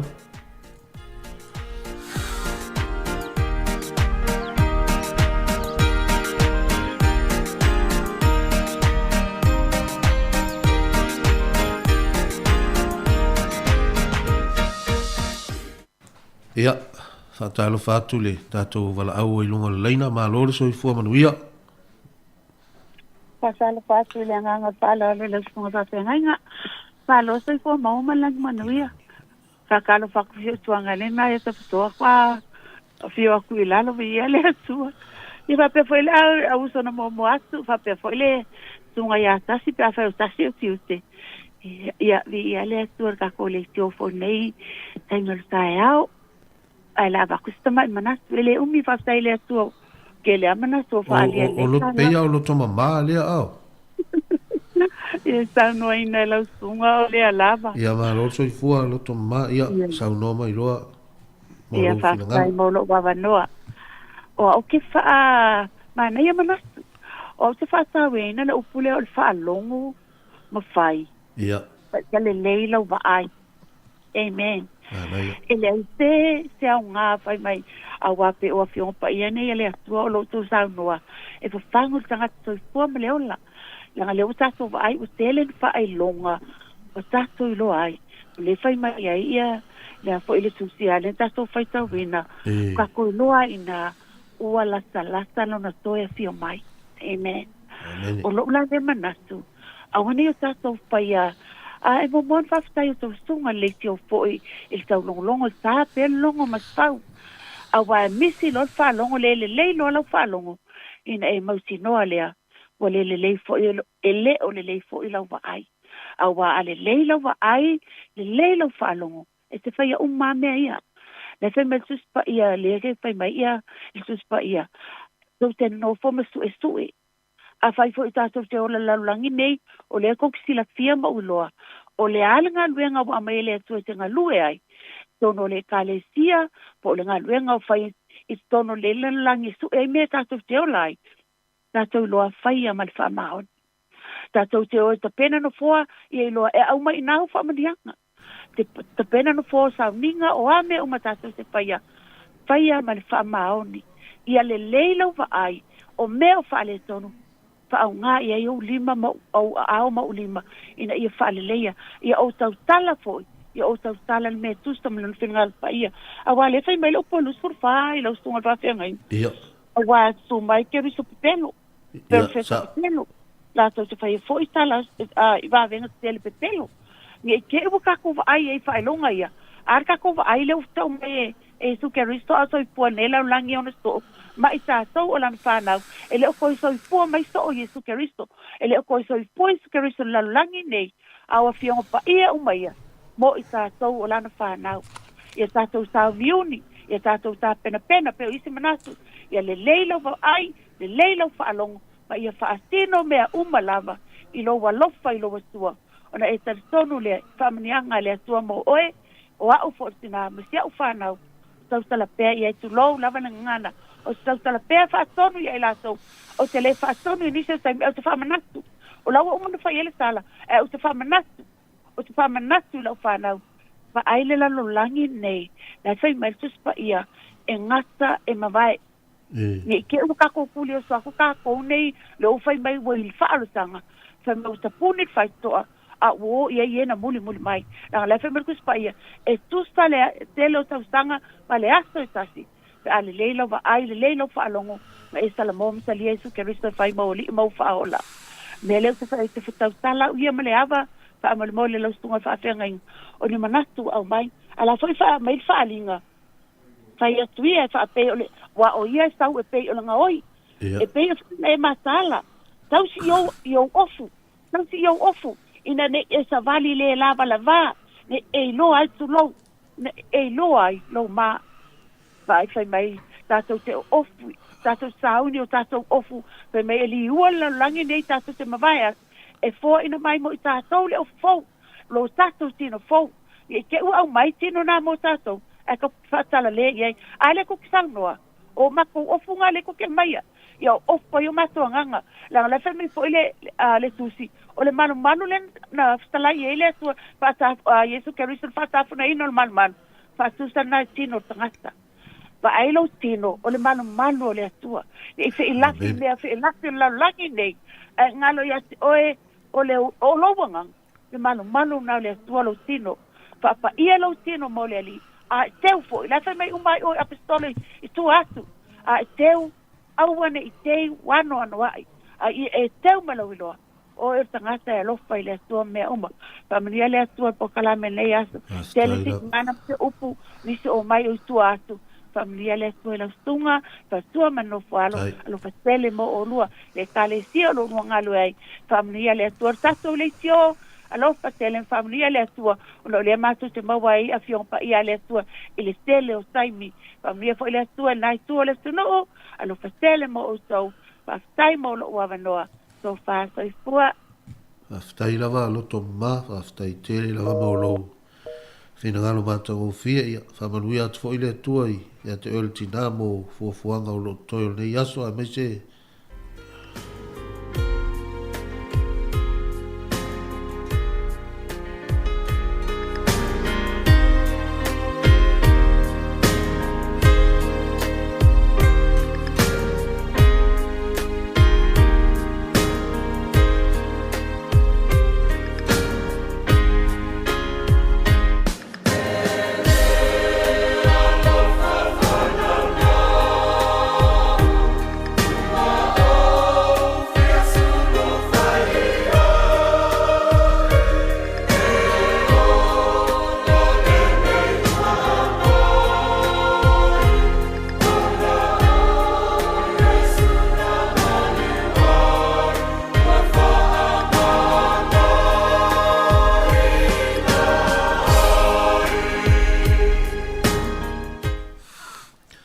talo fatu le tato wala au lunga leina ma lo lava le soifua manuia ma le lange ma soifua la leila sunga al fafia ngainga ia le li ia hoi foi le fa mole lava o tapa fua lo suaf penina ia e lunga leina ia vastu foi se fasto tu sai ma le tiki wa mai ia sa no lo ma ta yo lo sufa le peta on tau ma ua ia ai o se fasto e fia vastu le ile tu sia to la vale nei e ma wai foi se malam anga I to au mai ngol nei tu si langa tu si esele le mo mia le vai tau tu te ai sa ole si foi ore e le mafu anga na la iona ona tau tala le ali fa ola fa mai wono fo lalo le manga olive ona fa ya tu le iona so o mai fa longo mai le meo le o iona po nei di wata to yai mana ye le upo Yesu ai pena mafu fo iona tau tala le ali fa ola ona ole le mala mo le au so a to ai malu le o tato lo umana to e fau he rosal tupu na wa umona sustunu ina ia le te va ai le au so e va ai fa le tino ia a olo feta la Yesu talo fai wa lo ana ia Yesu va le wa umana tulu le ali fa ola nta upelu sulu ma te se upu fo le wa fetu u Jerusalem le ai pa ia le ai ka fa mo le tu le fatu le tu e tu welo na suafa ya le wo mai le nei mata upu ya talo fai ole mana o Yesu na yo ta to loa e yai le ungo me uma ole malu le lo va aya tu yai matilo yai Israelu ole fatu tangata Israelu man tangata tapua ile farisaio man tu si upu ya tai me fa umatia ai a o tato loso ya saunia molo na soya fio mai peo lesi le misterio lilo lo fa lilo I tai no tala inga Yesu olona soya fio mai le tato te feilo ya ye vasula na ekalesia le tato te feilo ya o le lang ya le yo ole sai no stipulation le pe fa umatia ia tono le ai pa ia Jerusalem le ta uai fa pe aulo o tole me inosia fa tafuna I pena valo ia san yelu tenga tuai yo nei mea uma lo tau sala Yesu e ma vai uma nei mea uma pe o ta tau silo lava ia le vai no le afiongo pa ia le atua ai mo se awa onga le mo I tatou ma e o lo so anga fo ia fai tau le afiongo pa ia le atua ma ola ia so uma lava tatou tau mo fai e fa fo ia le vi inga le atua ina ia o tatou sava vali ma o tatou malam lama le taimi tonu ale le petala Yesu le o tatou iai fa mai fa longo o so la mele o tatou iai tatou fa longo le tele o sala inga se le upu mua le Yesu o tau nei fa se ina va ia fesili atu e o mai afe fa mai Yesu o tau ane whaseina. A le o tato iai tonua. Le o tato iai tonua whaftai mo ngaluenga tau longo a tau sunga i whaftea ngainga. Tuli ba ai o le atua tau longo pea. Ia iai fo iai mātou e wha longo ma whaasoa. Ia vi ia le ali ne ngaluenga o le tau longo pea. Aisea, wa tele le tau whastea. E le ngata i le asa mai e wa ai o tatou mata. Ala o tatou wa ai televise i taua. Wa le mapu le taua. Lea mea ma lea mea. Lea tunu ma lea tunu. E whai mai ai Yesu.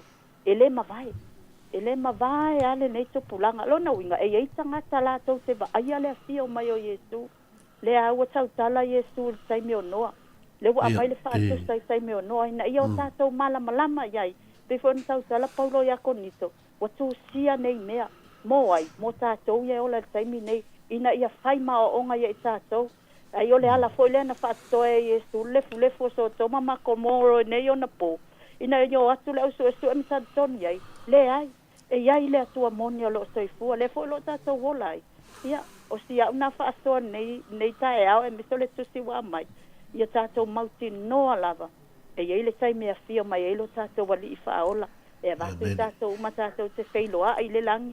E ai le taime whaumatia ai manofo tupu ai le li i lona nuu.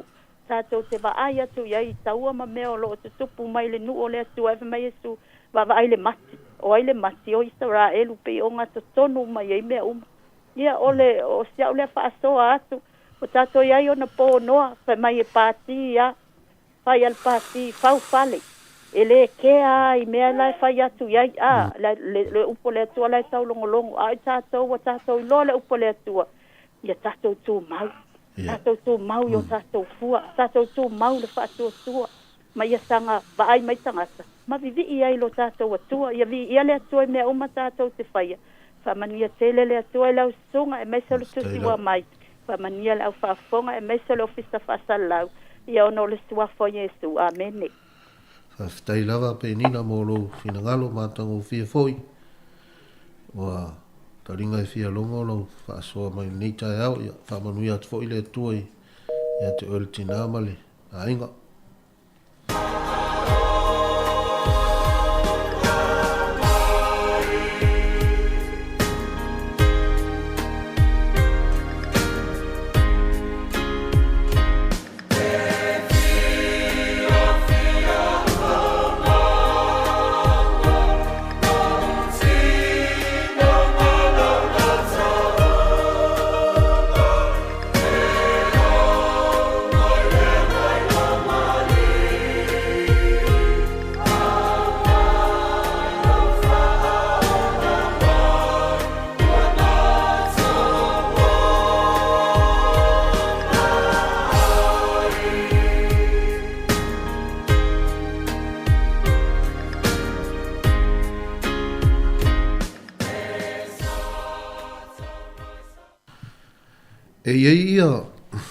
E iei mea sa la patai e Yesu ilona au so ope a o mai.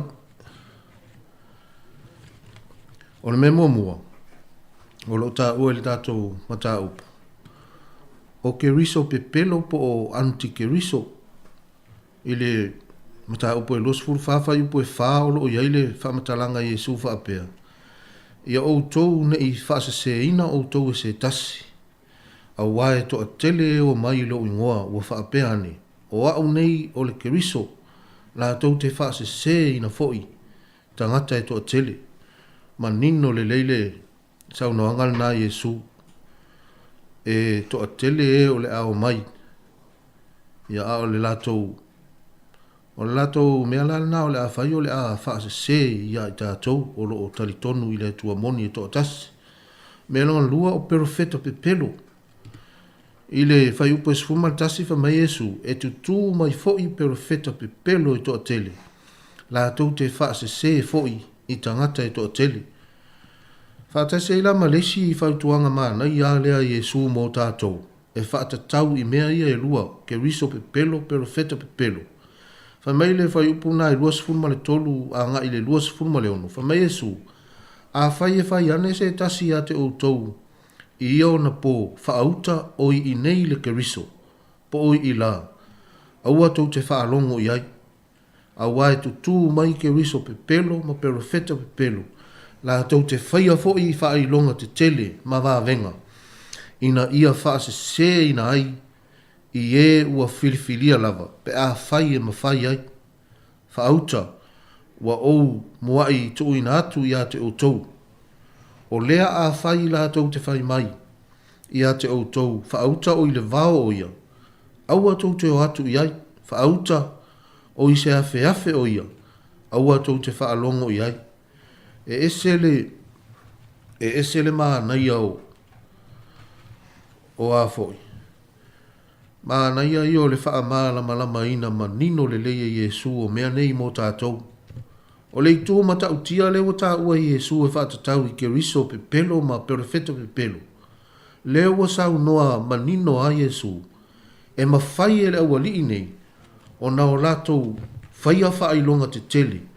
ma wā venga ma lo latou wha moe e wha se ai e ua filifilia pe a whai e ma whai o na o latou wha se ina o lona winga o le ki a o nei mea uma o oe a maa o le tangata ua filifilia mo le malo le atua a lua mafuta ma le atua i taimi uma e te iloa le lei a le tangata e ta ua o le keriso pe pelo ma le perfeta pe pelo aua tātou te taa ina ngō fie i mea a tangata pe pelo po o a mea tau wha se mai i lo tātou tarito nunga i le atua e toa tasi tu mau pea i le atua na e toa tasi fai mai Yesu i le fai upuna e sifuru lua ngai sifuru maltoro e maa lili fo i loto tangata e toa tele o na ua tupu tele le amio le anga a o le tu mau se ia o i le ngata anga e whaola ina lea ta ua le upu na tu mau i le atua tu mau i le mea tonu na ea o ao mai eili tu spa ia a ele o le tau mawhai e toso mai fafol tu spa ia e whaamatala i le mea nae te tali tonu iai tu mau se ia o i le ngata anga o te ilo o le whea ausili atuale na o na tā ua mo le nei mata upu mo tātou o tangata whaatua ma tali tonu ia Yesu Keriso o le tu mau po o whea lava e oso mai iai mea tau whaasese o oe a o le tangata ua filifilia tu mau i le mea naia o mai eili tu spa ia ma lou tali tonunga na o tātou la iti fo lava se i tu lou o ai tātou e o tātou mātua ai se ala o le a whaingo fia i ona whaasese ina i tātou o i fo i tātou te ilo ai le tele o le alofa tu noa o le atua ma lona o a o ina mai ma lona faa ma nino ina mai o nei mea lilo o le malo le atua ina ia o tātou mata ala i fai mai le fai upuna e fast food ma le lua lea sa ta ua mai fo i le toa tele o tātou wala au o lea ia o tou mata ala i au wā tātou tele i loa po le fea i tu aso e sau ai lo tātou ali o lona winga o le fea au sili ala le nao na tā ua mo tātou o lo tātou mata ala ma o tātou tu mau i le mea ua o ina i tātou lo tātou talito nunga i le atua i to atasi le tātou te talitonu iai o wane i toe ave ina o wane i toe ave e se ina e se tasi mai ia te i tātou ia o le tātou mata upuna i nei aso tau ina ia whaamanu i atu le atua i lau whaafonga whaafitai fo i le tua whine nei ia mas fo i ole au whainga luenga ma le pūlenga le tio ia whaamanu ia le atua ia lato ngā luenga whai le aso ma le aso a o le au whaai tātou se tatalo ia ona whaau mai leo le tātou mata upu whaafitai tele le atua i lo walofa vi ia oe i le nei aso whaafitai mo au fionga pa ia e toi whaamanatu mai pea ma tō matau ina i pea lo mātou wola au auna ia te oeta ma a whtai fo i nei awa noa tā ua ua ma futa ai ma lo atu nua e mai se e o lo whaafonga mai mai e sa whai o lato usao i nei tae au ia whaamanu ia tu lau a fio whaamanu ia i le au whai ngā luenga le leiti o nei i ngā luenga o lo tutoi o nei aso ia mai se fo i o aso o malava ta ma ia i watu ia te oelevi inga ta ma Ona o Iesu la mātou alii ma la mātou whaolo. Amene.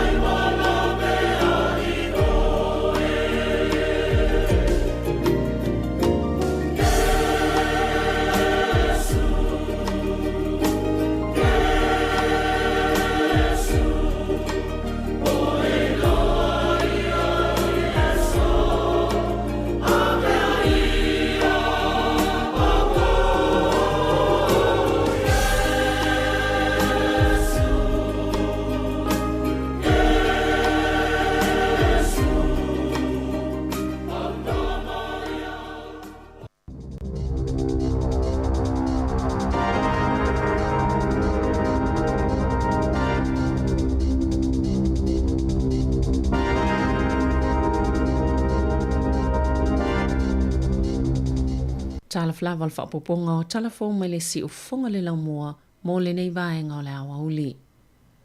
Na whaalia le pale mia Jacinta Ardern i le tai awa na leila.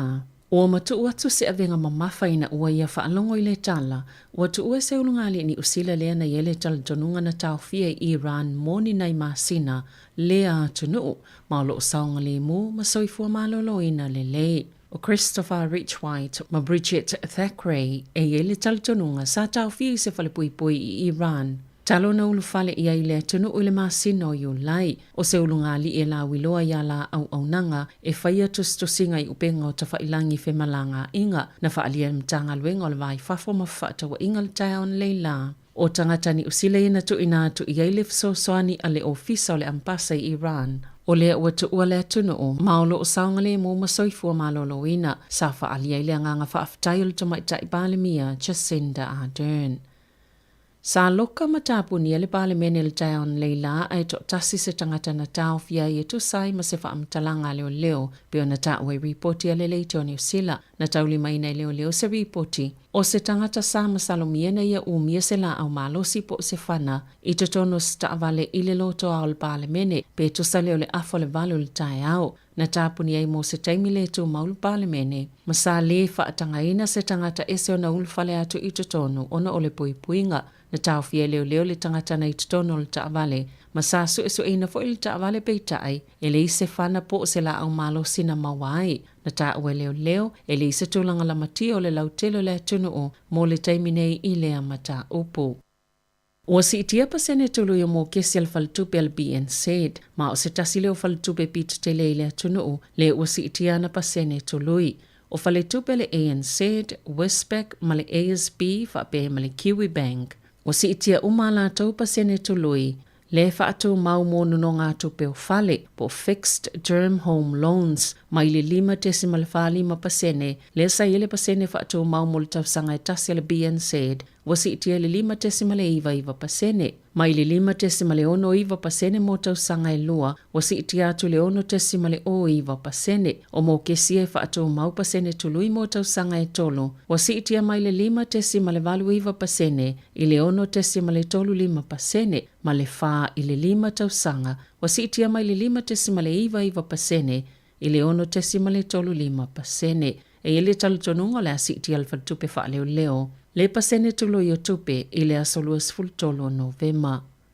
E to ofania ve ta avale le upa i New Zealand sa mana malo i se wha amasinonga i alato wa ya titau i ngalwenga i wha sanga le company pe ona i le asoana nafi sa maa wal wha amasinonga o ave ta avale i e to ofa oni tangata whai ngalwenga wha atase maisi ave ta avale sa ngalulue le upa e le oni tangata whai ngalwenga wha akone karate wha atuma oti. Ma olea mata upuna ave le union le First Union ma le E2 sa ili wha amasinonga se wha alinga lo i ol tulanga o ngalwenga moia ave ta avale to ofa. Ma sa whai ele whai unga e wha apea sia na whai ala la tautangi.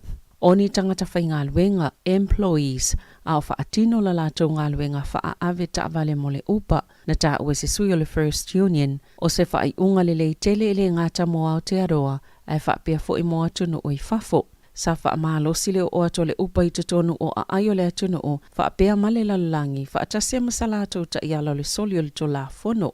Malele le leo le vainga o ave ta vale peitai o le ua muta i tutonu o Aotearoa e tu saima se wha amatalanga le uni. Na whinau uni ave ta vale na ia wha amanino o ila atau ni tangata whai ngaluenga mai ia la tau waya te tau i vaenga i pei o le tutongi a mata. Ia wha amauti noa i tu la whai ngaluenga o tutongi pea ave a somalo lo ma somai wha apei fo i masao whanga i le Kiwi Saver wali patie wha apeo le atoi a pili le upa le whaai unga.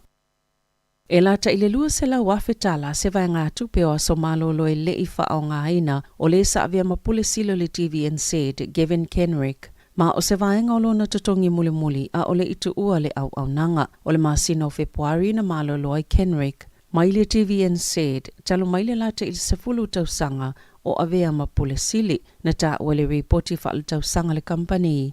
E 2 miliona valus fulfituafe mal tolus fulfata la na mawaina e Kenrick mo masina e valu le tausanga. E o mai a Februari, o lona tutongi masani e 5 se la wonus fuluafe mal fitus fultasita la. Tu iai maisi vai ngā tupe, lea na alaio na ulfoi numera silia male 2 miliona ta la. O isi vai ngā tupe au fi ele tasitesi male 2 miliona ta la. Ola na ponesi, maisi vai ngā tupe au fi ele tutongi o somalo loele i whaongaina. E se lau iwa sfulu limafe se lau 5 sfulfa ta la. Na whaalia le staff ele i fia tala noa Kenrick ina ua whao o atu i se talo sanga mo se whaatala noanga.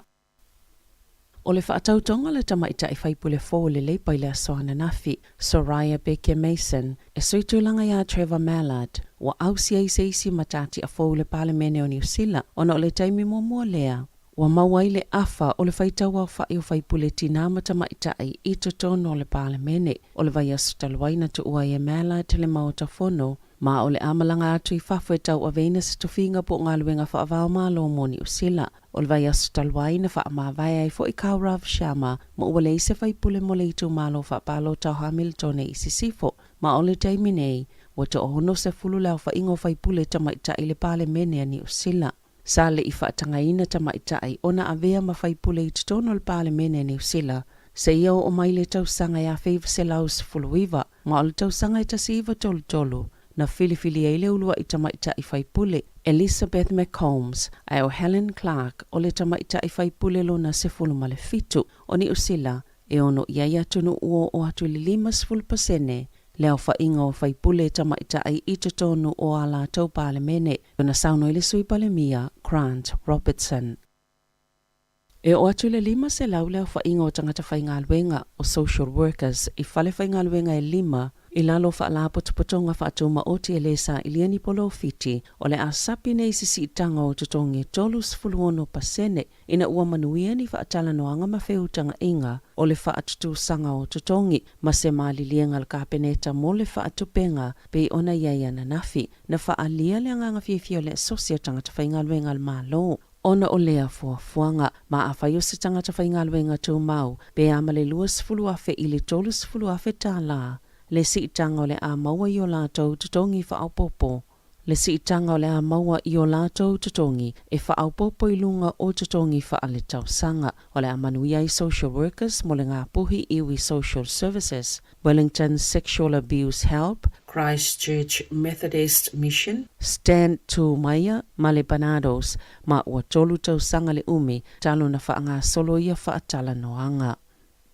Ua wholasia to le Bland Care Task Force, ni whautuanga i se lauma le tasi e whaititi taimi whaatalitali o tangatanga se ngase mō lātou tautonga, peitai, ele o yeise taimi whaatulanga ina po a whē te tawaiona au sia le atulanga. Sa whaatulanga ina le komiti ngalue e tau mawhai e whausani le whaitau wafe o tangata e whaatalitali mō tautonga ua mai ona whaatulanga ina. Tusa poni tautonga mana o mia vave pele ai fo'i, aina atili whaatitele ina le umi o taimi whaatalitali ona ole COVID-19 fulmaleiva. Ole o au fia ia whautoanga le tu uatu i fōma ia ainga po GPs, o nisi avano se tele mawhaiona lātou su e mawhailoa le tūlanga, o se ngā se au nua, ma le mo mio se fōma i whaapitoa, whaititia ma le au whainga o taimi wa ai se fōma i whaapitoa, o le whiawea ingo ngā se le vao i tō mālo mo le tausinga, ma ia tele fo i le whaonganga o au nanga whaatoma oti. O se tasile o ngā luenga mua pito tele a le pūlenga, ma le suinga fōu a le soifua māloloina New Zealand te whaatu ora,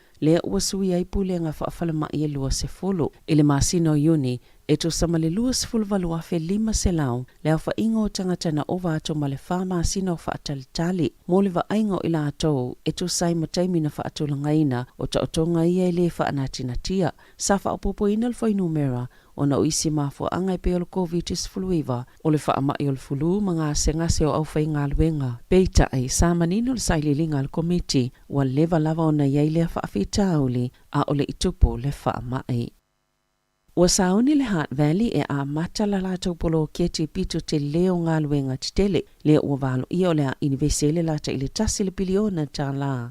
I le ito malo, o lo ieni popolenga, ona o le polo keti le River Link, o le a tele i fo i tau sanga o le a polo kam whaalavelave i ngā luenga whaatino, e le ngata mō tangata o le a ai e whaapea fo i mō pisinisi. Peita ai, o le to tele o e no nofo mau i loa Heart, o lo o tali e ina fia le ngā luenga, e moni o le a polo kam whaalavelave i ngā yoinga whaatino maasani aso te tasi peita ai, o le a pupu le taimi, ai o le a tele tau sanga i le lumanai, e whaamanu ia ina i le a ai, pe ona sauno le polenu o Campbell Barry. O itu a i ngā vanua nei le au maua, e toi li liu mawhaiani suinga te tele i loa Heart, ina ia mautinoa e le lei fale, ia whaatawa ia te taua tangata, i lo la tau soifuanga i totonu o le a ai maise o le o sila fia tangata uma, o le a tele isi suinga te tele o le tau, e whea ngai ma le atunu o i le lumanai, o le a le leile fsota inga o wheo inga lau tele, o le puipuinga mai longa, ma tā whenga, ma isi ngā luenga te tele mo mia.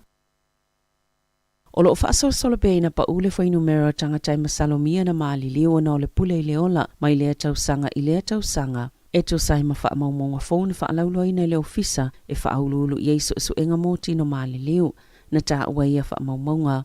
E 5 se lau tolus fulvalu leo wha ingo tangata sa maali leo sa masalomia e maa fua no le pule i leola le tausanga wha altupe lea na wha ai uina i lea so tolus se fulo i uni lua a whelua lua. Peto samal to se fulu te simale lua, mai le to se lau wafe o tangata. Mai maua lalo i fona i lol whainumera sa maasani ai, i le sifulu tolu tau sanga ua toa nai. O le tolu ai leo tau sanga sa so o ua wha mawina i le wha solopea. Ina pa ua le whainumera o e maali leo. Ona e masalomi o le pule leola, sa ta ue Matthew Tutaki o le whaatono sili, o le ofisa mo le puipuinga o le pule leola, e whaalotu tele ina i lātou i lea tau langa peitai o soifua te itasi uma e mauna o le pule leola, o se tau langa e whaanua noa tele ai, o le malosi mo le malolo ina o so tanga i ainga ma mafutanga te itasi, o nisi o ni vaenga pito silo na tawa e pui pui ai leo o ia mawhauwhongo le pule leola pe ona sauno ato taki.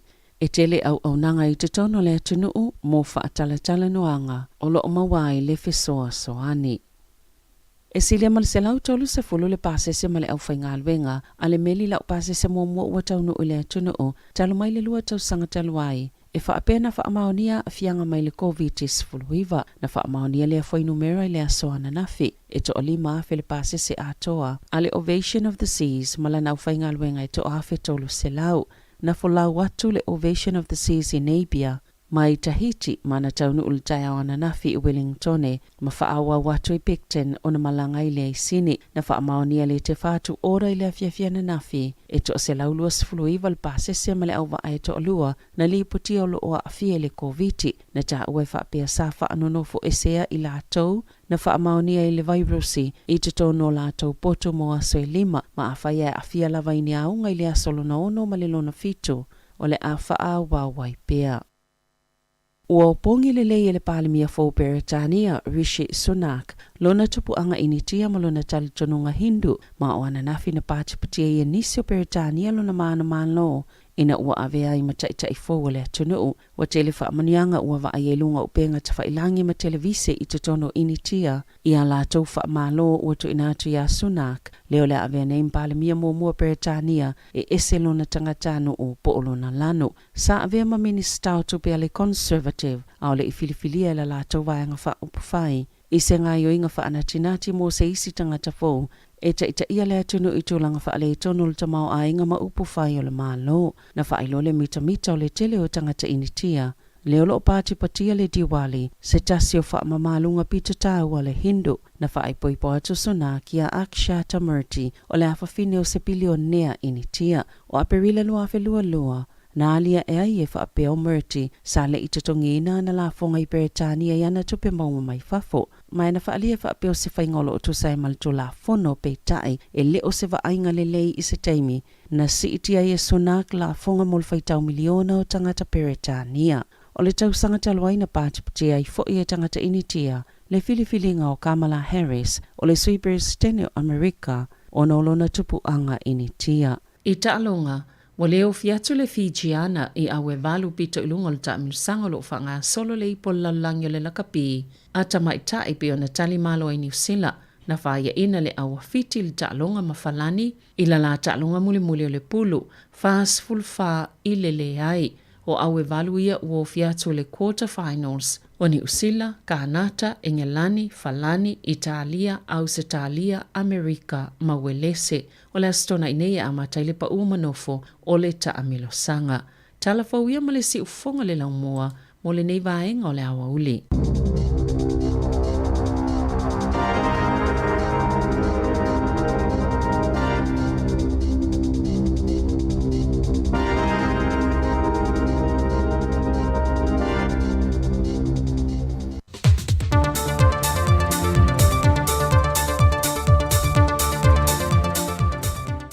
Talofa lava o se whaopopongo tātu telefon mai sa momol nei fo iaso o si mai ei lau whaafonga. O lau whaasolo le pulkala me whaalau i loa so whaatasi mo le saungole mua nuu mafio anga lua fe lua se fulma le lua. Leo lo tai moai le official fesa e pulkala me whaalau i loa i mo le saungole mua so whaatasi ai. Mane mantanga wengo leo mo le toi fua ta ina official wa ai tau mo le siu manga Palapo tonga o tau i whafo se e awhia anga se furu sa filifilia. O le nei whaalau i loa sa amata mai le masino a perilo le tau sangare nei. E o mai i le masina te neo se tema. E lua bito nu o whanga loa sa awai e sa wano masali sa tele. O manono na fantasi mai e whaleu le puiai sa lua maapai. Mai sa la whai sa fantasi mai whanga whau whale alupo le fale tanga loa ma matawai sa fune. O le manu lau ti o le nei whaalau i loa. O le whaalau tele le o le sila fia ma le maamala mo tangata nuu. E ngai o ingai mawhai ono lantou whaatino. Pe ao o i teimi o whaalawe lave. O ia o onga sa whaalau i loa le sango le mu mai se afi. O le sau niu ninga a o le itupu i le teimi mai ai se whaalawe lave whaale natura. Ma le sa i lio se lave ai. O le fesoasoani muamua, whapea ma le whaasawina ma le pule ina o se apitanga. Sa tuina atu le avanoa I pa anga sa whailoa e whailoa I o lātou mta whaioi, mo lātou tiu te tau ave leuna ia leo le saunga le mū. Na mai al Paul Kalame I nuk te itasi sa tufutufai nai lo mea whaingaruenga e peo whangu fui mū, o mai ala vea ai, po lo whaingaruenga o moli wila, ma sini wha leo tele leo ma ili afi, ma tau au inai fo mo lātou tu spasi, mo I lātou oma na awai le Paul Kalame. O se tu singa lungo le People Observer le vaiaso le nei, na wha loa e le newspaper Observer, le whaitionga le fionga le minsta al whaatuanga le fionga la auli, o whaonga se le whaipule le tūmalo le pā, le se ledio le luas la wafele na tu inatu mo le fausia le official fono whaavae, o le amatanga le poloketi ta I miliona I tausanga, e ui watali mai le fionga le whaipule le tūmalo wa whaamalo lo le tūmau, ai wa sau no whaamanino le suyo le malo o ia fu ile o lo ngafa ma le tausio le fio anga o le pā, le fionga awe lua Samuelu e nari, e whaano no tele ile le sa o le whaasara longo whaia le fionga la uli, ona ele o la ese I lantou mai le whaavai whaata atia ma ta iala o le poloketi na whaatu le whainga malo fau. O le tupe lea e tusai iwa sifulu ono afe. Iwa sifulu ono afe. O le lisi lea o le fale o le matu e kale sia. O le fale le kale sia. O lea ua malie mai le kale sia e whakasai le pā. O le a whaile le whaonga le fale lea. E lisi lai whai ele fono whaavai. O whaatino ai ngā luenga e peo le mo o mia. Ele whainga le miliona. O le lua se la wafe le pe o le whapea o le crown work. E lay down ai le crown work. E amatai le whaanga so longa le operation. E whapena fo ia ngā yo inga mo o mia. Mo le a mai la leo le miliona. E au fia ai la I whaanga yo inga o lai lalo o whainga whaavai atinama te maita I kusa malpolokeki lea. Le te tongi inga o le fale whao ngā mo le ofisa. E o le fale la leo le kalesia, leo whao ngā. E ta ilua afe ta la I le masina, le lisi, o lona winga. E lua se furfa afe I le tausanga. A ua fina ngalo lo mātou koweiti. E tu tongi uma le wha tausanga. E tongi uma, lona winga. A wha tausanga wha atele I a lua se furfa afe. Ua iwa sifulu ono afe. O le lisi la le mo le whata usanga, ai sea ona inga ia mauti no ai. Le whaawawinga o le peo le lisi, awangi ise interruption. Pe o le security o le lisi, whata usanga. Ona tangata whainga alwenga fo ile le wahaya tangata whainga walua newa aso talunga amatanga alwenga. Tangata whainga alwenga ilalo le plokeki. E whaafo usanga wa sainela kon kalaki. O le se leni wa whaelo le fionga le minista ia la uli wa tufa le whaipule le tūmalo le pā, o le a whaafonga ia le saunanga awilua, e le so onga o tātou telefou. O le pōne whātau te e le whaafele le kapi Samoa, la lanto wala au lia le mo le te e whono le kapia le lanolangi, le sunga Sir Bill Beaumont, na whātau te e le whalitali malo le tānoa tu sitala, na feilo ia ma le fionga tu le epa lupe soli aisa le malie le ngoi. O le sui mo mua leo sa mo whaata se atu te tonu le sao whainga o le whono whaatonu, a le laka pio le langi. E le saunoanga au tua tu le epa e whaafeilo ia il te whono ia Sir Bill Beaumont. Na ia whaeloa I taru mai le lua fes fulmariva, o le ulua I teimi lefto a mawhaio na langona I se leo, e palo tai se sui o sa mo I te tonu le neifon tanga, sau notu le epa, o se awa noa pito silio ni tā utele, mo le laka pisa moa. O le so le a whātou te isi whaafo tutupu e whae a tue se swafa tā ua me le a fio anga o awhanga, e le teitei whono, o le komiti whaatonu le laka pi le langi. O le sofito le masina fōu e tūla I si lao le lenga po si lao wha le lenga, e tali o na mōlianga I lumo le wha masinonga, e na ua wha mao ni o na mōlianga, o lona o sa wha ia leo se tamaita I tu risi le taulanga, ma ave wha anga oila nā tutupe. Wha mao ni a mai e le fionga le komsina le tanga luengo leo o pa au longo I tino Filipo, ua tau fia nei lalo lanto wa ainga lea fo I televou, ina ua wha mao ni o na mōlianga. O tala ia mai Samoa, Manuel ni yaso lo tātou tunu. Whasaifoia.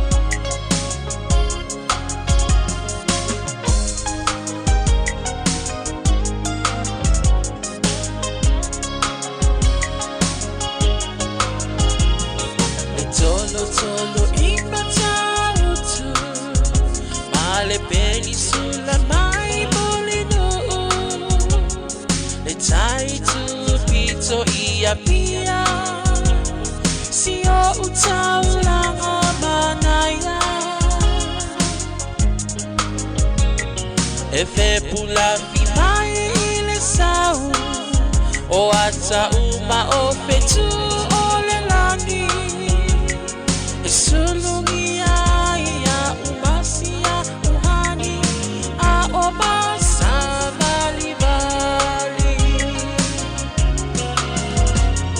le pasina se Yesu solo ya samo no uatulu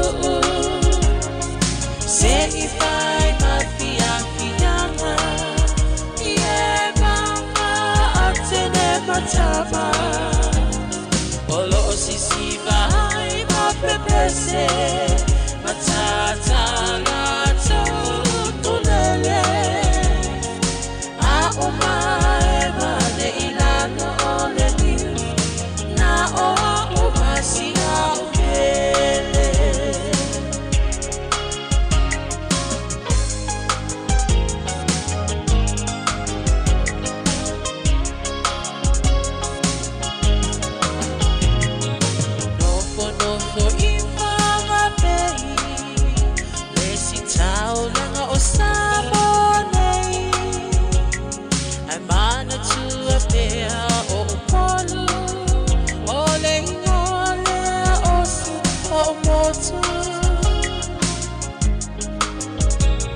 Ele mafai nanga ona ngalo le tafe mali o mai singano ono ai tine matama yunga lona awala lau papa le pasina se Yesu solo ya samo lo uatulu se ifai mafia fianga ye mama atene matama olo sisi vai mapepese matata lato tunele a omae mane ilano ole ni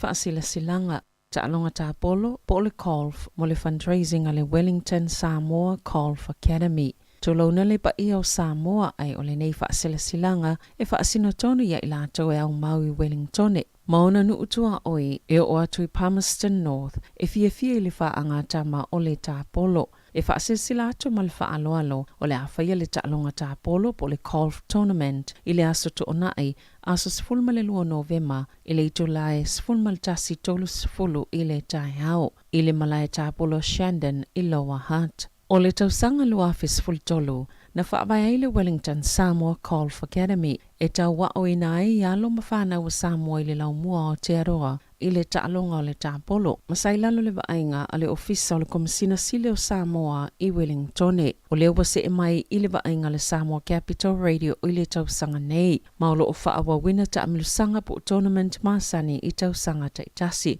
E limas fultala li le stala. E luas fululima tala i tutongeli tau le malai malau tau mafutanga. Pe amai al Ta'alonga ai luas fululima tala e whaalu e fsoswani i le tutongi ngofaya o ngā golf mo whanau. Whaapea la tau le stala i kalaputa pololo ta aloai. Ma tournament se tau sini oi nisi o tama matene i le isi se fulumale lua masina. E maua whailonga mana neia i le mai ai o le taamilusanga. O le avano le leifo i le nei e whaali e taleni e tama matene o le academy. Wa yeia la tau handicap. Po i la tau ia ua le stala i kalaputa polo i le laumua. E wala aua toai mal whaalo al tele i le mamalo le atunu e fia le nei Ta'alonga le golf. E a fio mai e langolango le nei wha moi mo alo ma whanau wa Samoa. E mo mialo le stala ai le ia o le itula e sefulmale lua i le awauli o le a sofa raile sefulmal jasio Novema ina ia wha atulangai au ta ito wha. E mawhai o na tutongi lau le stala i le bank account SCR toluvalu Iva o tasi o lima lua iva lua tasivalu o lua. SCR toluvalu Iva o tasi o lima lua iva lua tasivalu o lua. Whaamole etu iailo suafa lau mobile number ma lau membership number ina ia whaafai fili whaatulanganga o le draw e fuafua i handicaps. A le isau handicap o na tusile i lalo o le NH po le no handicap. Mo nisi whaamatalanga whaamole whaafsota i mai ana i le numera o lua o wha tasiva tolu fitu tolu. O lua o wha tasiva tolu fitu tolu. Petu wana se fe au le official si ufonga le laumua i le numera o wha tolu valulima lua iwa wha aftai o le pulenga a le Samoa Capital Radio. O mai le taimi asisia i a inga i Samoa mai si antunu o le Pasifika. E mawalo a veroa e te malanga i meseisi e pele i ante oe. Pea e manumalo i whailonga a le DJ Sal. E lua whailonga i sa ina i le whai unga le masina. E te anga wa ai pea wha tausau top up tolu sultala pesi antu e lafo i Samoa. E mau fo i lua a veroa pea e whaunga ina le Click X Pacific. E lafo ai sa tupe telefoni DJ Sal i Samoa tonga mawhiti. Wa ai lua a veroa i misi e te malanga i Samoa ai to tongi le DJ Sal lo pasase e ia inga ole dei fa bitoa. Se tase o tātou whaasilsilanga i le awatele ma le whaaloalo e wala aua toa i le pa ia ma le mamalo le maafutanga whaifi au so whaatasi Wellingtone, Porirua ma le Hutt Valley. E whaamana tuatu la tātou celebration mua tātou whanau Pasifika i Weltek mawhitireia. E whaataunu ina le asofa raile luas fuluvalo o ke topa o lumana inei le itula e se fulul tai au i le hola le kalesia e whakasa Lua Louisa Grove i Waitangirua Porirua. Whaamole manatua mai tātou ula mo le tātou whaulanga. E pe iona masani ai, ma le whaaloalo lava whaaftai o lo sainia e le laulaua fono. Whaasila silanga tā ua. E whamanatu atu i le mamalu o le tātou au whaafafonga. E iaila ua ia te tau i lalo le tula fono le Broadcasting Act ta siva valuiva. E whai aisa u whaasea po o se whaitionga i mata upu tau i whaasalaunga. I lunga le Samoa Capital Radio po o le si ufonga o le laumua. O loo au ili lalo le upenga o fsota inga le pulenga o whaasalaunga Broadcasting Standards Authority psa.govt.nz. Ai inga mo le whaia o sau whaasea i se porokalame e wha manu alia ai lau whaafonga anga. O loo au fi ai vaenga nei, o le ale taimi ma whai ai o na whaia se whaasea, O ai tu ai ngā porokalame mawhai na whai iai lau whaasea, o ai e whaao o iai lau whaasea mo le taimi mua, whaafitai lava.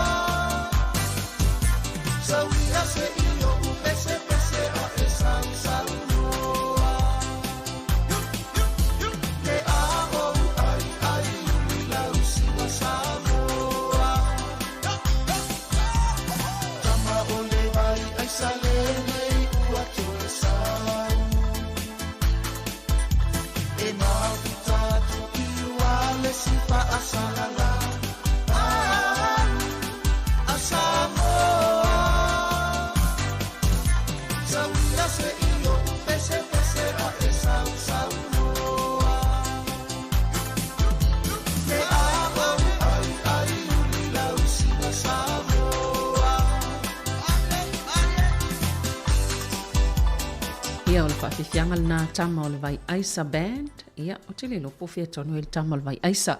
Ia ai mo le nei aso whaamalo atu i lau whaafonga anga Samoa. Ia o lea fo iwa whaawa watu le tautua pe ana masani ei toi mo le whaawaponga o tātou talafou. I le i tu la e valu le taiao a taiao matala mai Samoa ma le sunga ia ta Sesa Lam Sam.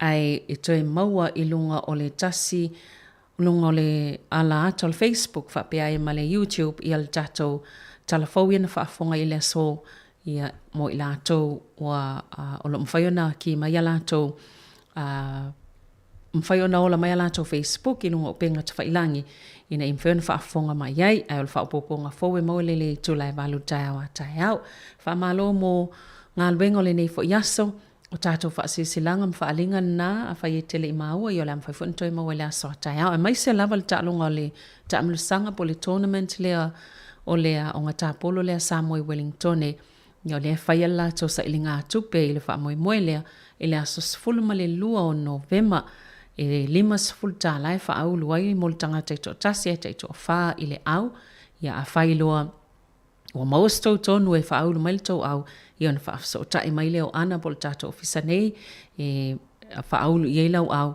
ia ma maua trainis wha amatalanga au ili ili wha tau lea lava wha moe moe lango lango ili nei vaenga tāua i se i tawa o i tātou tā polo ta maiti maalum whanau leo vai atu ua manuia mwha solsolo manuia lava lātou i lea fo i tu ai ngā tālonga i tutono le nei atu no. To es fulu iwa minute on talo le i tu la e tasi wha waupea tātou wha whiwhianga le nei vaenga o le aso ia o whiangai fo i malolonga mtau mawhitanga o le awauli i tutono le tātou atu no ia po le nei fo i atu no ua tātou mawai tutono New Zealand wha talo whatu fo i ai lātou lom fena mafuta mai lunga upenga te whailangi, ale si ufonga lau mua ma lola vai atu utolon sa ia mai se fo i lango mai i le tautua ale si ufonga o le lau mua.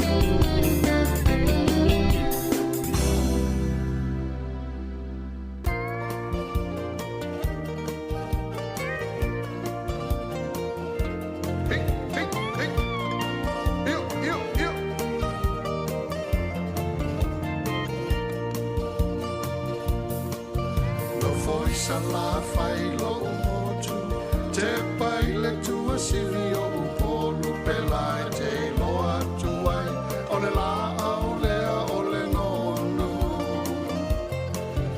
o le la au e sua malie pe o le suka e mai sinie o lo o tupu ane ia pia i talane o le fale mai e say my darling to faoe tingi leo tiene ngaloe ele ngalola wa mi o fa fiulo toe o te mana tua lau masani te leile fa amatangi tangi to faoe nia lau pele to atasi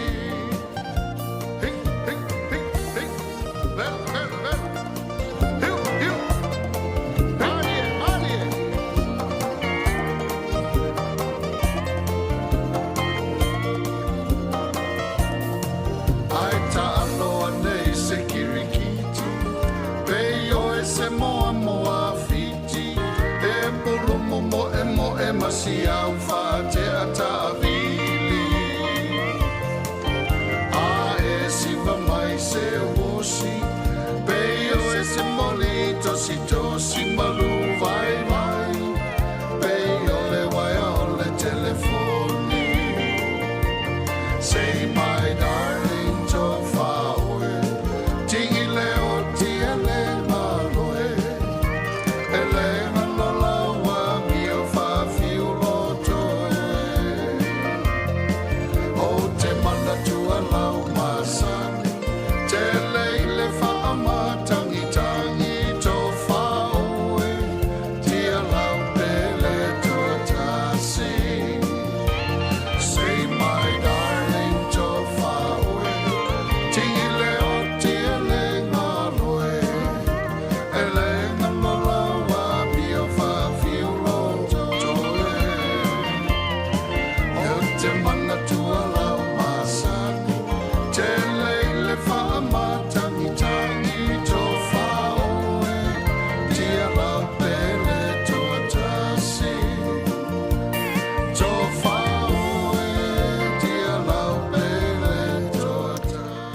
Fianga mali na maya eni hanken ia o se tasi fo i o tamali i Samoa ua i longa fo i whaafianga pesenga ma na ia si ufonga.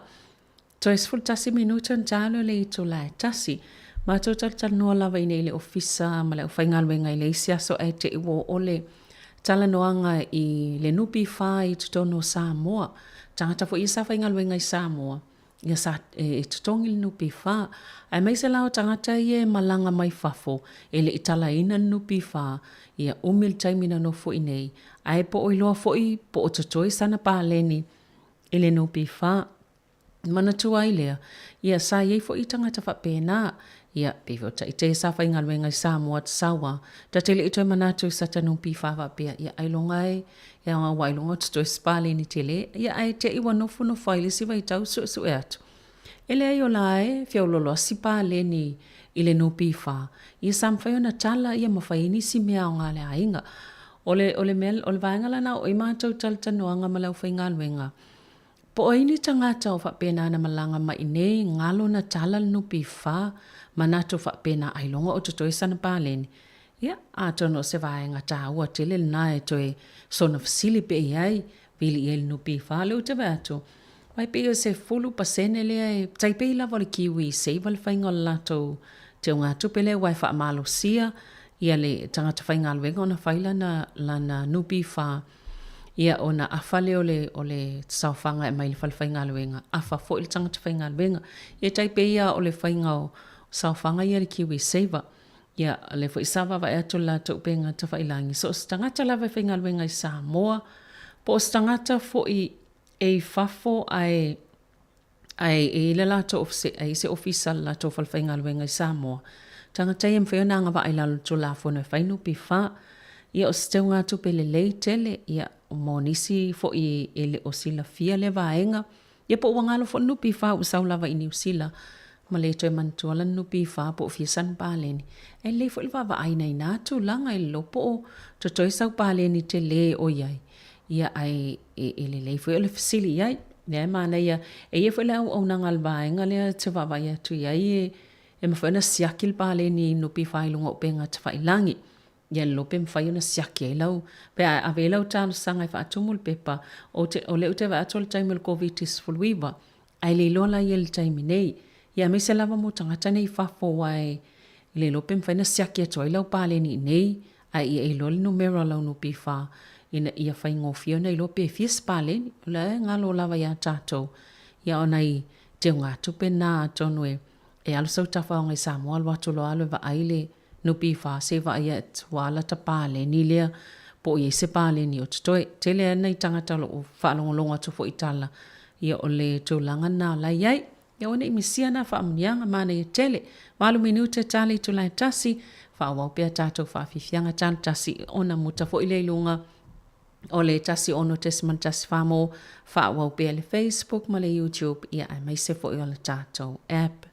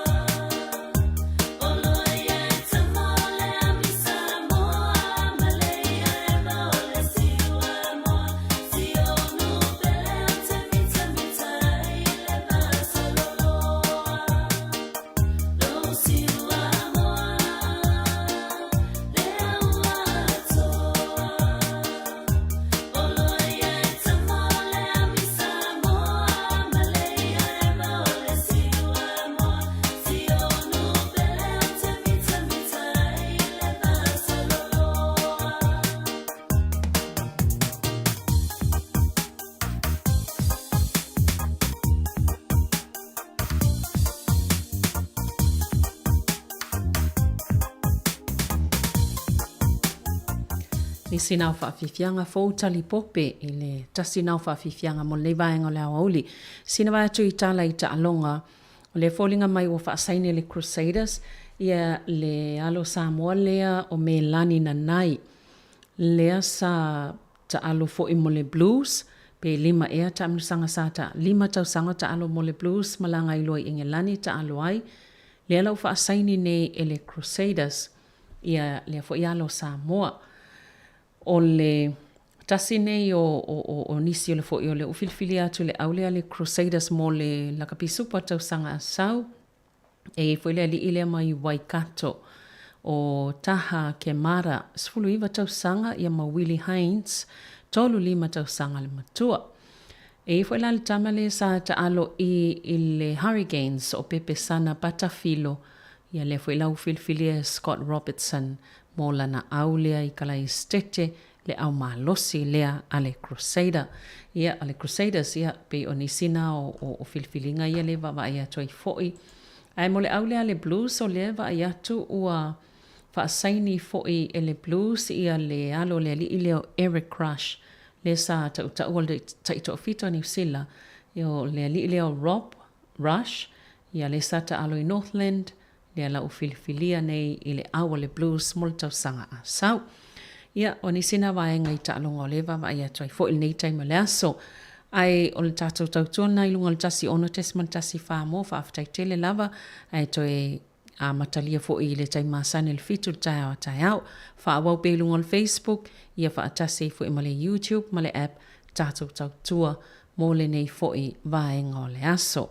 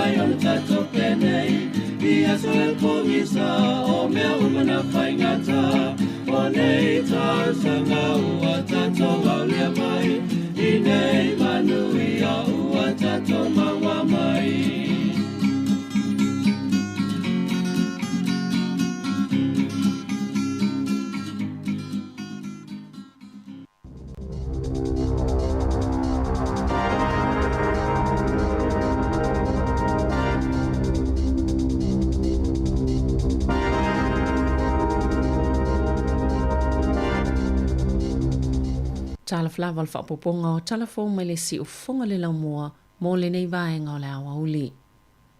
Na whaalia le pale mia Jacinta Ardern I le tai awa na leila. Ua matu atu se avenga mamawhai na ua ia whaalongo I le tala, ua tu ua se ulungali ni usila lea na yele tala tonunga na tau fia I Iran moni nai masina lea tunu, maulo usaunga le mu masoifua malolo ina le lei. O Christopher Richwhite ma Bridget Thackeray e yele tala tonunga sa tau fia se whalepuipui I Iran. Talo na ulufale ia ile tunu ule masina o yulai. O se ulungali e la wiloa ia la au nanga e whaia tustusinga I upenga o tawhailangi whemalanga inga na whaalia mtanga luenga o le vai whafo mawhata wa inga le tai on leila. O tangatani usile ina tu ina tu ia ile fsosoani ale ofisa o le ampasa I Iran. O lea ua tu ua lea tunu o maolo o saunga le mo masoifua malolo ina sa whaalia ile nganga whaaftai o le tamaitai pale mia Jacinta Ardern.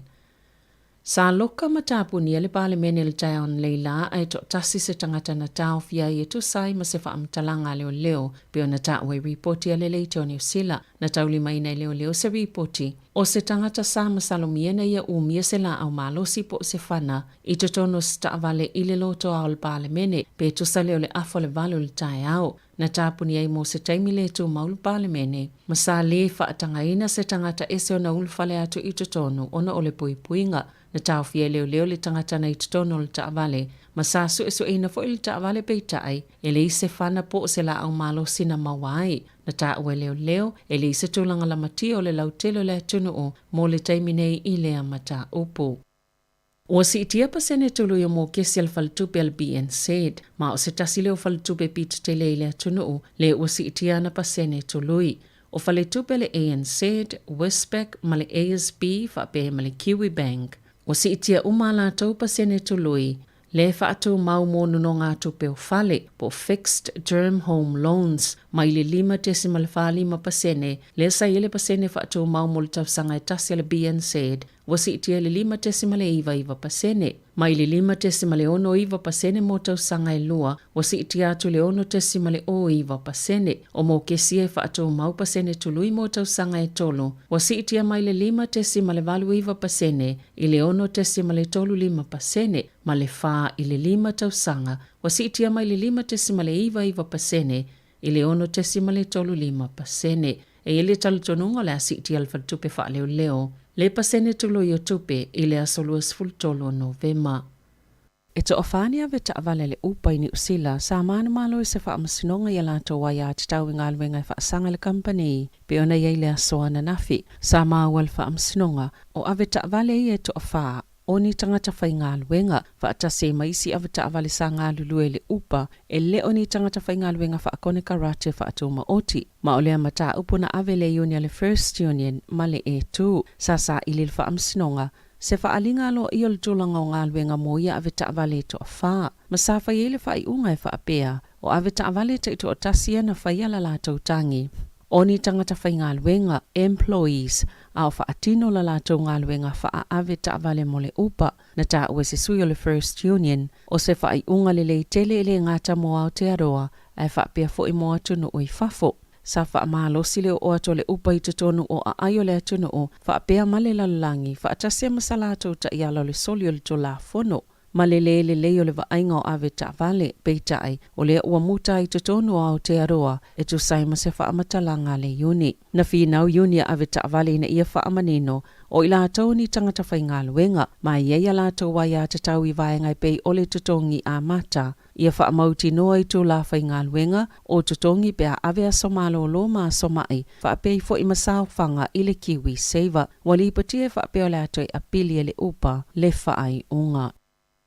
E lata i le lua se lau awhetala se vai ngā tupe o somalo lo e le i wha o ngā ina o le sa avia mapule silo le TVNZ Gavin Kenrick. Ma o se vaenga o lona tutongi muli a o le itu ua le au nanga o le masino Februari na malo loi Kenrick. Mai le TVNZ, talo mai le lata i se fulu tausanga o avea mapule sili na ta ua le reporti wha le tausanga le company.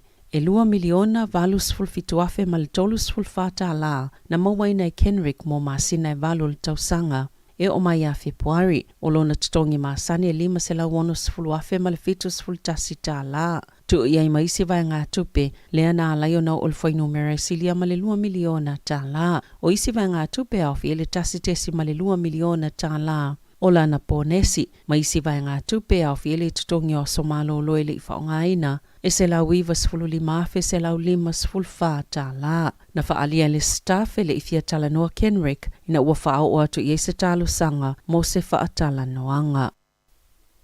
O le whaatautonga le tamaita i whaipule fō le leipa i le asoana nafi, Soraya Baker Mason, e soitulanga ia Trevor Mallard, wa ausia i se isi matati a fō le palemene o New Zealand, ona o le taimi mua lea.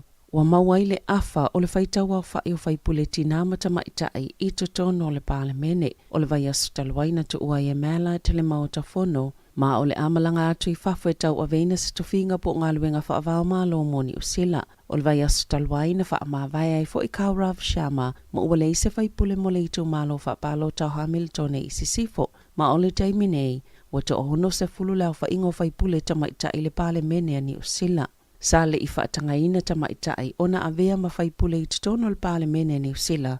Se ia o mai le tausanga ia feiva se lau se fuluiva, ma o le tausanga i tasiiva tolu tolu. Na filifili ai le ulua i tamaita i fai pule, Elizabeth McCombs, ai o Helen Clark, o le tamaita i fai pule lo na se fulu male fitu, o New Zealand, e ono ia tunu uo o atu li 5%, leo fa inga o fai pule tamaita ai i tonu o ala tau pale mene, o na sauno ile sui pale mia, Grant Robertson.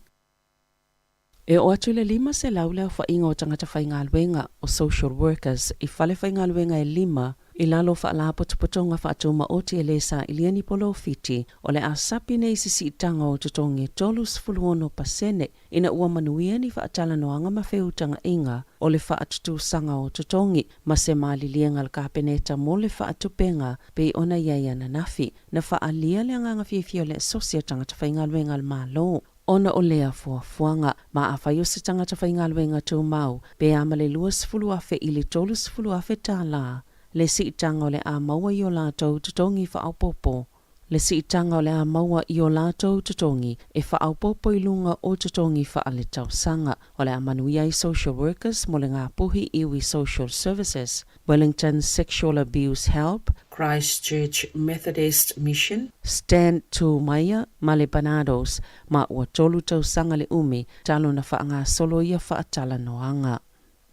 Ua folasia to le Bland Care Task Force, ni fautuanga i se lauma le tasi e whaititia taimi whaatalitali, o tangatanga se ngase mō lātou tautonga, peitai, ele o yeise taimi whaatolanga ina po a whee te tawaiona ausia le atolanga. Sa whaatolanga ina le komiti ngalue, e tau mawhai e fsosani le whaitau wafi o tangata e whaatalitali mō tautonga, ua mai ona whaatolanga ina. Tūsapo ni tautonga mana o mia vave pele ai foi, aina atili whaatitele ina le umi o taimi whaatalitali, ona ole COVID-19 maleiva, ole o awhia ia whautoanga le tu watu i fōma ia ainga po GPs, o nisi avano se tele mawhaiona lātou su e mawhailoa le tūlanga, o se ngā se au noa, ma le mo mio se fōma i whaapitoa, whaititia ma leo whainga o taimi wa ai se fōma i whaapitoa, o le whiawea inga o ngā se le vāo i tō mālo mo le tausinga, ma ia tele fo ile whaonganga o au nanga whaatoma oti. O se tasile o ngā luenga mua pito tele ale pūlenga, ma le suinga fōu o le soifua maloloina New Zealand te whaatu ora,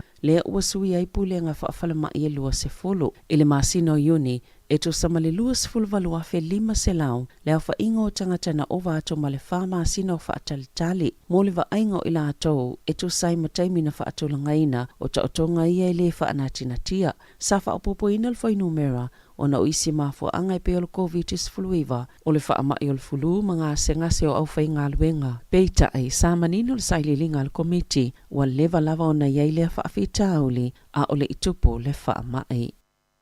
Ua saoni le Heart Valley e a mata la lātou polo keti pito te leo ngā luenga te tele lea ua valo i o lea inivesele lata i le tasi le biliona tā la. I le tō malo, o lo ieni popolenga, ona o le polo keti le River Link, o le a tele i fo i tausanga o le a polokam whaalavelave i ngā luenga whaatino, e le ngata mo tangata o le a ai e whaapia fo i mō pisinisi, peita ai o le to tele o e no nofo mau i loa hat, o lo o tali e ina fia le ngā luenga, e moni o le a polokam whaalavelave i ngā yoinga whaatino maasani aso te tasi peita ai, o le a pupu le taimi, ai o le a tele tausanga i le lumanai, e whaamanu ia ina ai le a ai, pe ona sauno le polenu o Campbell Barry. O itu a i ngā vanua nei ele au maua, e toi li liu mawhaieni suinga te tele loa hat, ina ia mautinoa ele lei fale, ia whaatawa ia te taua tangata, i lo la tau soifuanga i totonu o le a ai maise o le o silafia tangata uma, o le a tele isi suinga te tele o le tau, e whea ngai ma le atunu o i le lumanai,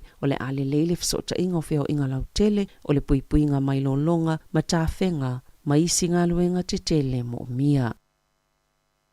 O lo whaaso solo peina pa ule fo inumero tangata i masalomia na maali liwa na o le pule i le ola mai lea tausanga i lea tausanga. E to sai ma wha maumonga fōna wha alaulua ina le ofisa e wha aululu i eiso su enga mōti no maali liu na tā ua ia wha maumonga.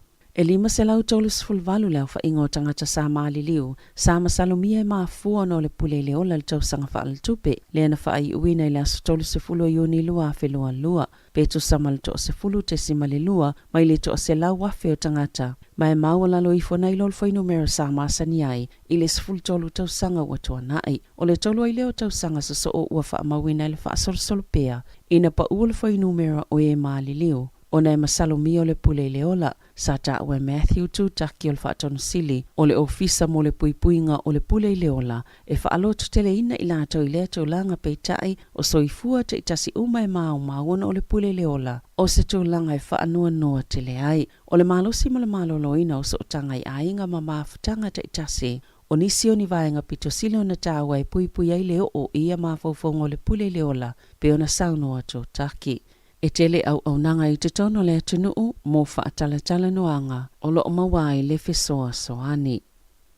E sile mal se lau tolu se fulu le pasese male au whaingalwenga a le meli lau pasese mo mua ua taunu o le atunuu talo mai le lua tau sanga taluai. E whaapena whaamaonia fianga mai le COVID-19 fuluiva na whaamaonia le a numero i le asoana nafi. E to o lima afe le pasese atoa a le Ovation of the Seas mala na au whaingalwenga e to afe tolu se lau. Na folau watu le Ovation of the Seas in Abia, mai Tahiti, mana taunu ultaya o nafi i Wellingtone, ma whaawa watu i Picton o na malanga i le isini, na whaamaonia le te whatu ora i le afiafia na nafi, e to se laulua sifuluiva le pasese male au wa to lua, na li puti o loa afia le COVID, na ta ue whaapea sa whaanonofo esea i la tau, na whaamaonia i le virusi, i te tono la tau poto mo aso i lima, ma awhaia afia lava i ni aunga i le asolo na ono ma le lona fitu, o le a whaawa waipea. Ua upongi le lei le palemia fo Britania, Rishi Sunak, lona tupu anga initia ma lona talitonunga Hindu, ma o ananafi na patipatia i nisi o Britania lona maana malo, ina ua avea i mataitai fo le atunuu, wa tele whaamanianga ua wa aielunga upenga ta whailangi ma televise i tutono initia, i a la tau whaamalo ua tu inatu ya Sunak, leo le avea neim palemia mua Britania, e ese lona tangatanu o po lona lanu, sa avea ma minista o tupe ale Conservative, au le i filifilia la la tau vaianga wha upufai, i se ngai o inga wha anatinati mo se isi tangata fo, e ta ita ia le atunu i tūlanga wha ale tonu le tamau a inga ma upufai o le malo, na wha ailo le mita o le tele o tangata initia, leo lo pati patia le Diwali, se tasi o wha mamalunga pita tāua le Hindu, na wha aipoipo atu Sunak ia Akshay Tamurti, o le awhawhine o se bilionea initia, o aperila lua afe lua, na alia e ai e whaapea o Murti, sa le itatongina na la fonga i Britania iana tupe mauma mai fafo. Mai na whaalia whaapea o se whaingolo o tu sai malto la fono pe tai, e le o se waainga le lei i se taimi, na si itia e Sunak la fonga mol whaitau miliona o tangata Britania. O le tau sangata luaina pātipatia i fo i tangata initia, le filifilinga o Kamala Harris, o le sui Presidente o Amerika, o nolona tupu anga initia. I ta'alonga, wa leo fiatu le Fijiana i awe valu pito ilunga le ta'amiusanga lo whanga solo le ipo lalangi le lakapi, ata maita i pio na tali malo ai New Zealand, na whaia ina le awa fiti le ta'alonga mawhalani, ila la ta'alonga muli o le pulu, fast full fa i le ai, o awe valu ia uo fiatu le quarterfinals, o New Zealand, Kanata, Engelani, Falani, Italia, Ausitalia, Amerika, Mawelese, o le astona inea amatai le pa umanofo o le ta'amilosanga. Talafau ia ma le si ufonga le laumoa, mo le nei vaenga o le awa uli.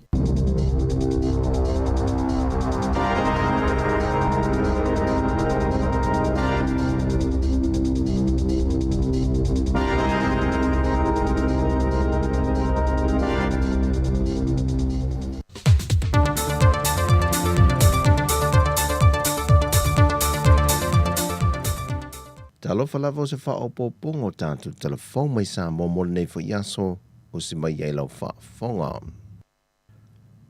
O lau whaasolo le purukala me whaalau i loa, so whaatasi mo le saungole mua nuu mafio anga lua whelua se fulmele lua. Leo lo tai mua ai le official fesa, e purukala me whaalau i loa i mo le saungole mua so whaatasi ai. Mane mantanga wengo leo mo le toi fua ta ina, o official wa ai tau mo le siu manga, Palapo tonga o tau i whafo se, i awhio anga se furu sa filifilia. O le nei whaalau I loa sa a mata mai le masino a perilo le tau sanga le nei, e o mai I le masina te neo se tema. E lua bitonu o whanga loa sa a wai e sa wano masale sa tele, o manono, na fantasi mai e whaleu le puiai sa lua maa pai, mai sa la fai, sa fantasi mai whanga whau, whale a lupo, le whale tanga loa ma matawai sa fune.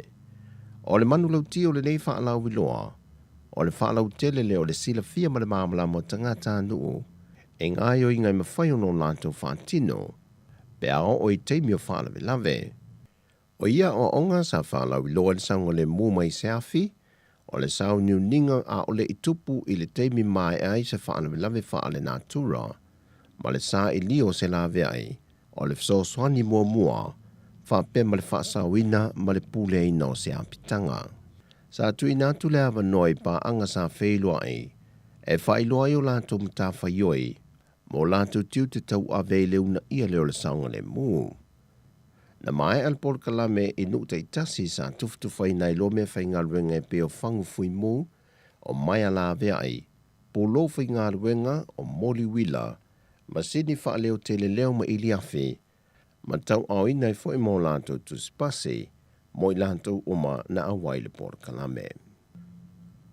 O se tu singa lungo le pepa le observer le vaiaso le nei, na whaai loa e le newspaper le observer, le whaitionga le fionga le minstar whaatuanga le fionga la auli, o whaonga se le whaipule le tūmalo le pā, le se ledio le luas la wafele na tu inatu mo le whausia le ofisa le fono whaavae, o le amatanga le poloketi ta I miliona I tau sanga, e ui watali mai le fionga le whaipule le tūmalo wa whaamalo lo le tūmau, ai wa sau no whaamanino le sui o le malo o ia fu ile o lo ngafa ma le tausi o le fio anga o le pā, le fionga awe lua Samuelu e nari, e whaano no tele ile le sa o le whaasala longo whaia le fionga la uli. Ona ele o la ese I lantou mai le whaavayan whaataatia ma ta iala o le poloketi na whaatu le whainga malo fau. O le tupe lea e tusai iwa sifulu ono afe. Iwa sifulu ono afe. O le lisi lea o le fale o le matu e kale sia. O le fale le kale sia. O le ua malie mai le kale sia e whakasai le pā. O le a whaile le whaonga le fale lea. E lisi la e whaiele fono whaavai. O whaatino ai ngā luenga e pēuna mo o mia. E le whainga le miliona. O le lua se la wafe le pe o le whapea o le crown work. E lay down ai le crown work. E a matai le whaanga so longa le operation. E whapena fo ia ngā yo inga mo o mia. Mo le a mai la leo le miliona. E au fia ai la I whaanga yo inga o lai lalo o whainga whaavai a tinama te maita I usa malpolo keki lea. Le te tongi inga o le fale whao ngā mo le ofisa. E o le fale la leo le kalesia, leo whao ngā. E ta ilua afe ta la I le masina, le lisi, o lona winga. E lua se furufā afe I le tausanga. A ua fina ngalo lo mātou komiti. E tu tongi uma le wha tausanga. E tongi uma, o lona winga. A wha tausanga wha atele I a lua se furufā afe. Ua iwa sifulu ono afe. O le lisi la le mo le whata usanga, ai sea ona inga ia mauti no ai.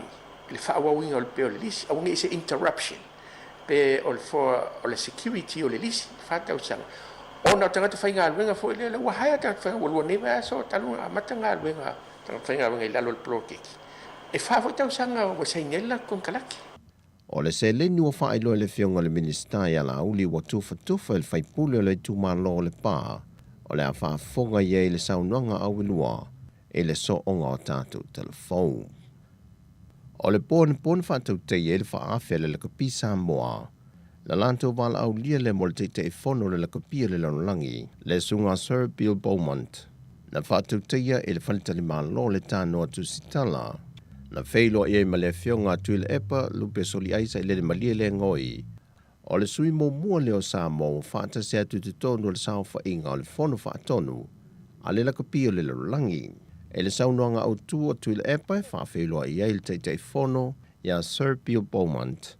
Na ia whaailoa I tarumai le luafes fulmariva, o le urua I teimi lefto a mawhaio na langona I se leo, e palo tai se sui o Samoa I te tonu le nei tanga, sau notu le epa, o se ava noa pitu sili o le tau tele, mo le laka pisa moa. O le so le a whātou te isi whaafotutupu e whae a tui se swafa tā ua me le awhio anga o whanga, e le teitei whono, o le komiti whaatonu le laka pi le langi. O le aso fitu le masina fōu e tū lai e si lau le lenga po si lau wha le lenga, e tali o na mōlianga I lumo le wha masinonga, e na ua wha mao ni o na mōlianga, o lono o sa wha ia leo se tama I ta I tu risi le taulanga, ma ave wha anga oilana tu tupe.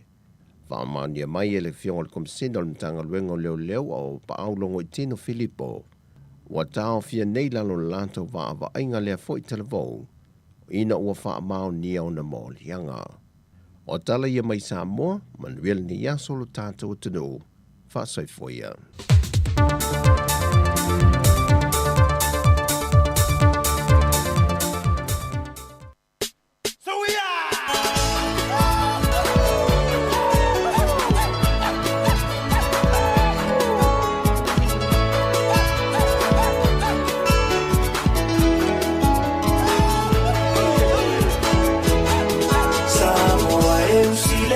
Fofonga se io rupese ma failoa o te lefa tufua o se tana aia ona na fona lama lama tangata masi ona pa asino manga ole ai ngatawa ana le matua moepo malona ai ngatoa fitu o tama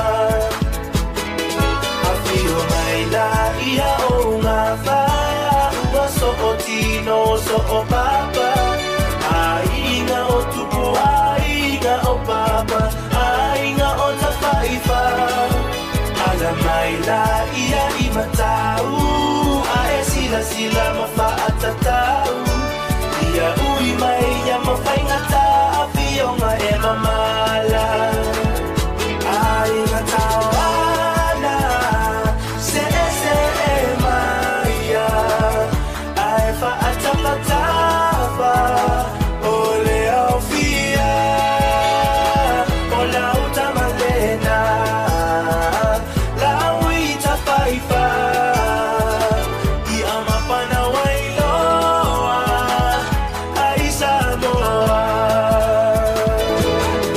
Samoa e usile fa afofonga, se io rupese ma fa ailoa, o te lefa tufua o se tana aia ona na fona lama lama tangata masi ona pa asino manga ole ai ngatawa ana le matua moepo malona ai ngatoa fitu o tama afio mai la ia o ngava ua so o tino so o papa ainga o tupu ainga o papa ainga o tafaifa ala mai la ia I matau a e sila mafa atatau ia ui mai ia mafaingata a fionga e mamala ainga tawana se e maia ai fa atapatapa ole aufia ola utamalena la uita paipa I amapana wailoa ai Samoa.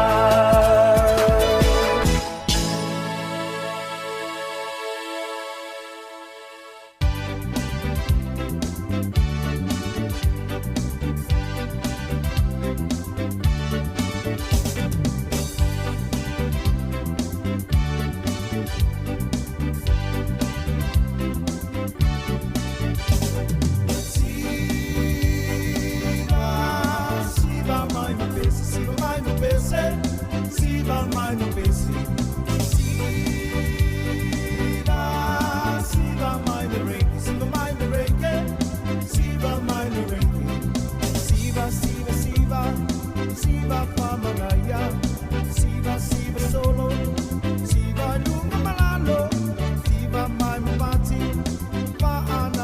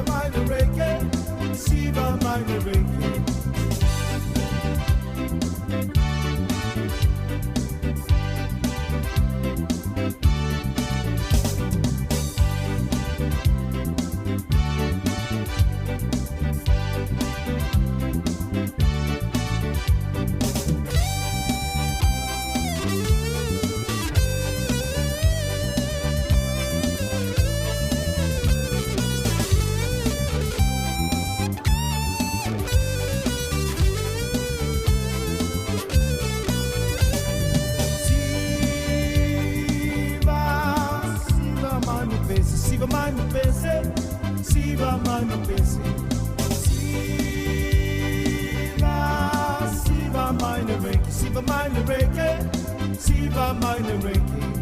Siva, Siva, Siva, Siva Pamanaya. Siva, Siva solo. Siva lunga malalo. Siva mai mapati. Paanati nati. Siva ikoma o. Pati mai mapo. Siva,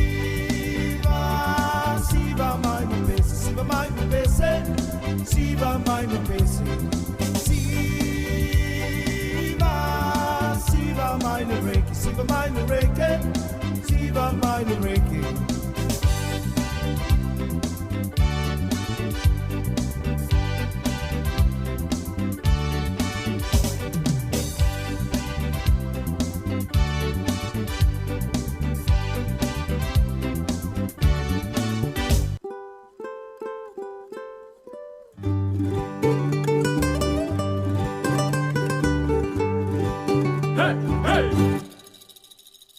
Yellow bird up high in banana tree.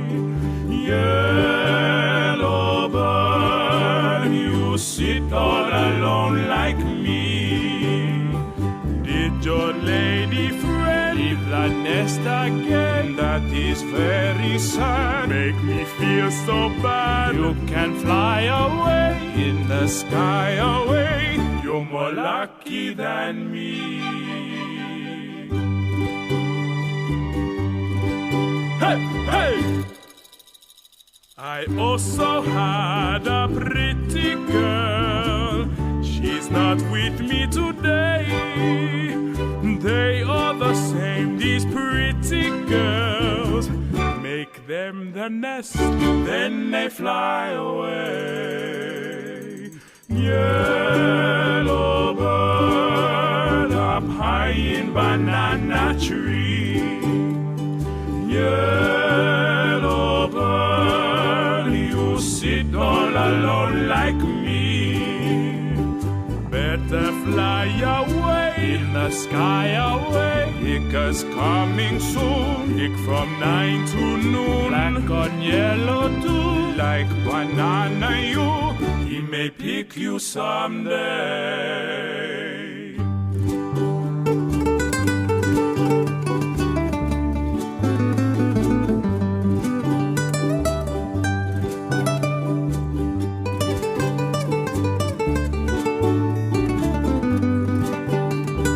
Better fly away in the sky away. Because coming soon, pick from 9 to noon. Black on yellow too, like banana you. He may pick you someday. Yellow bird, yellow bird, yellow bird.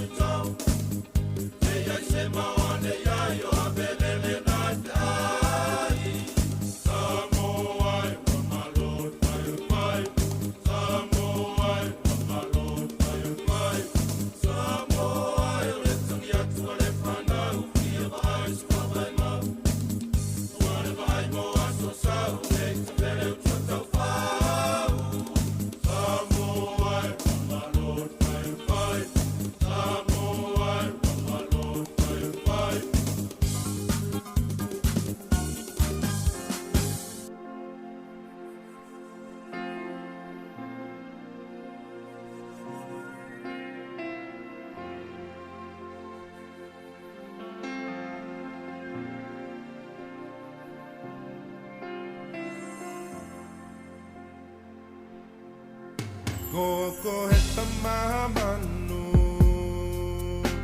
na tuku ikine ka ko au na hangu ma vai vene aloha mai ko ki okumata ko awe wia lele atu ki moana aloha mai ko ki okumata ko awe wia lele atu ki moana wia lele atu ki moana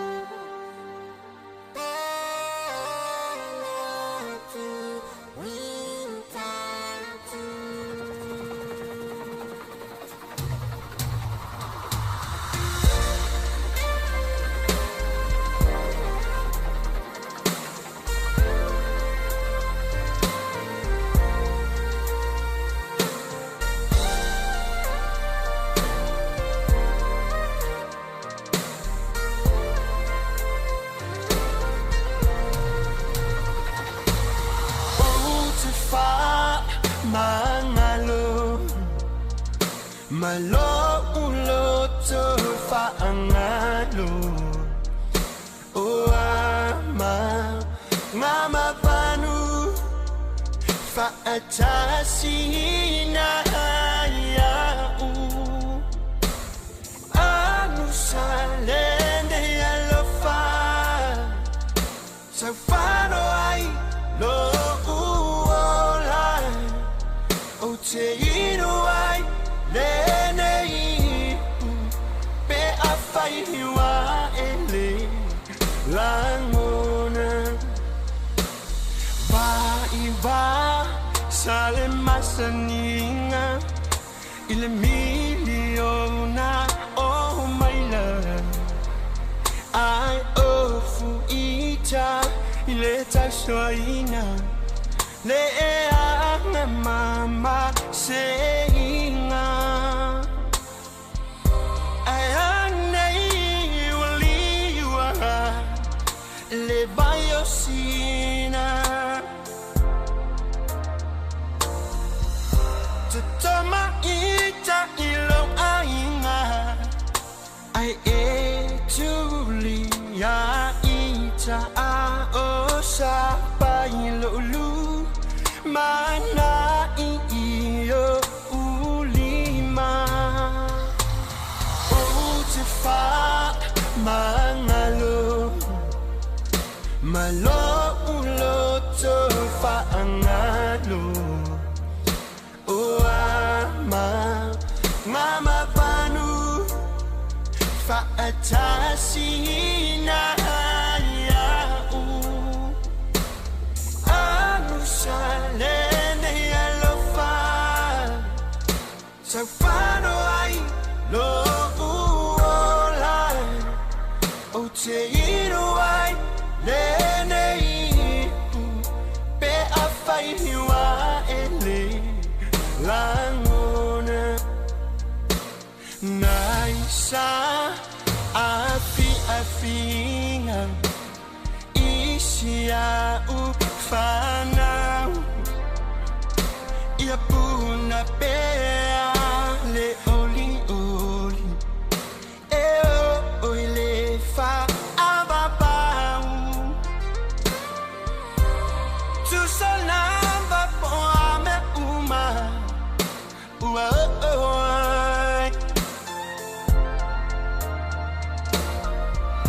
be afai for you salauta usala tuai matai ai tonu mea uma ile sila fanga le matai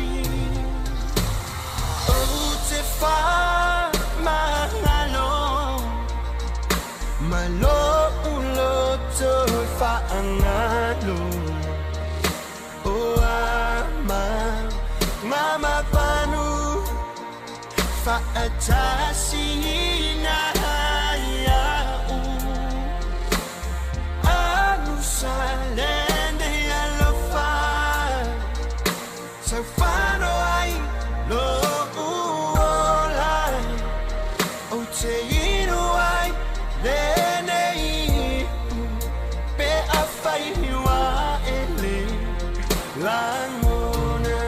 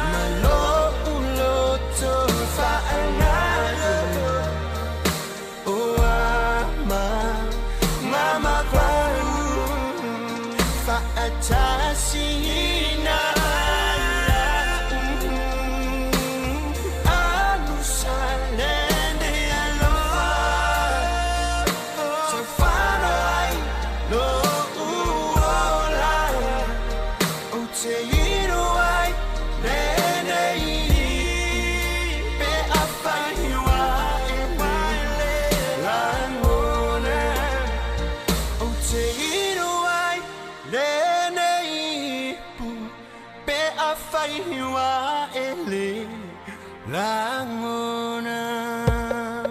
Mili. Patya.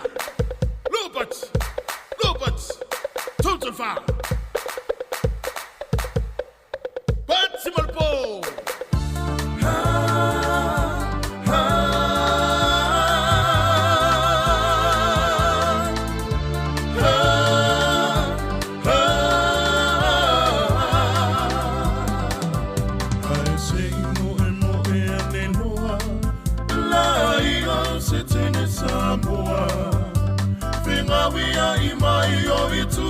No uma eva vai si o ole amai moa facilita ma boa ile ingoa ne pese se vai ngane ile atoa pati ma pole amai moa me muole pese tu sapele iloa be anatonulea o fia nga fasa boa e sili lava lo fa masani fia nga ua masani ai se ono me ai se faiti o mai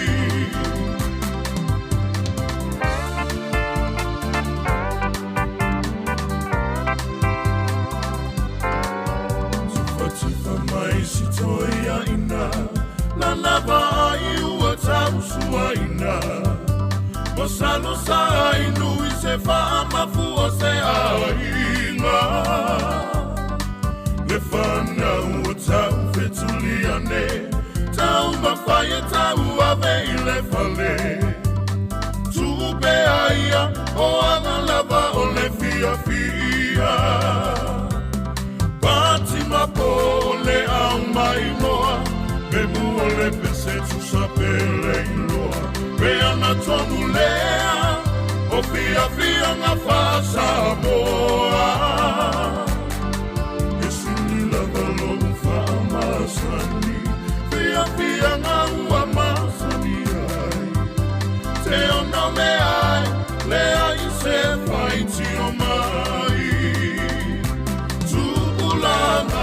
Ia e mana tua o fia nga ua le sualua o siva mai fafo to aanga nisi e hao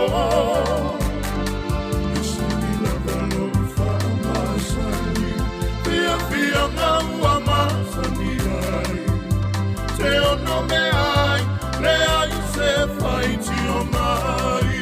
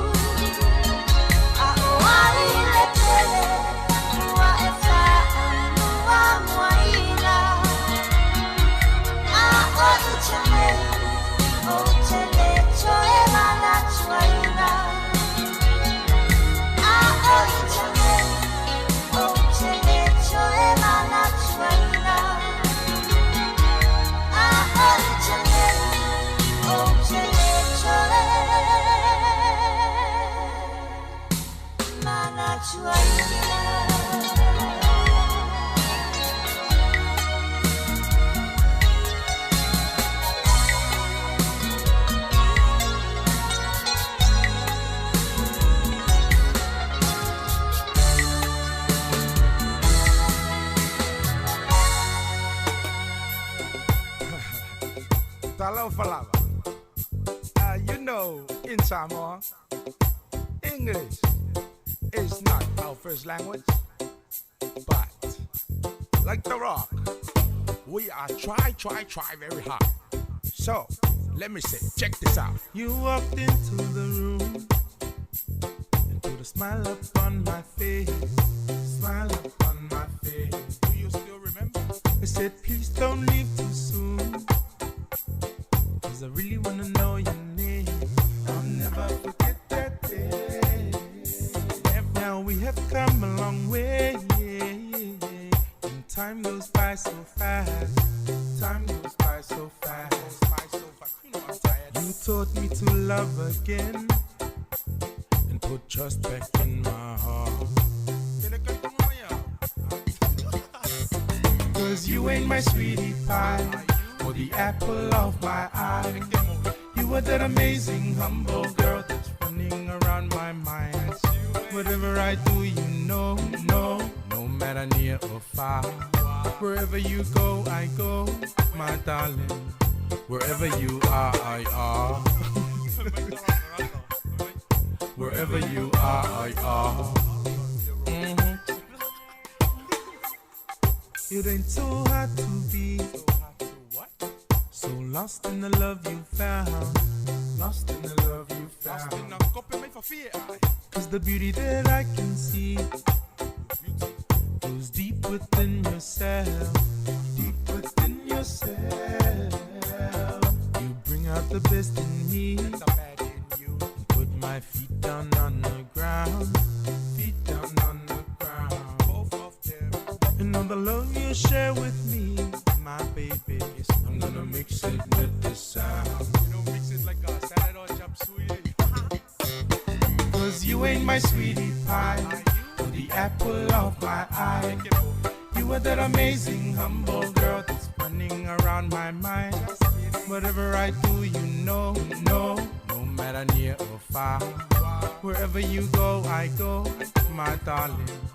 Wherever you are, I are. Wherever you are, I are. Too low, excuse me. Ngakale fight ya beselia, ilea ya masis. Wa fika le vives. Fui fo ingalo le fetawi mai verape. Fiwe fa pipi ya ngango ko ka ape. O oi pa kuai ka ole pitch in English. Ngeila isa mutai ka ole broken English. Kelele ese senga, leo se meleanga. Pe ya like fusu ese umapanga. Sauma se liwa ai oka bayanga. Nei maso loinga le romantic wala kama. Uma yai ku kongi sautina sai mingi. Kipir kele fongi kule angry baby singi. Seki ale baby lale pe tamboy. O oile sa mala ai fa o mai palu. Ke ku mai ku kongu ai fetawi makwa oi. Oh my god friends, how wange ekwen. You ain't my sweetie pie or the apple of my eye. You are that amazing humble girl that's running around my mind. Whatever I do, you know, no matter near or far. Wherever you go, I go, my darling. Wherever you are, I are. Wherever you are, I are.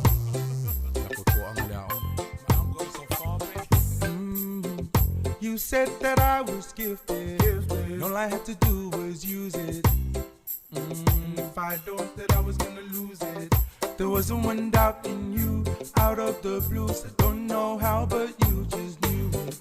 You said to me, baby, you're gonna make sweet music. You ain't my sweetie pie, or the apple of my eye. You are that amazing, humble girl that's running around my mind. Whatever I do, you know, no matter near or far. Wherever you go, I go, my darling. Wherever you are, I are. Yeah. Wherever you are, I are. Who knows? Maybe there was a wherever you is, I is. You know, they so love each other. Wherever you shop, you shop. Wherever you swim, I swim. Wherever you go, I go. I follow you around. Wherever I come, you come.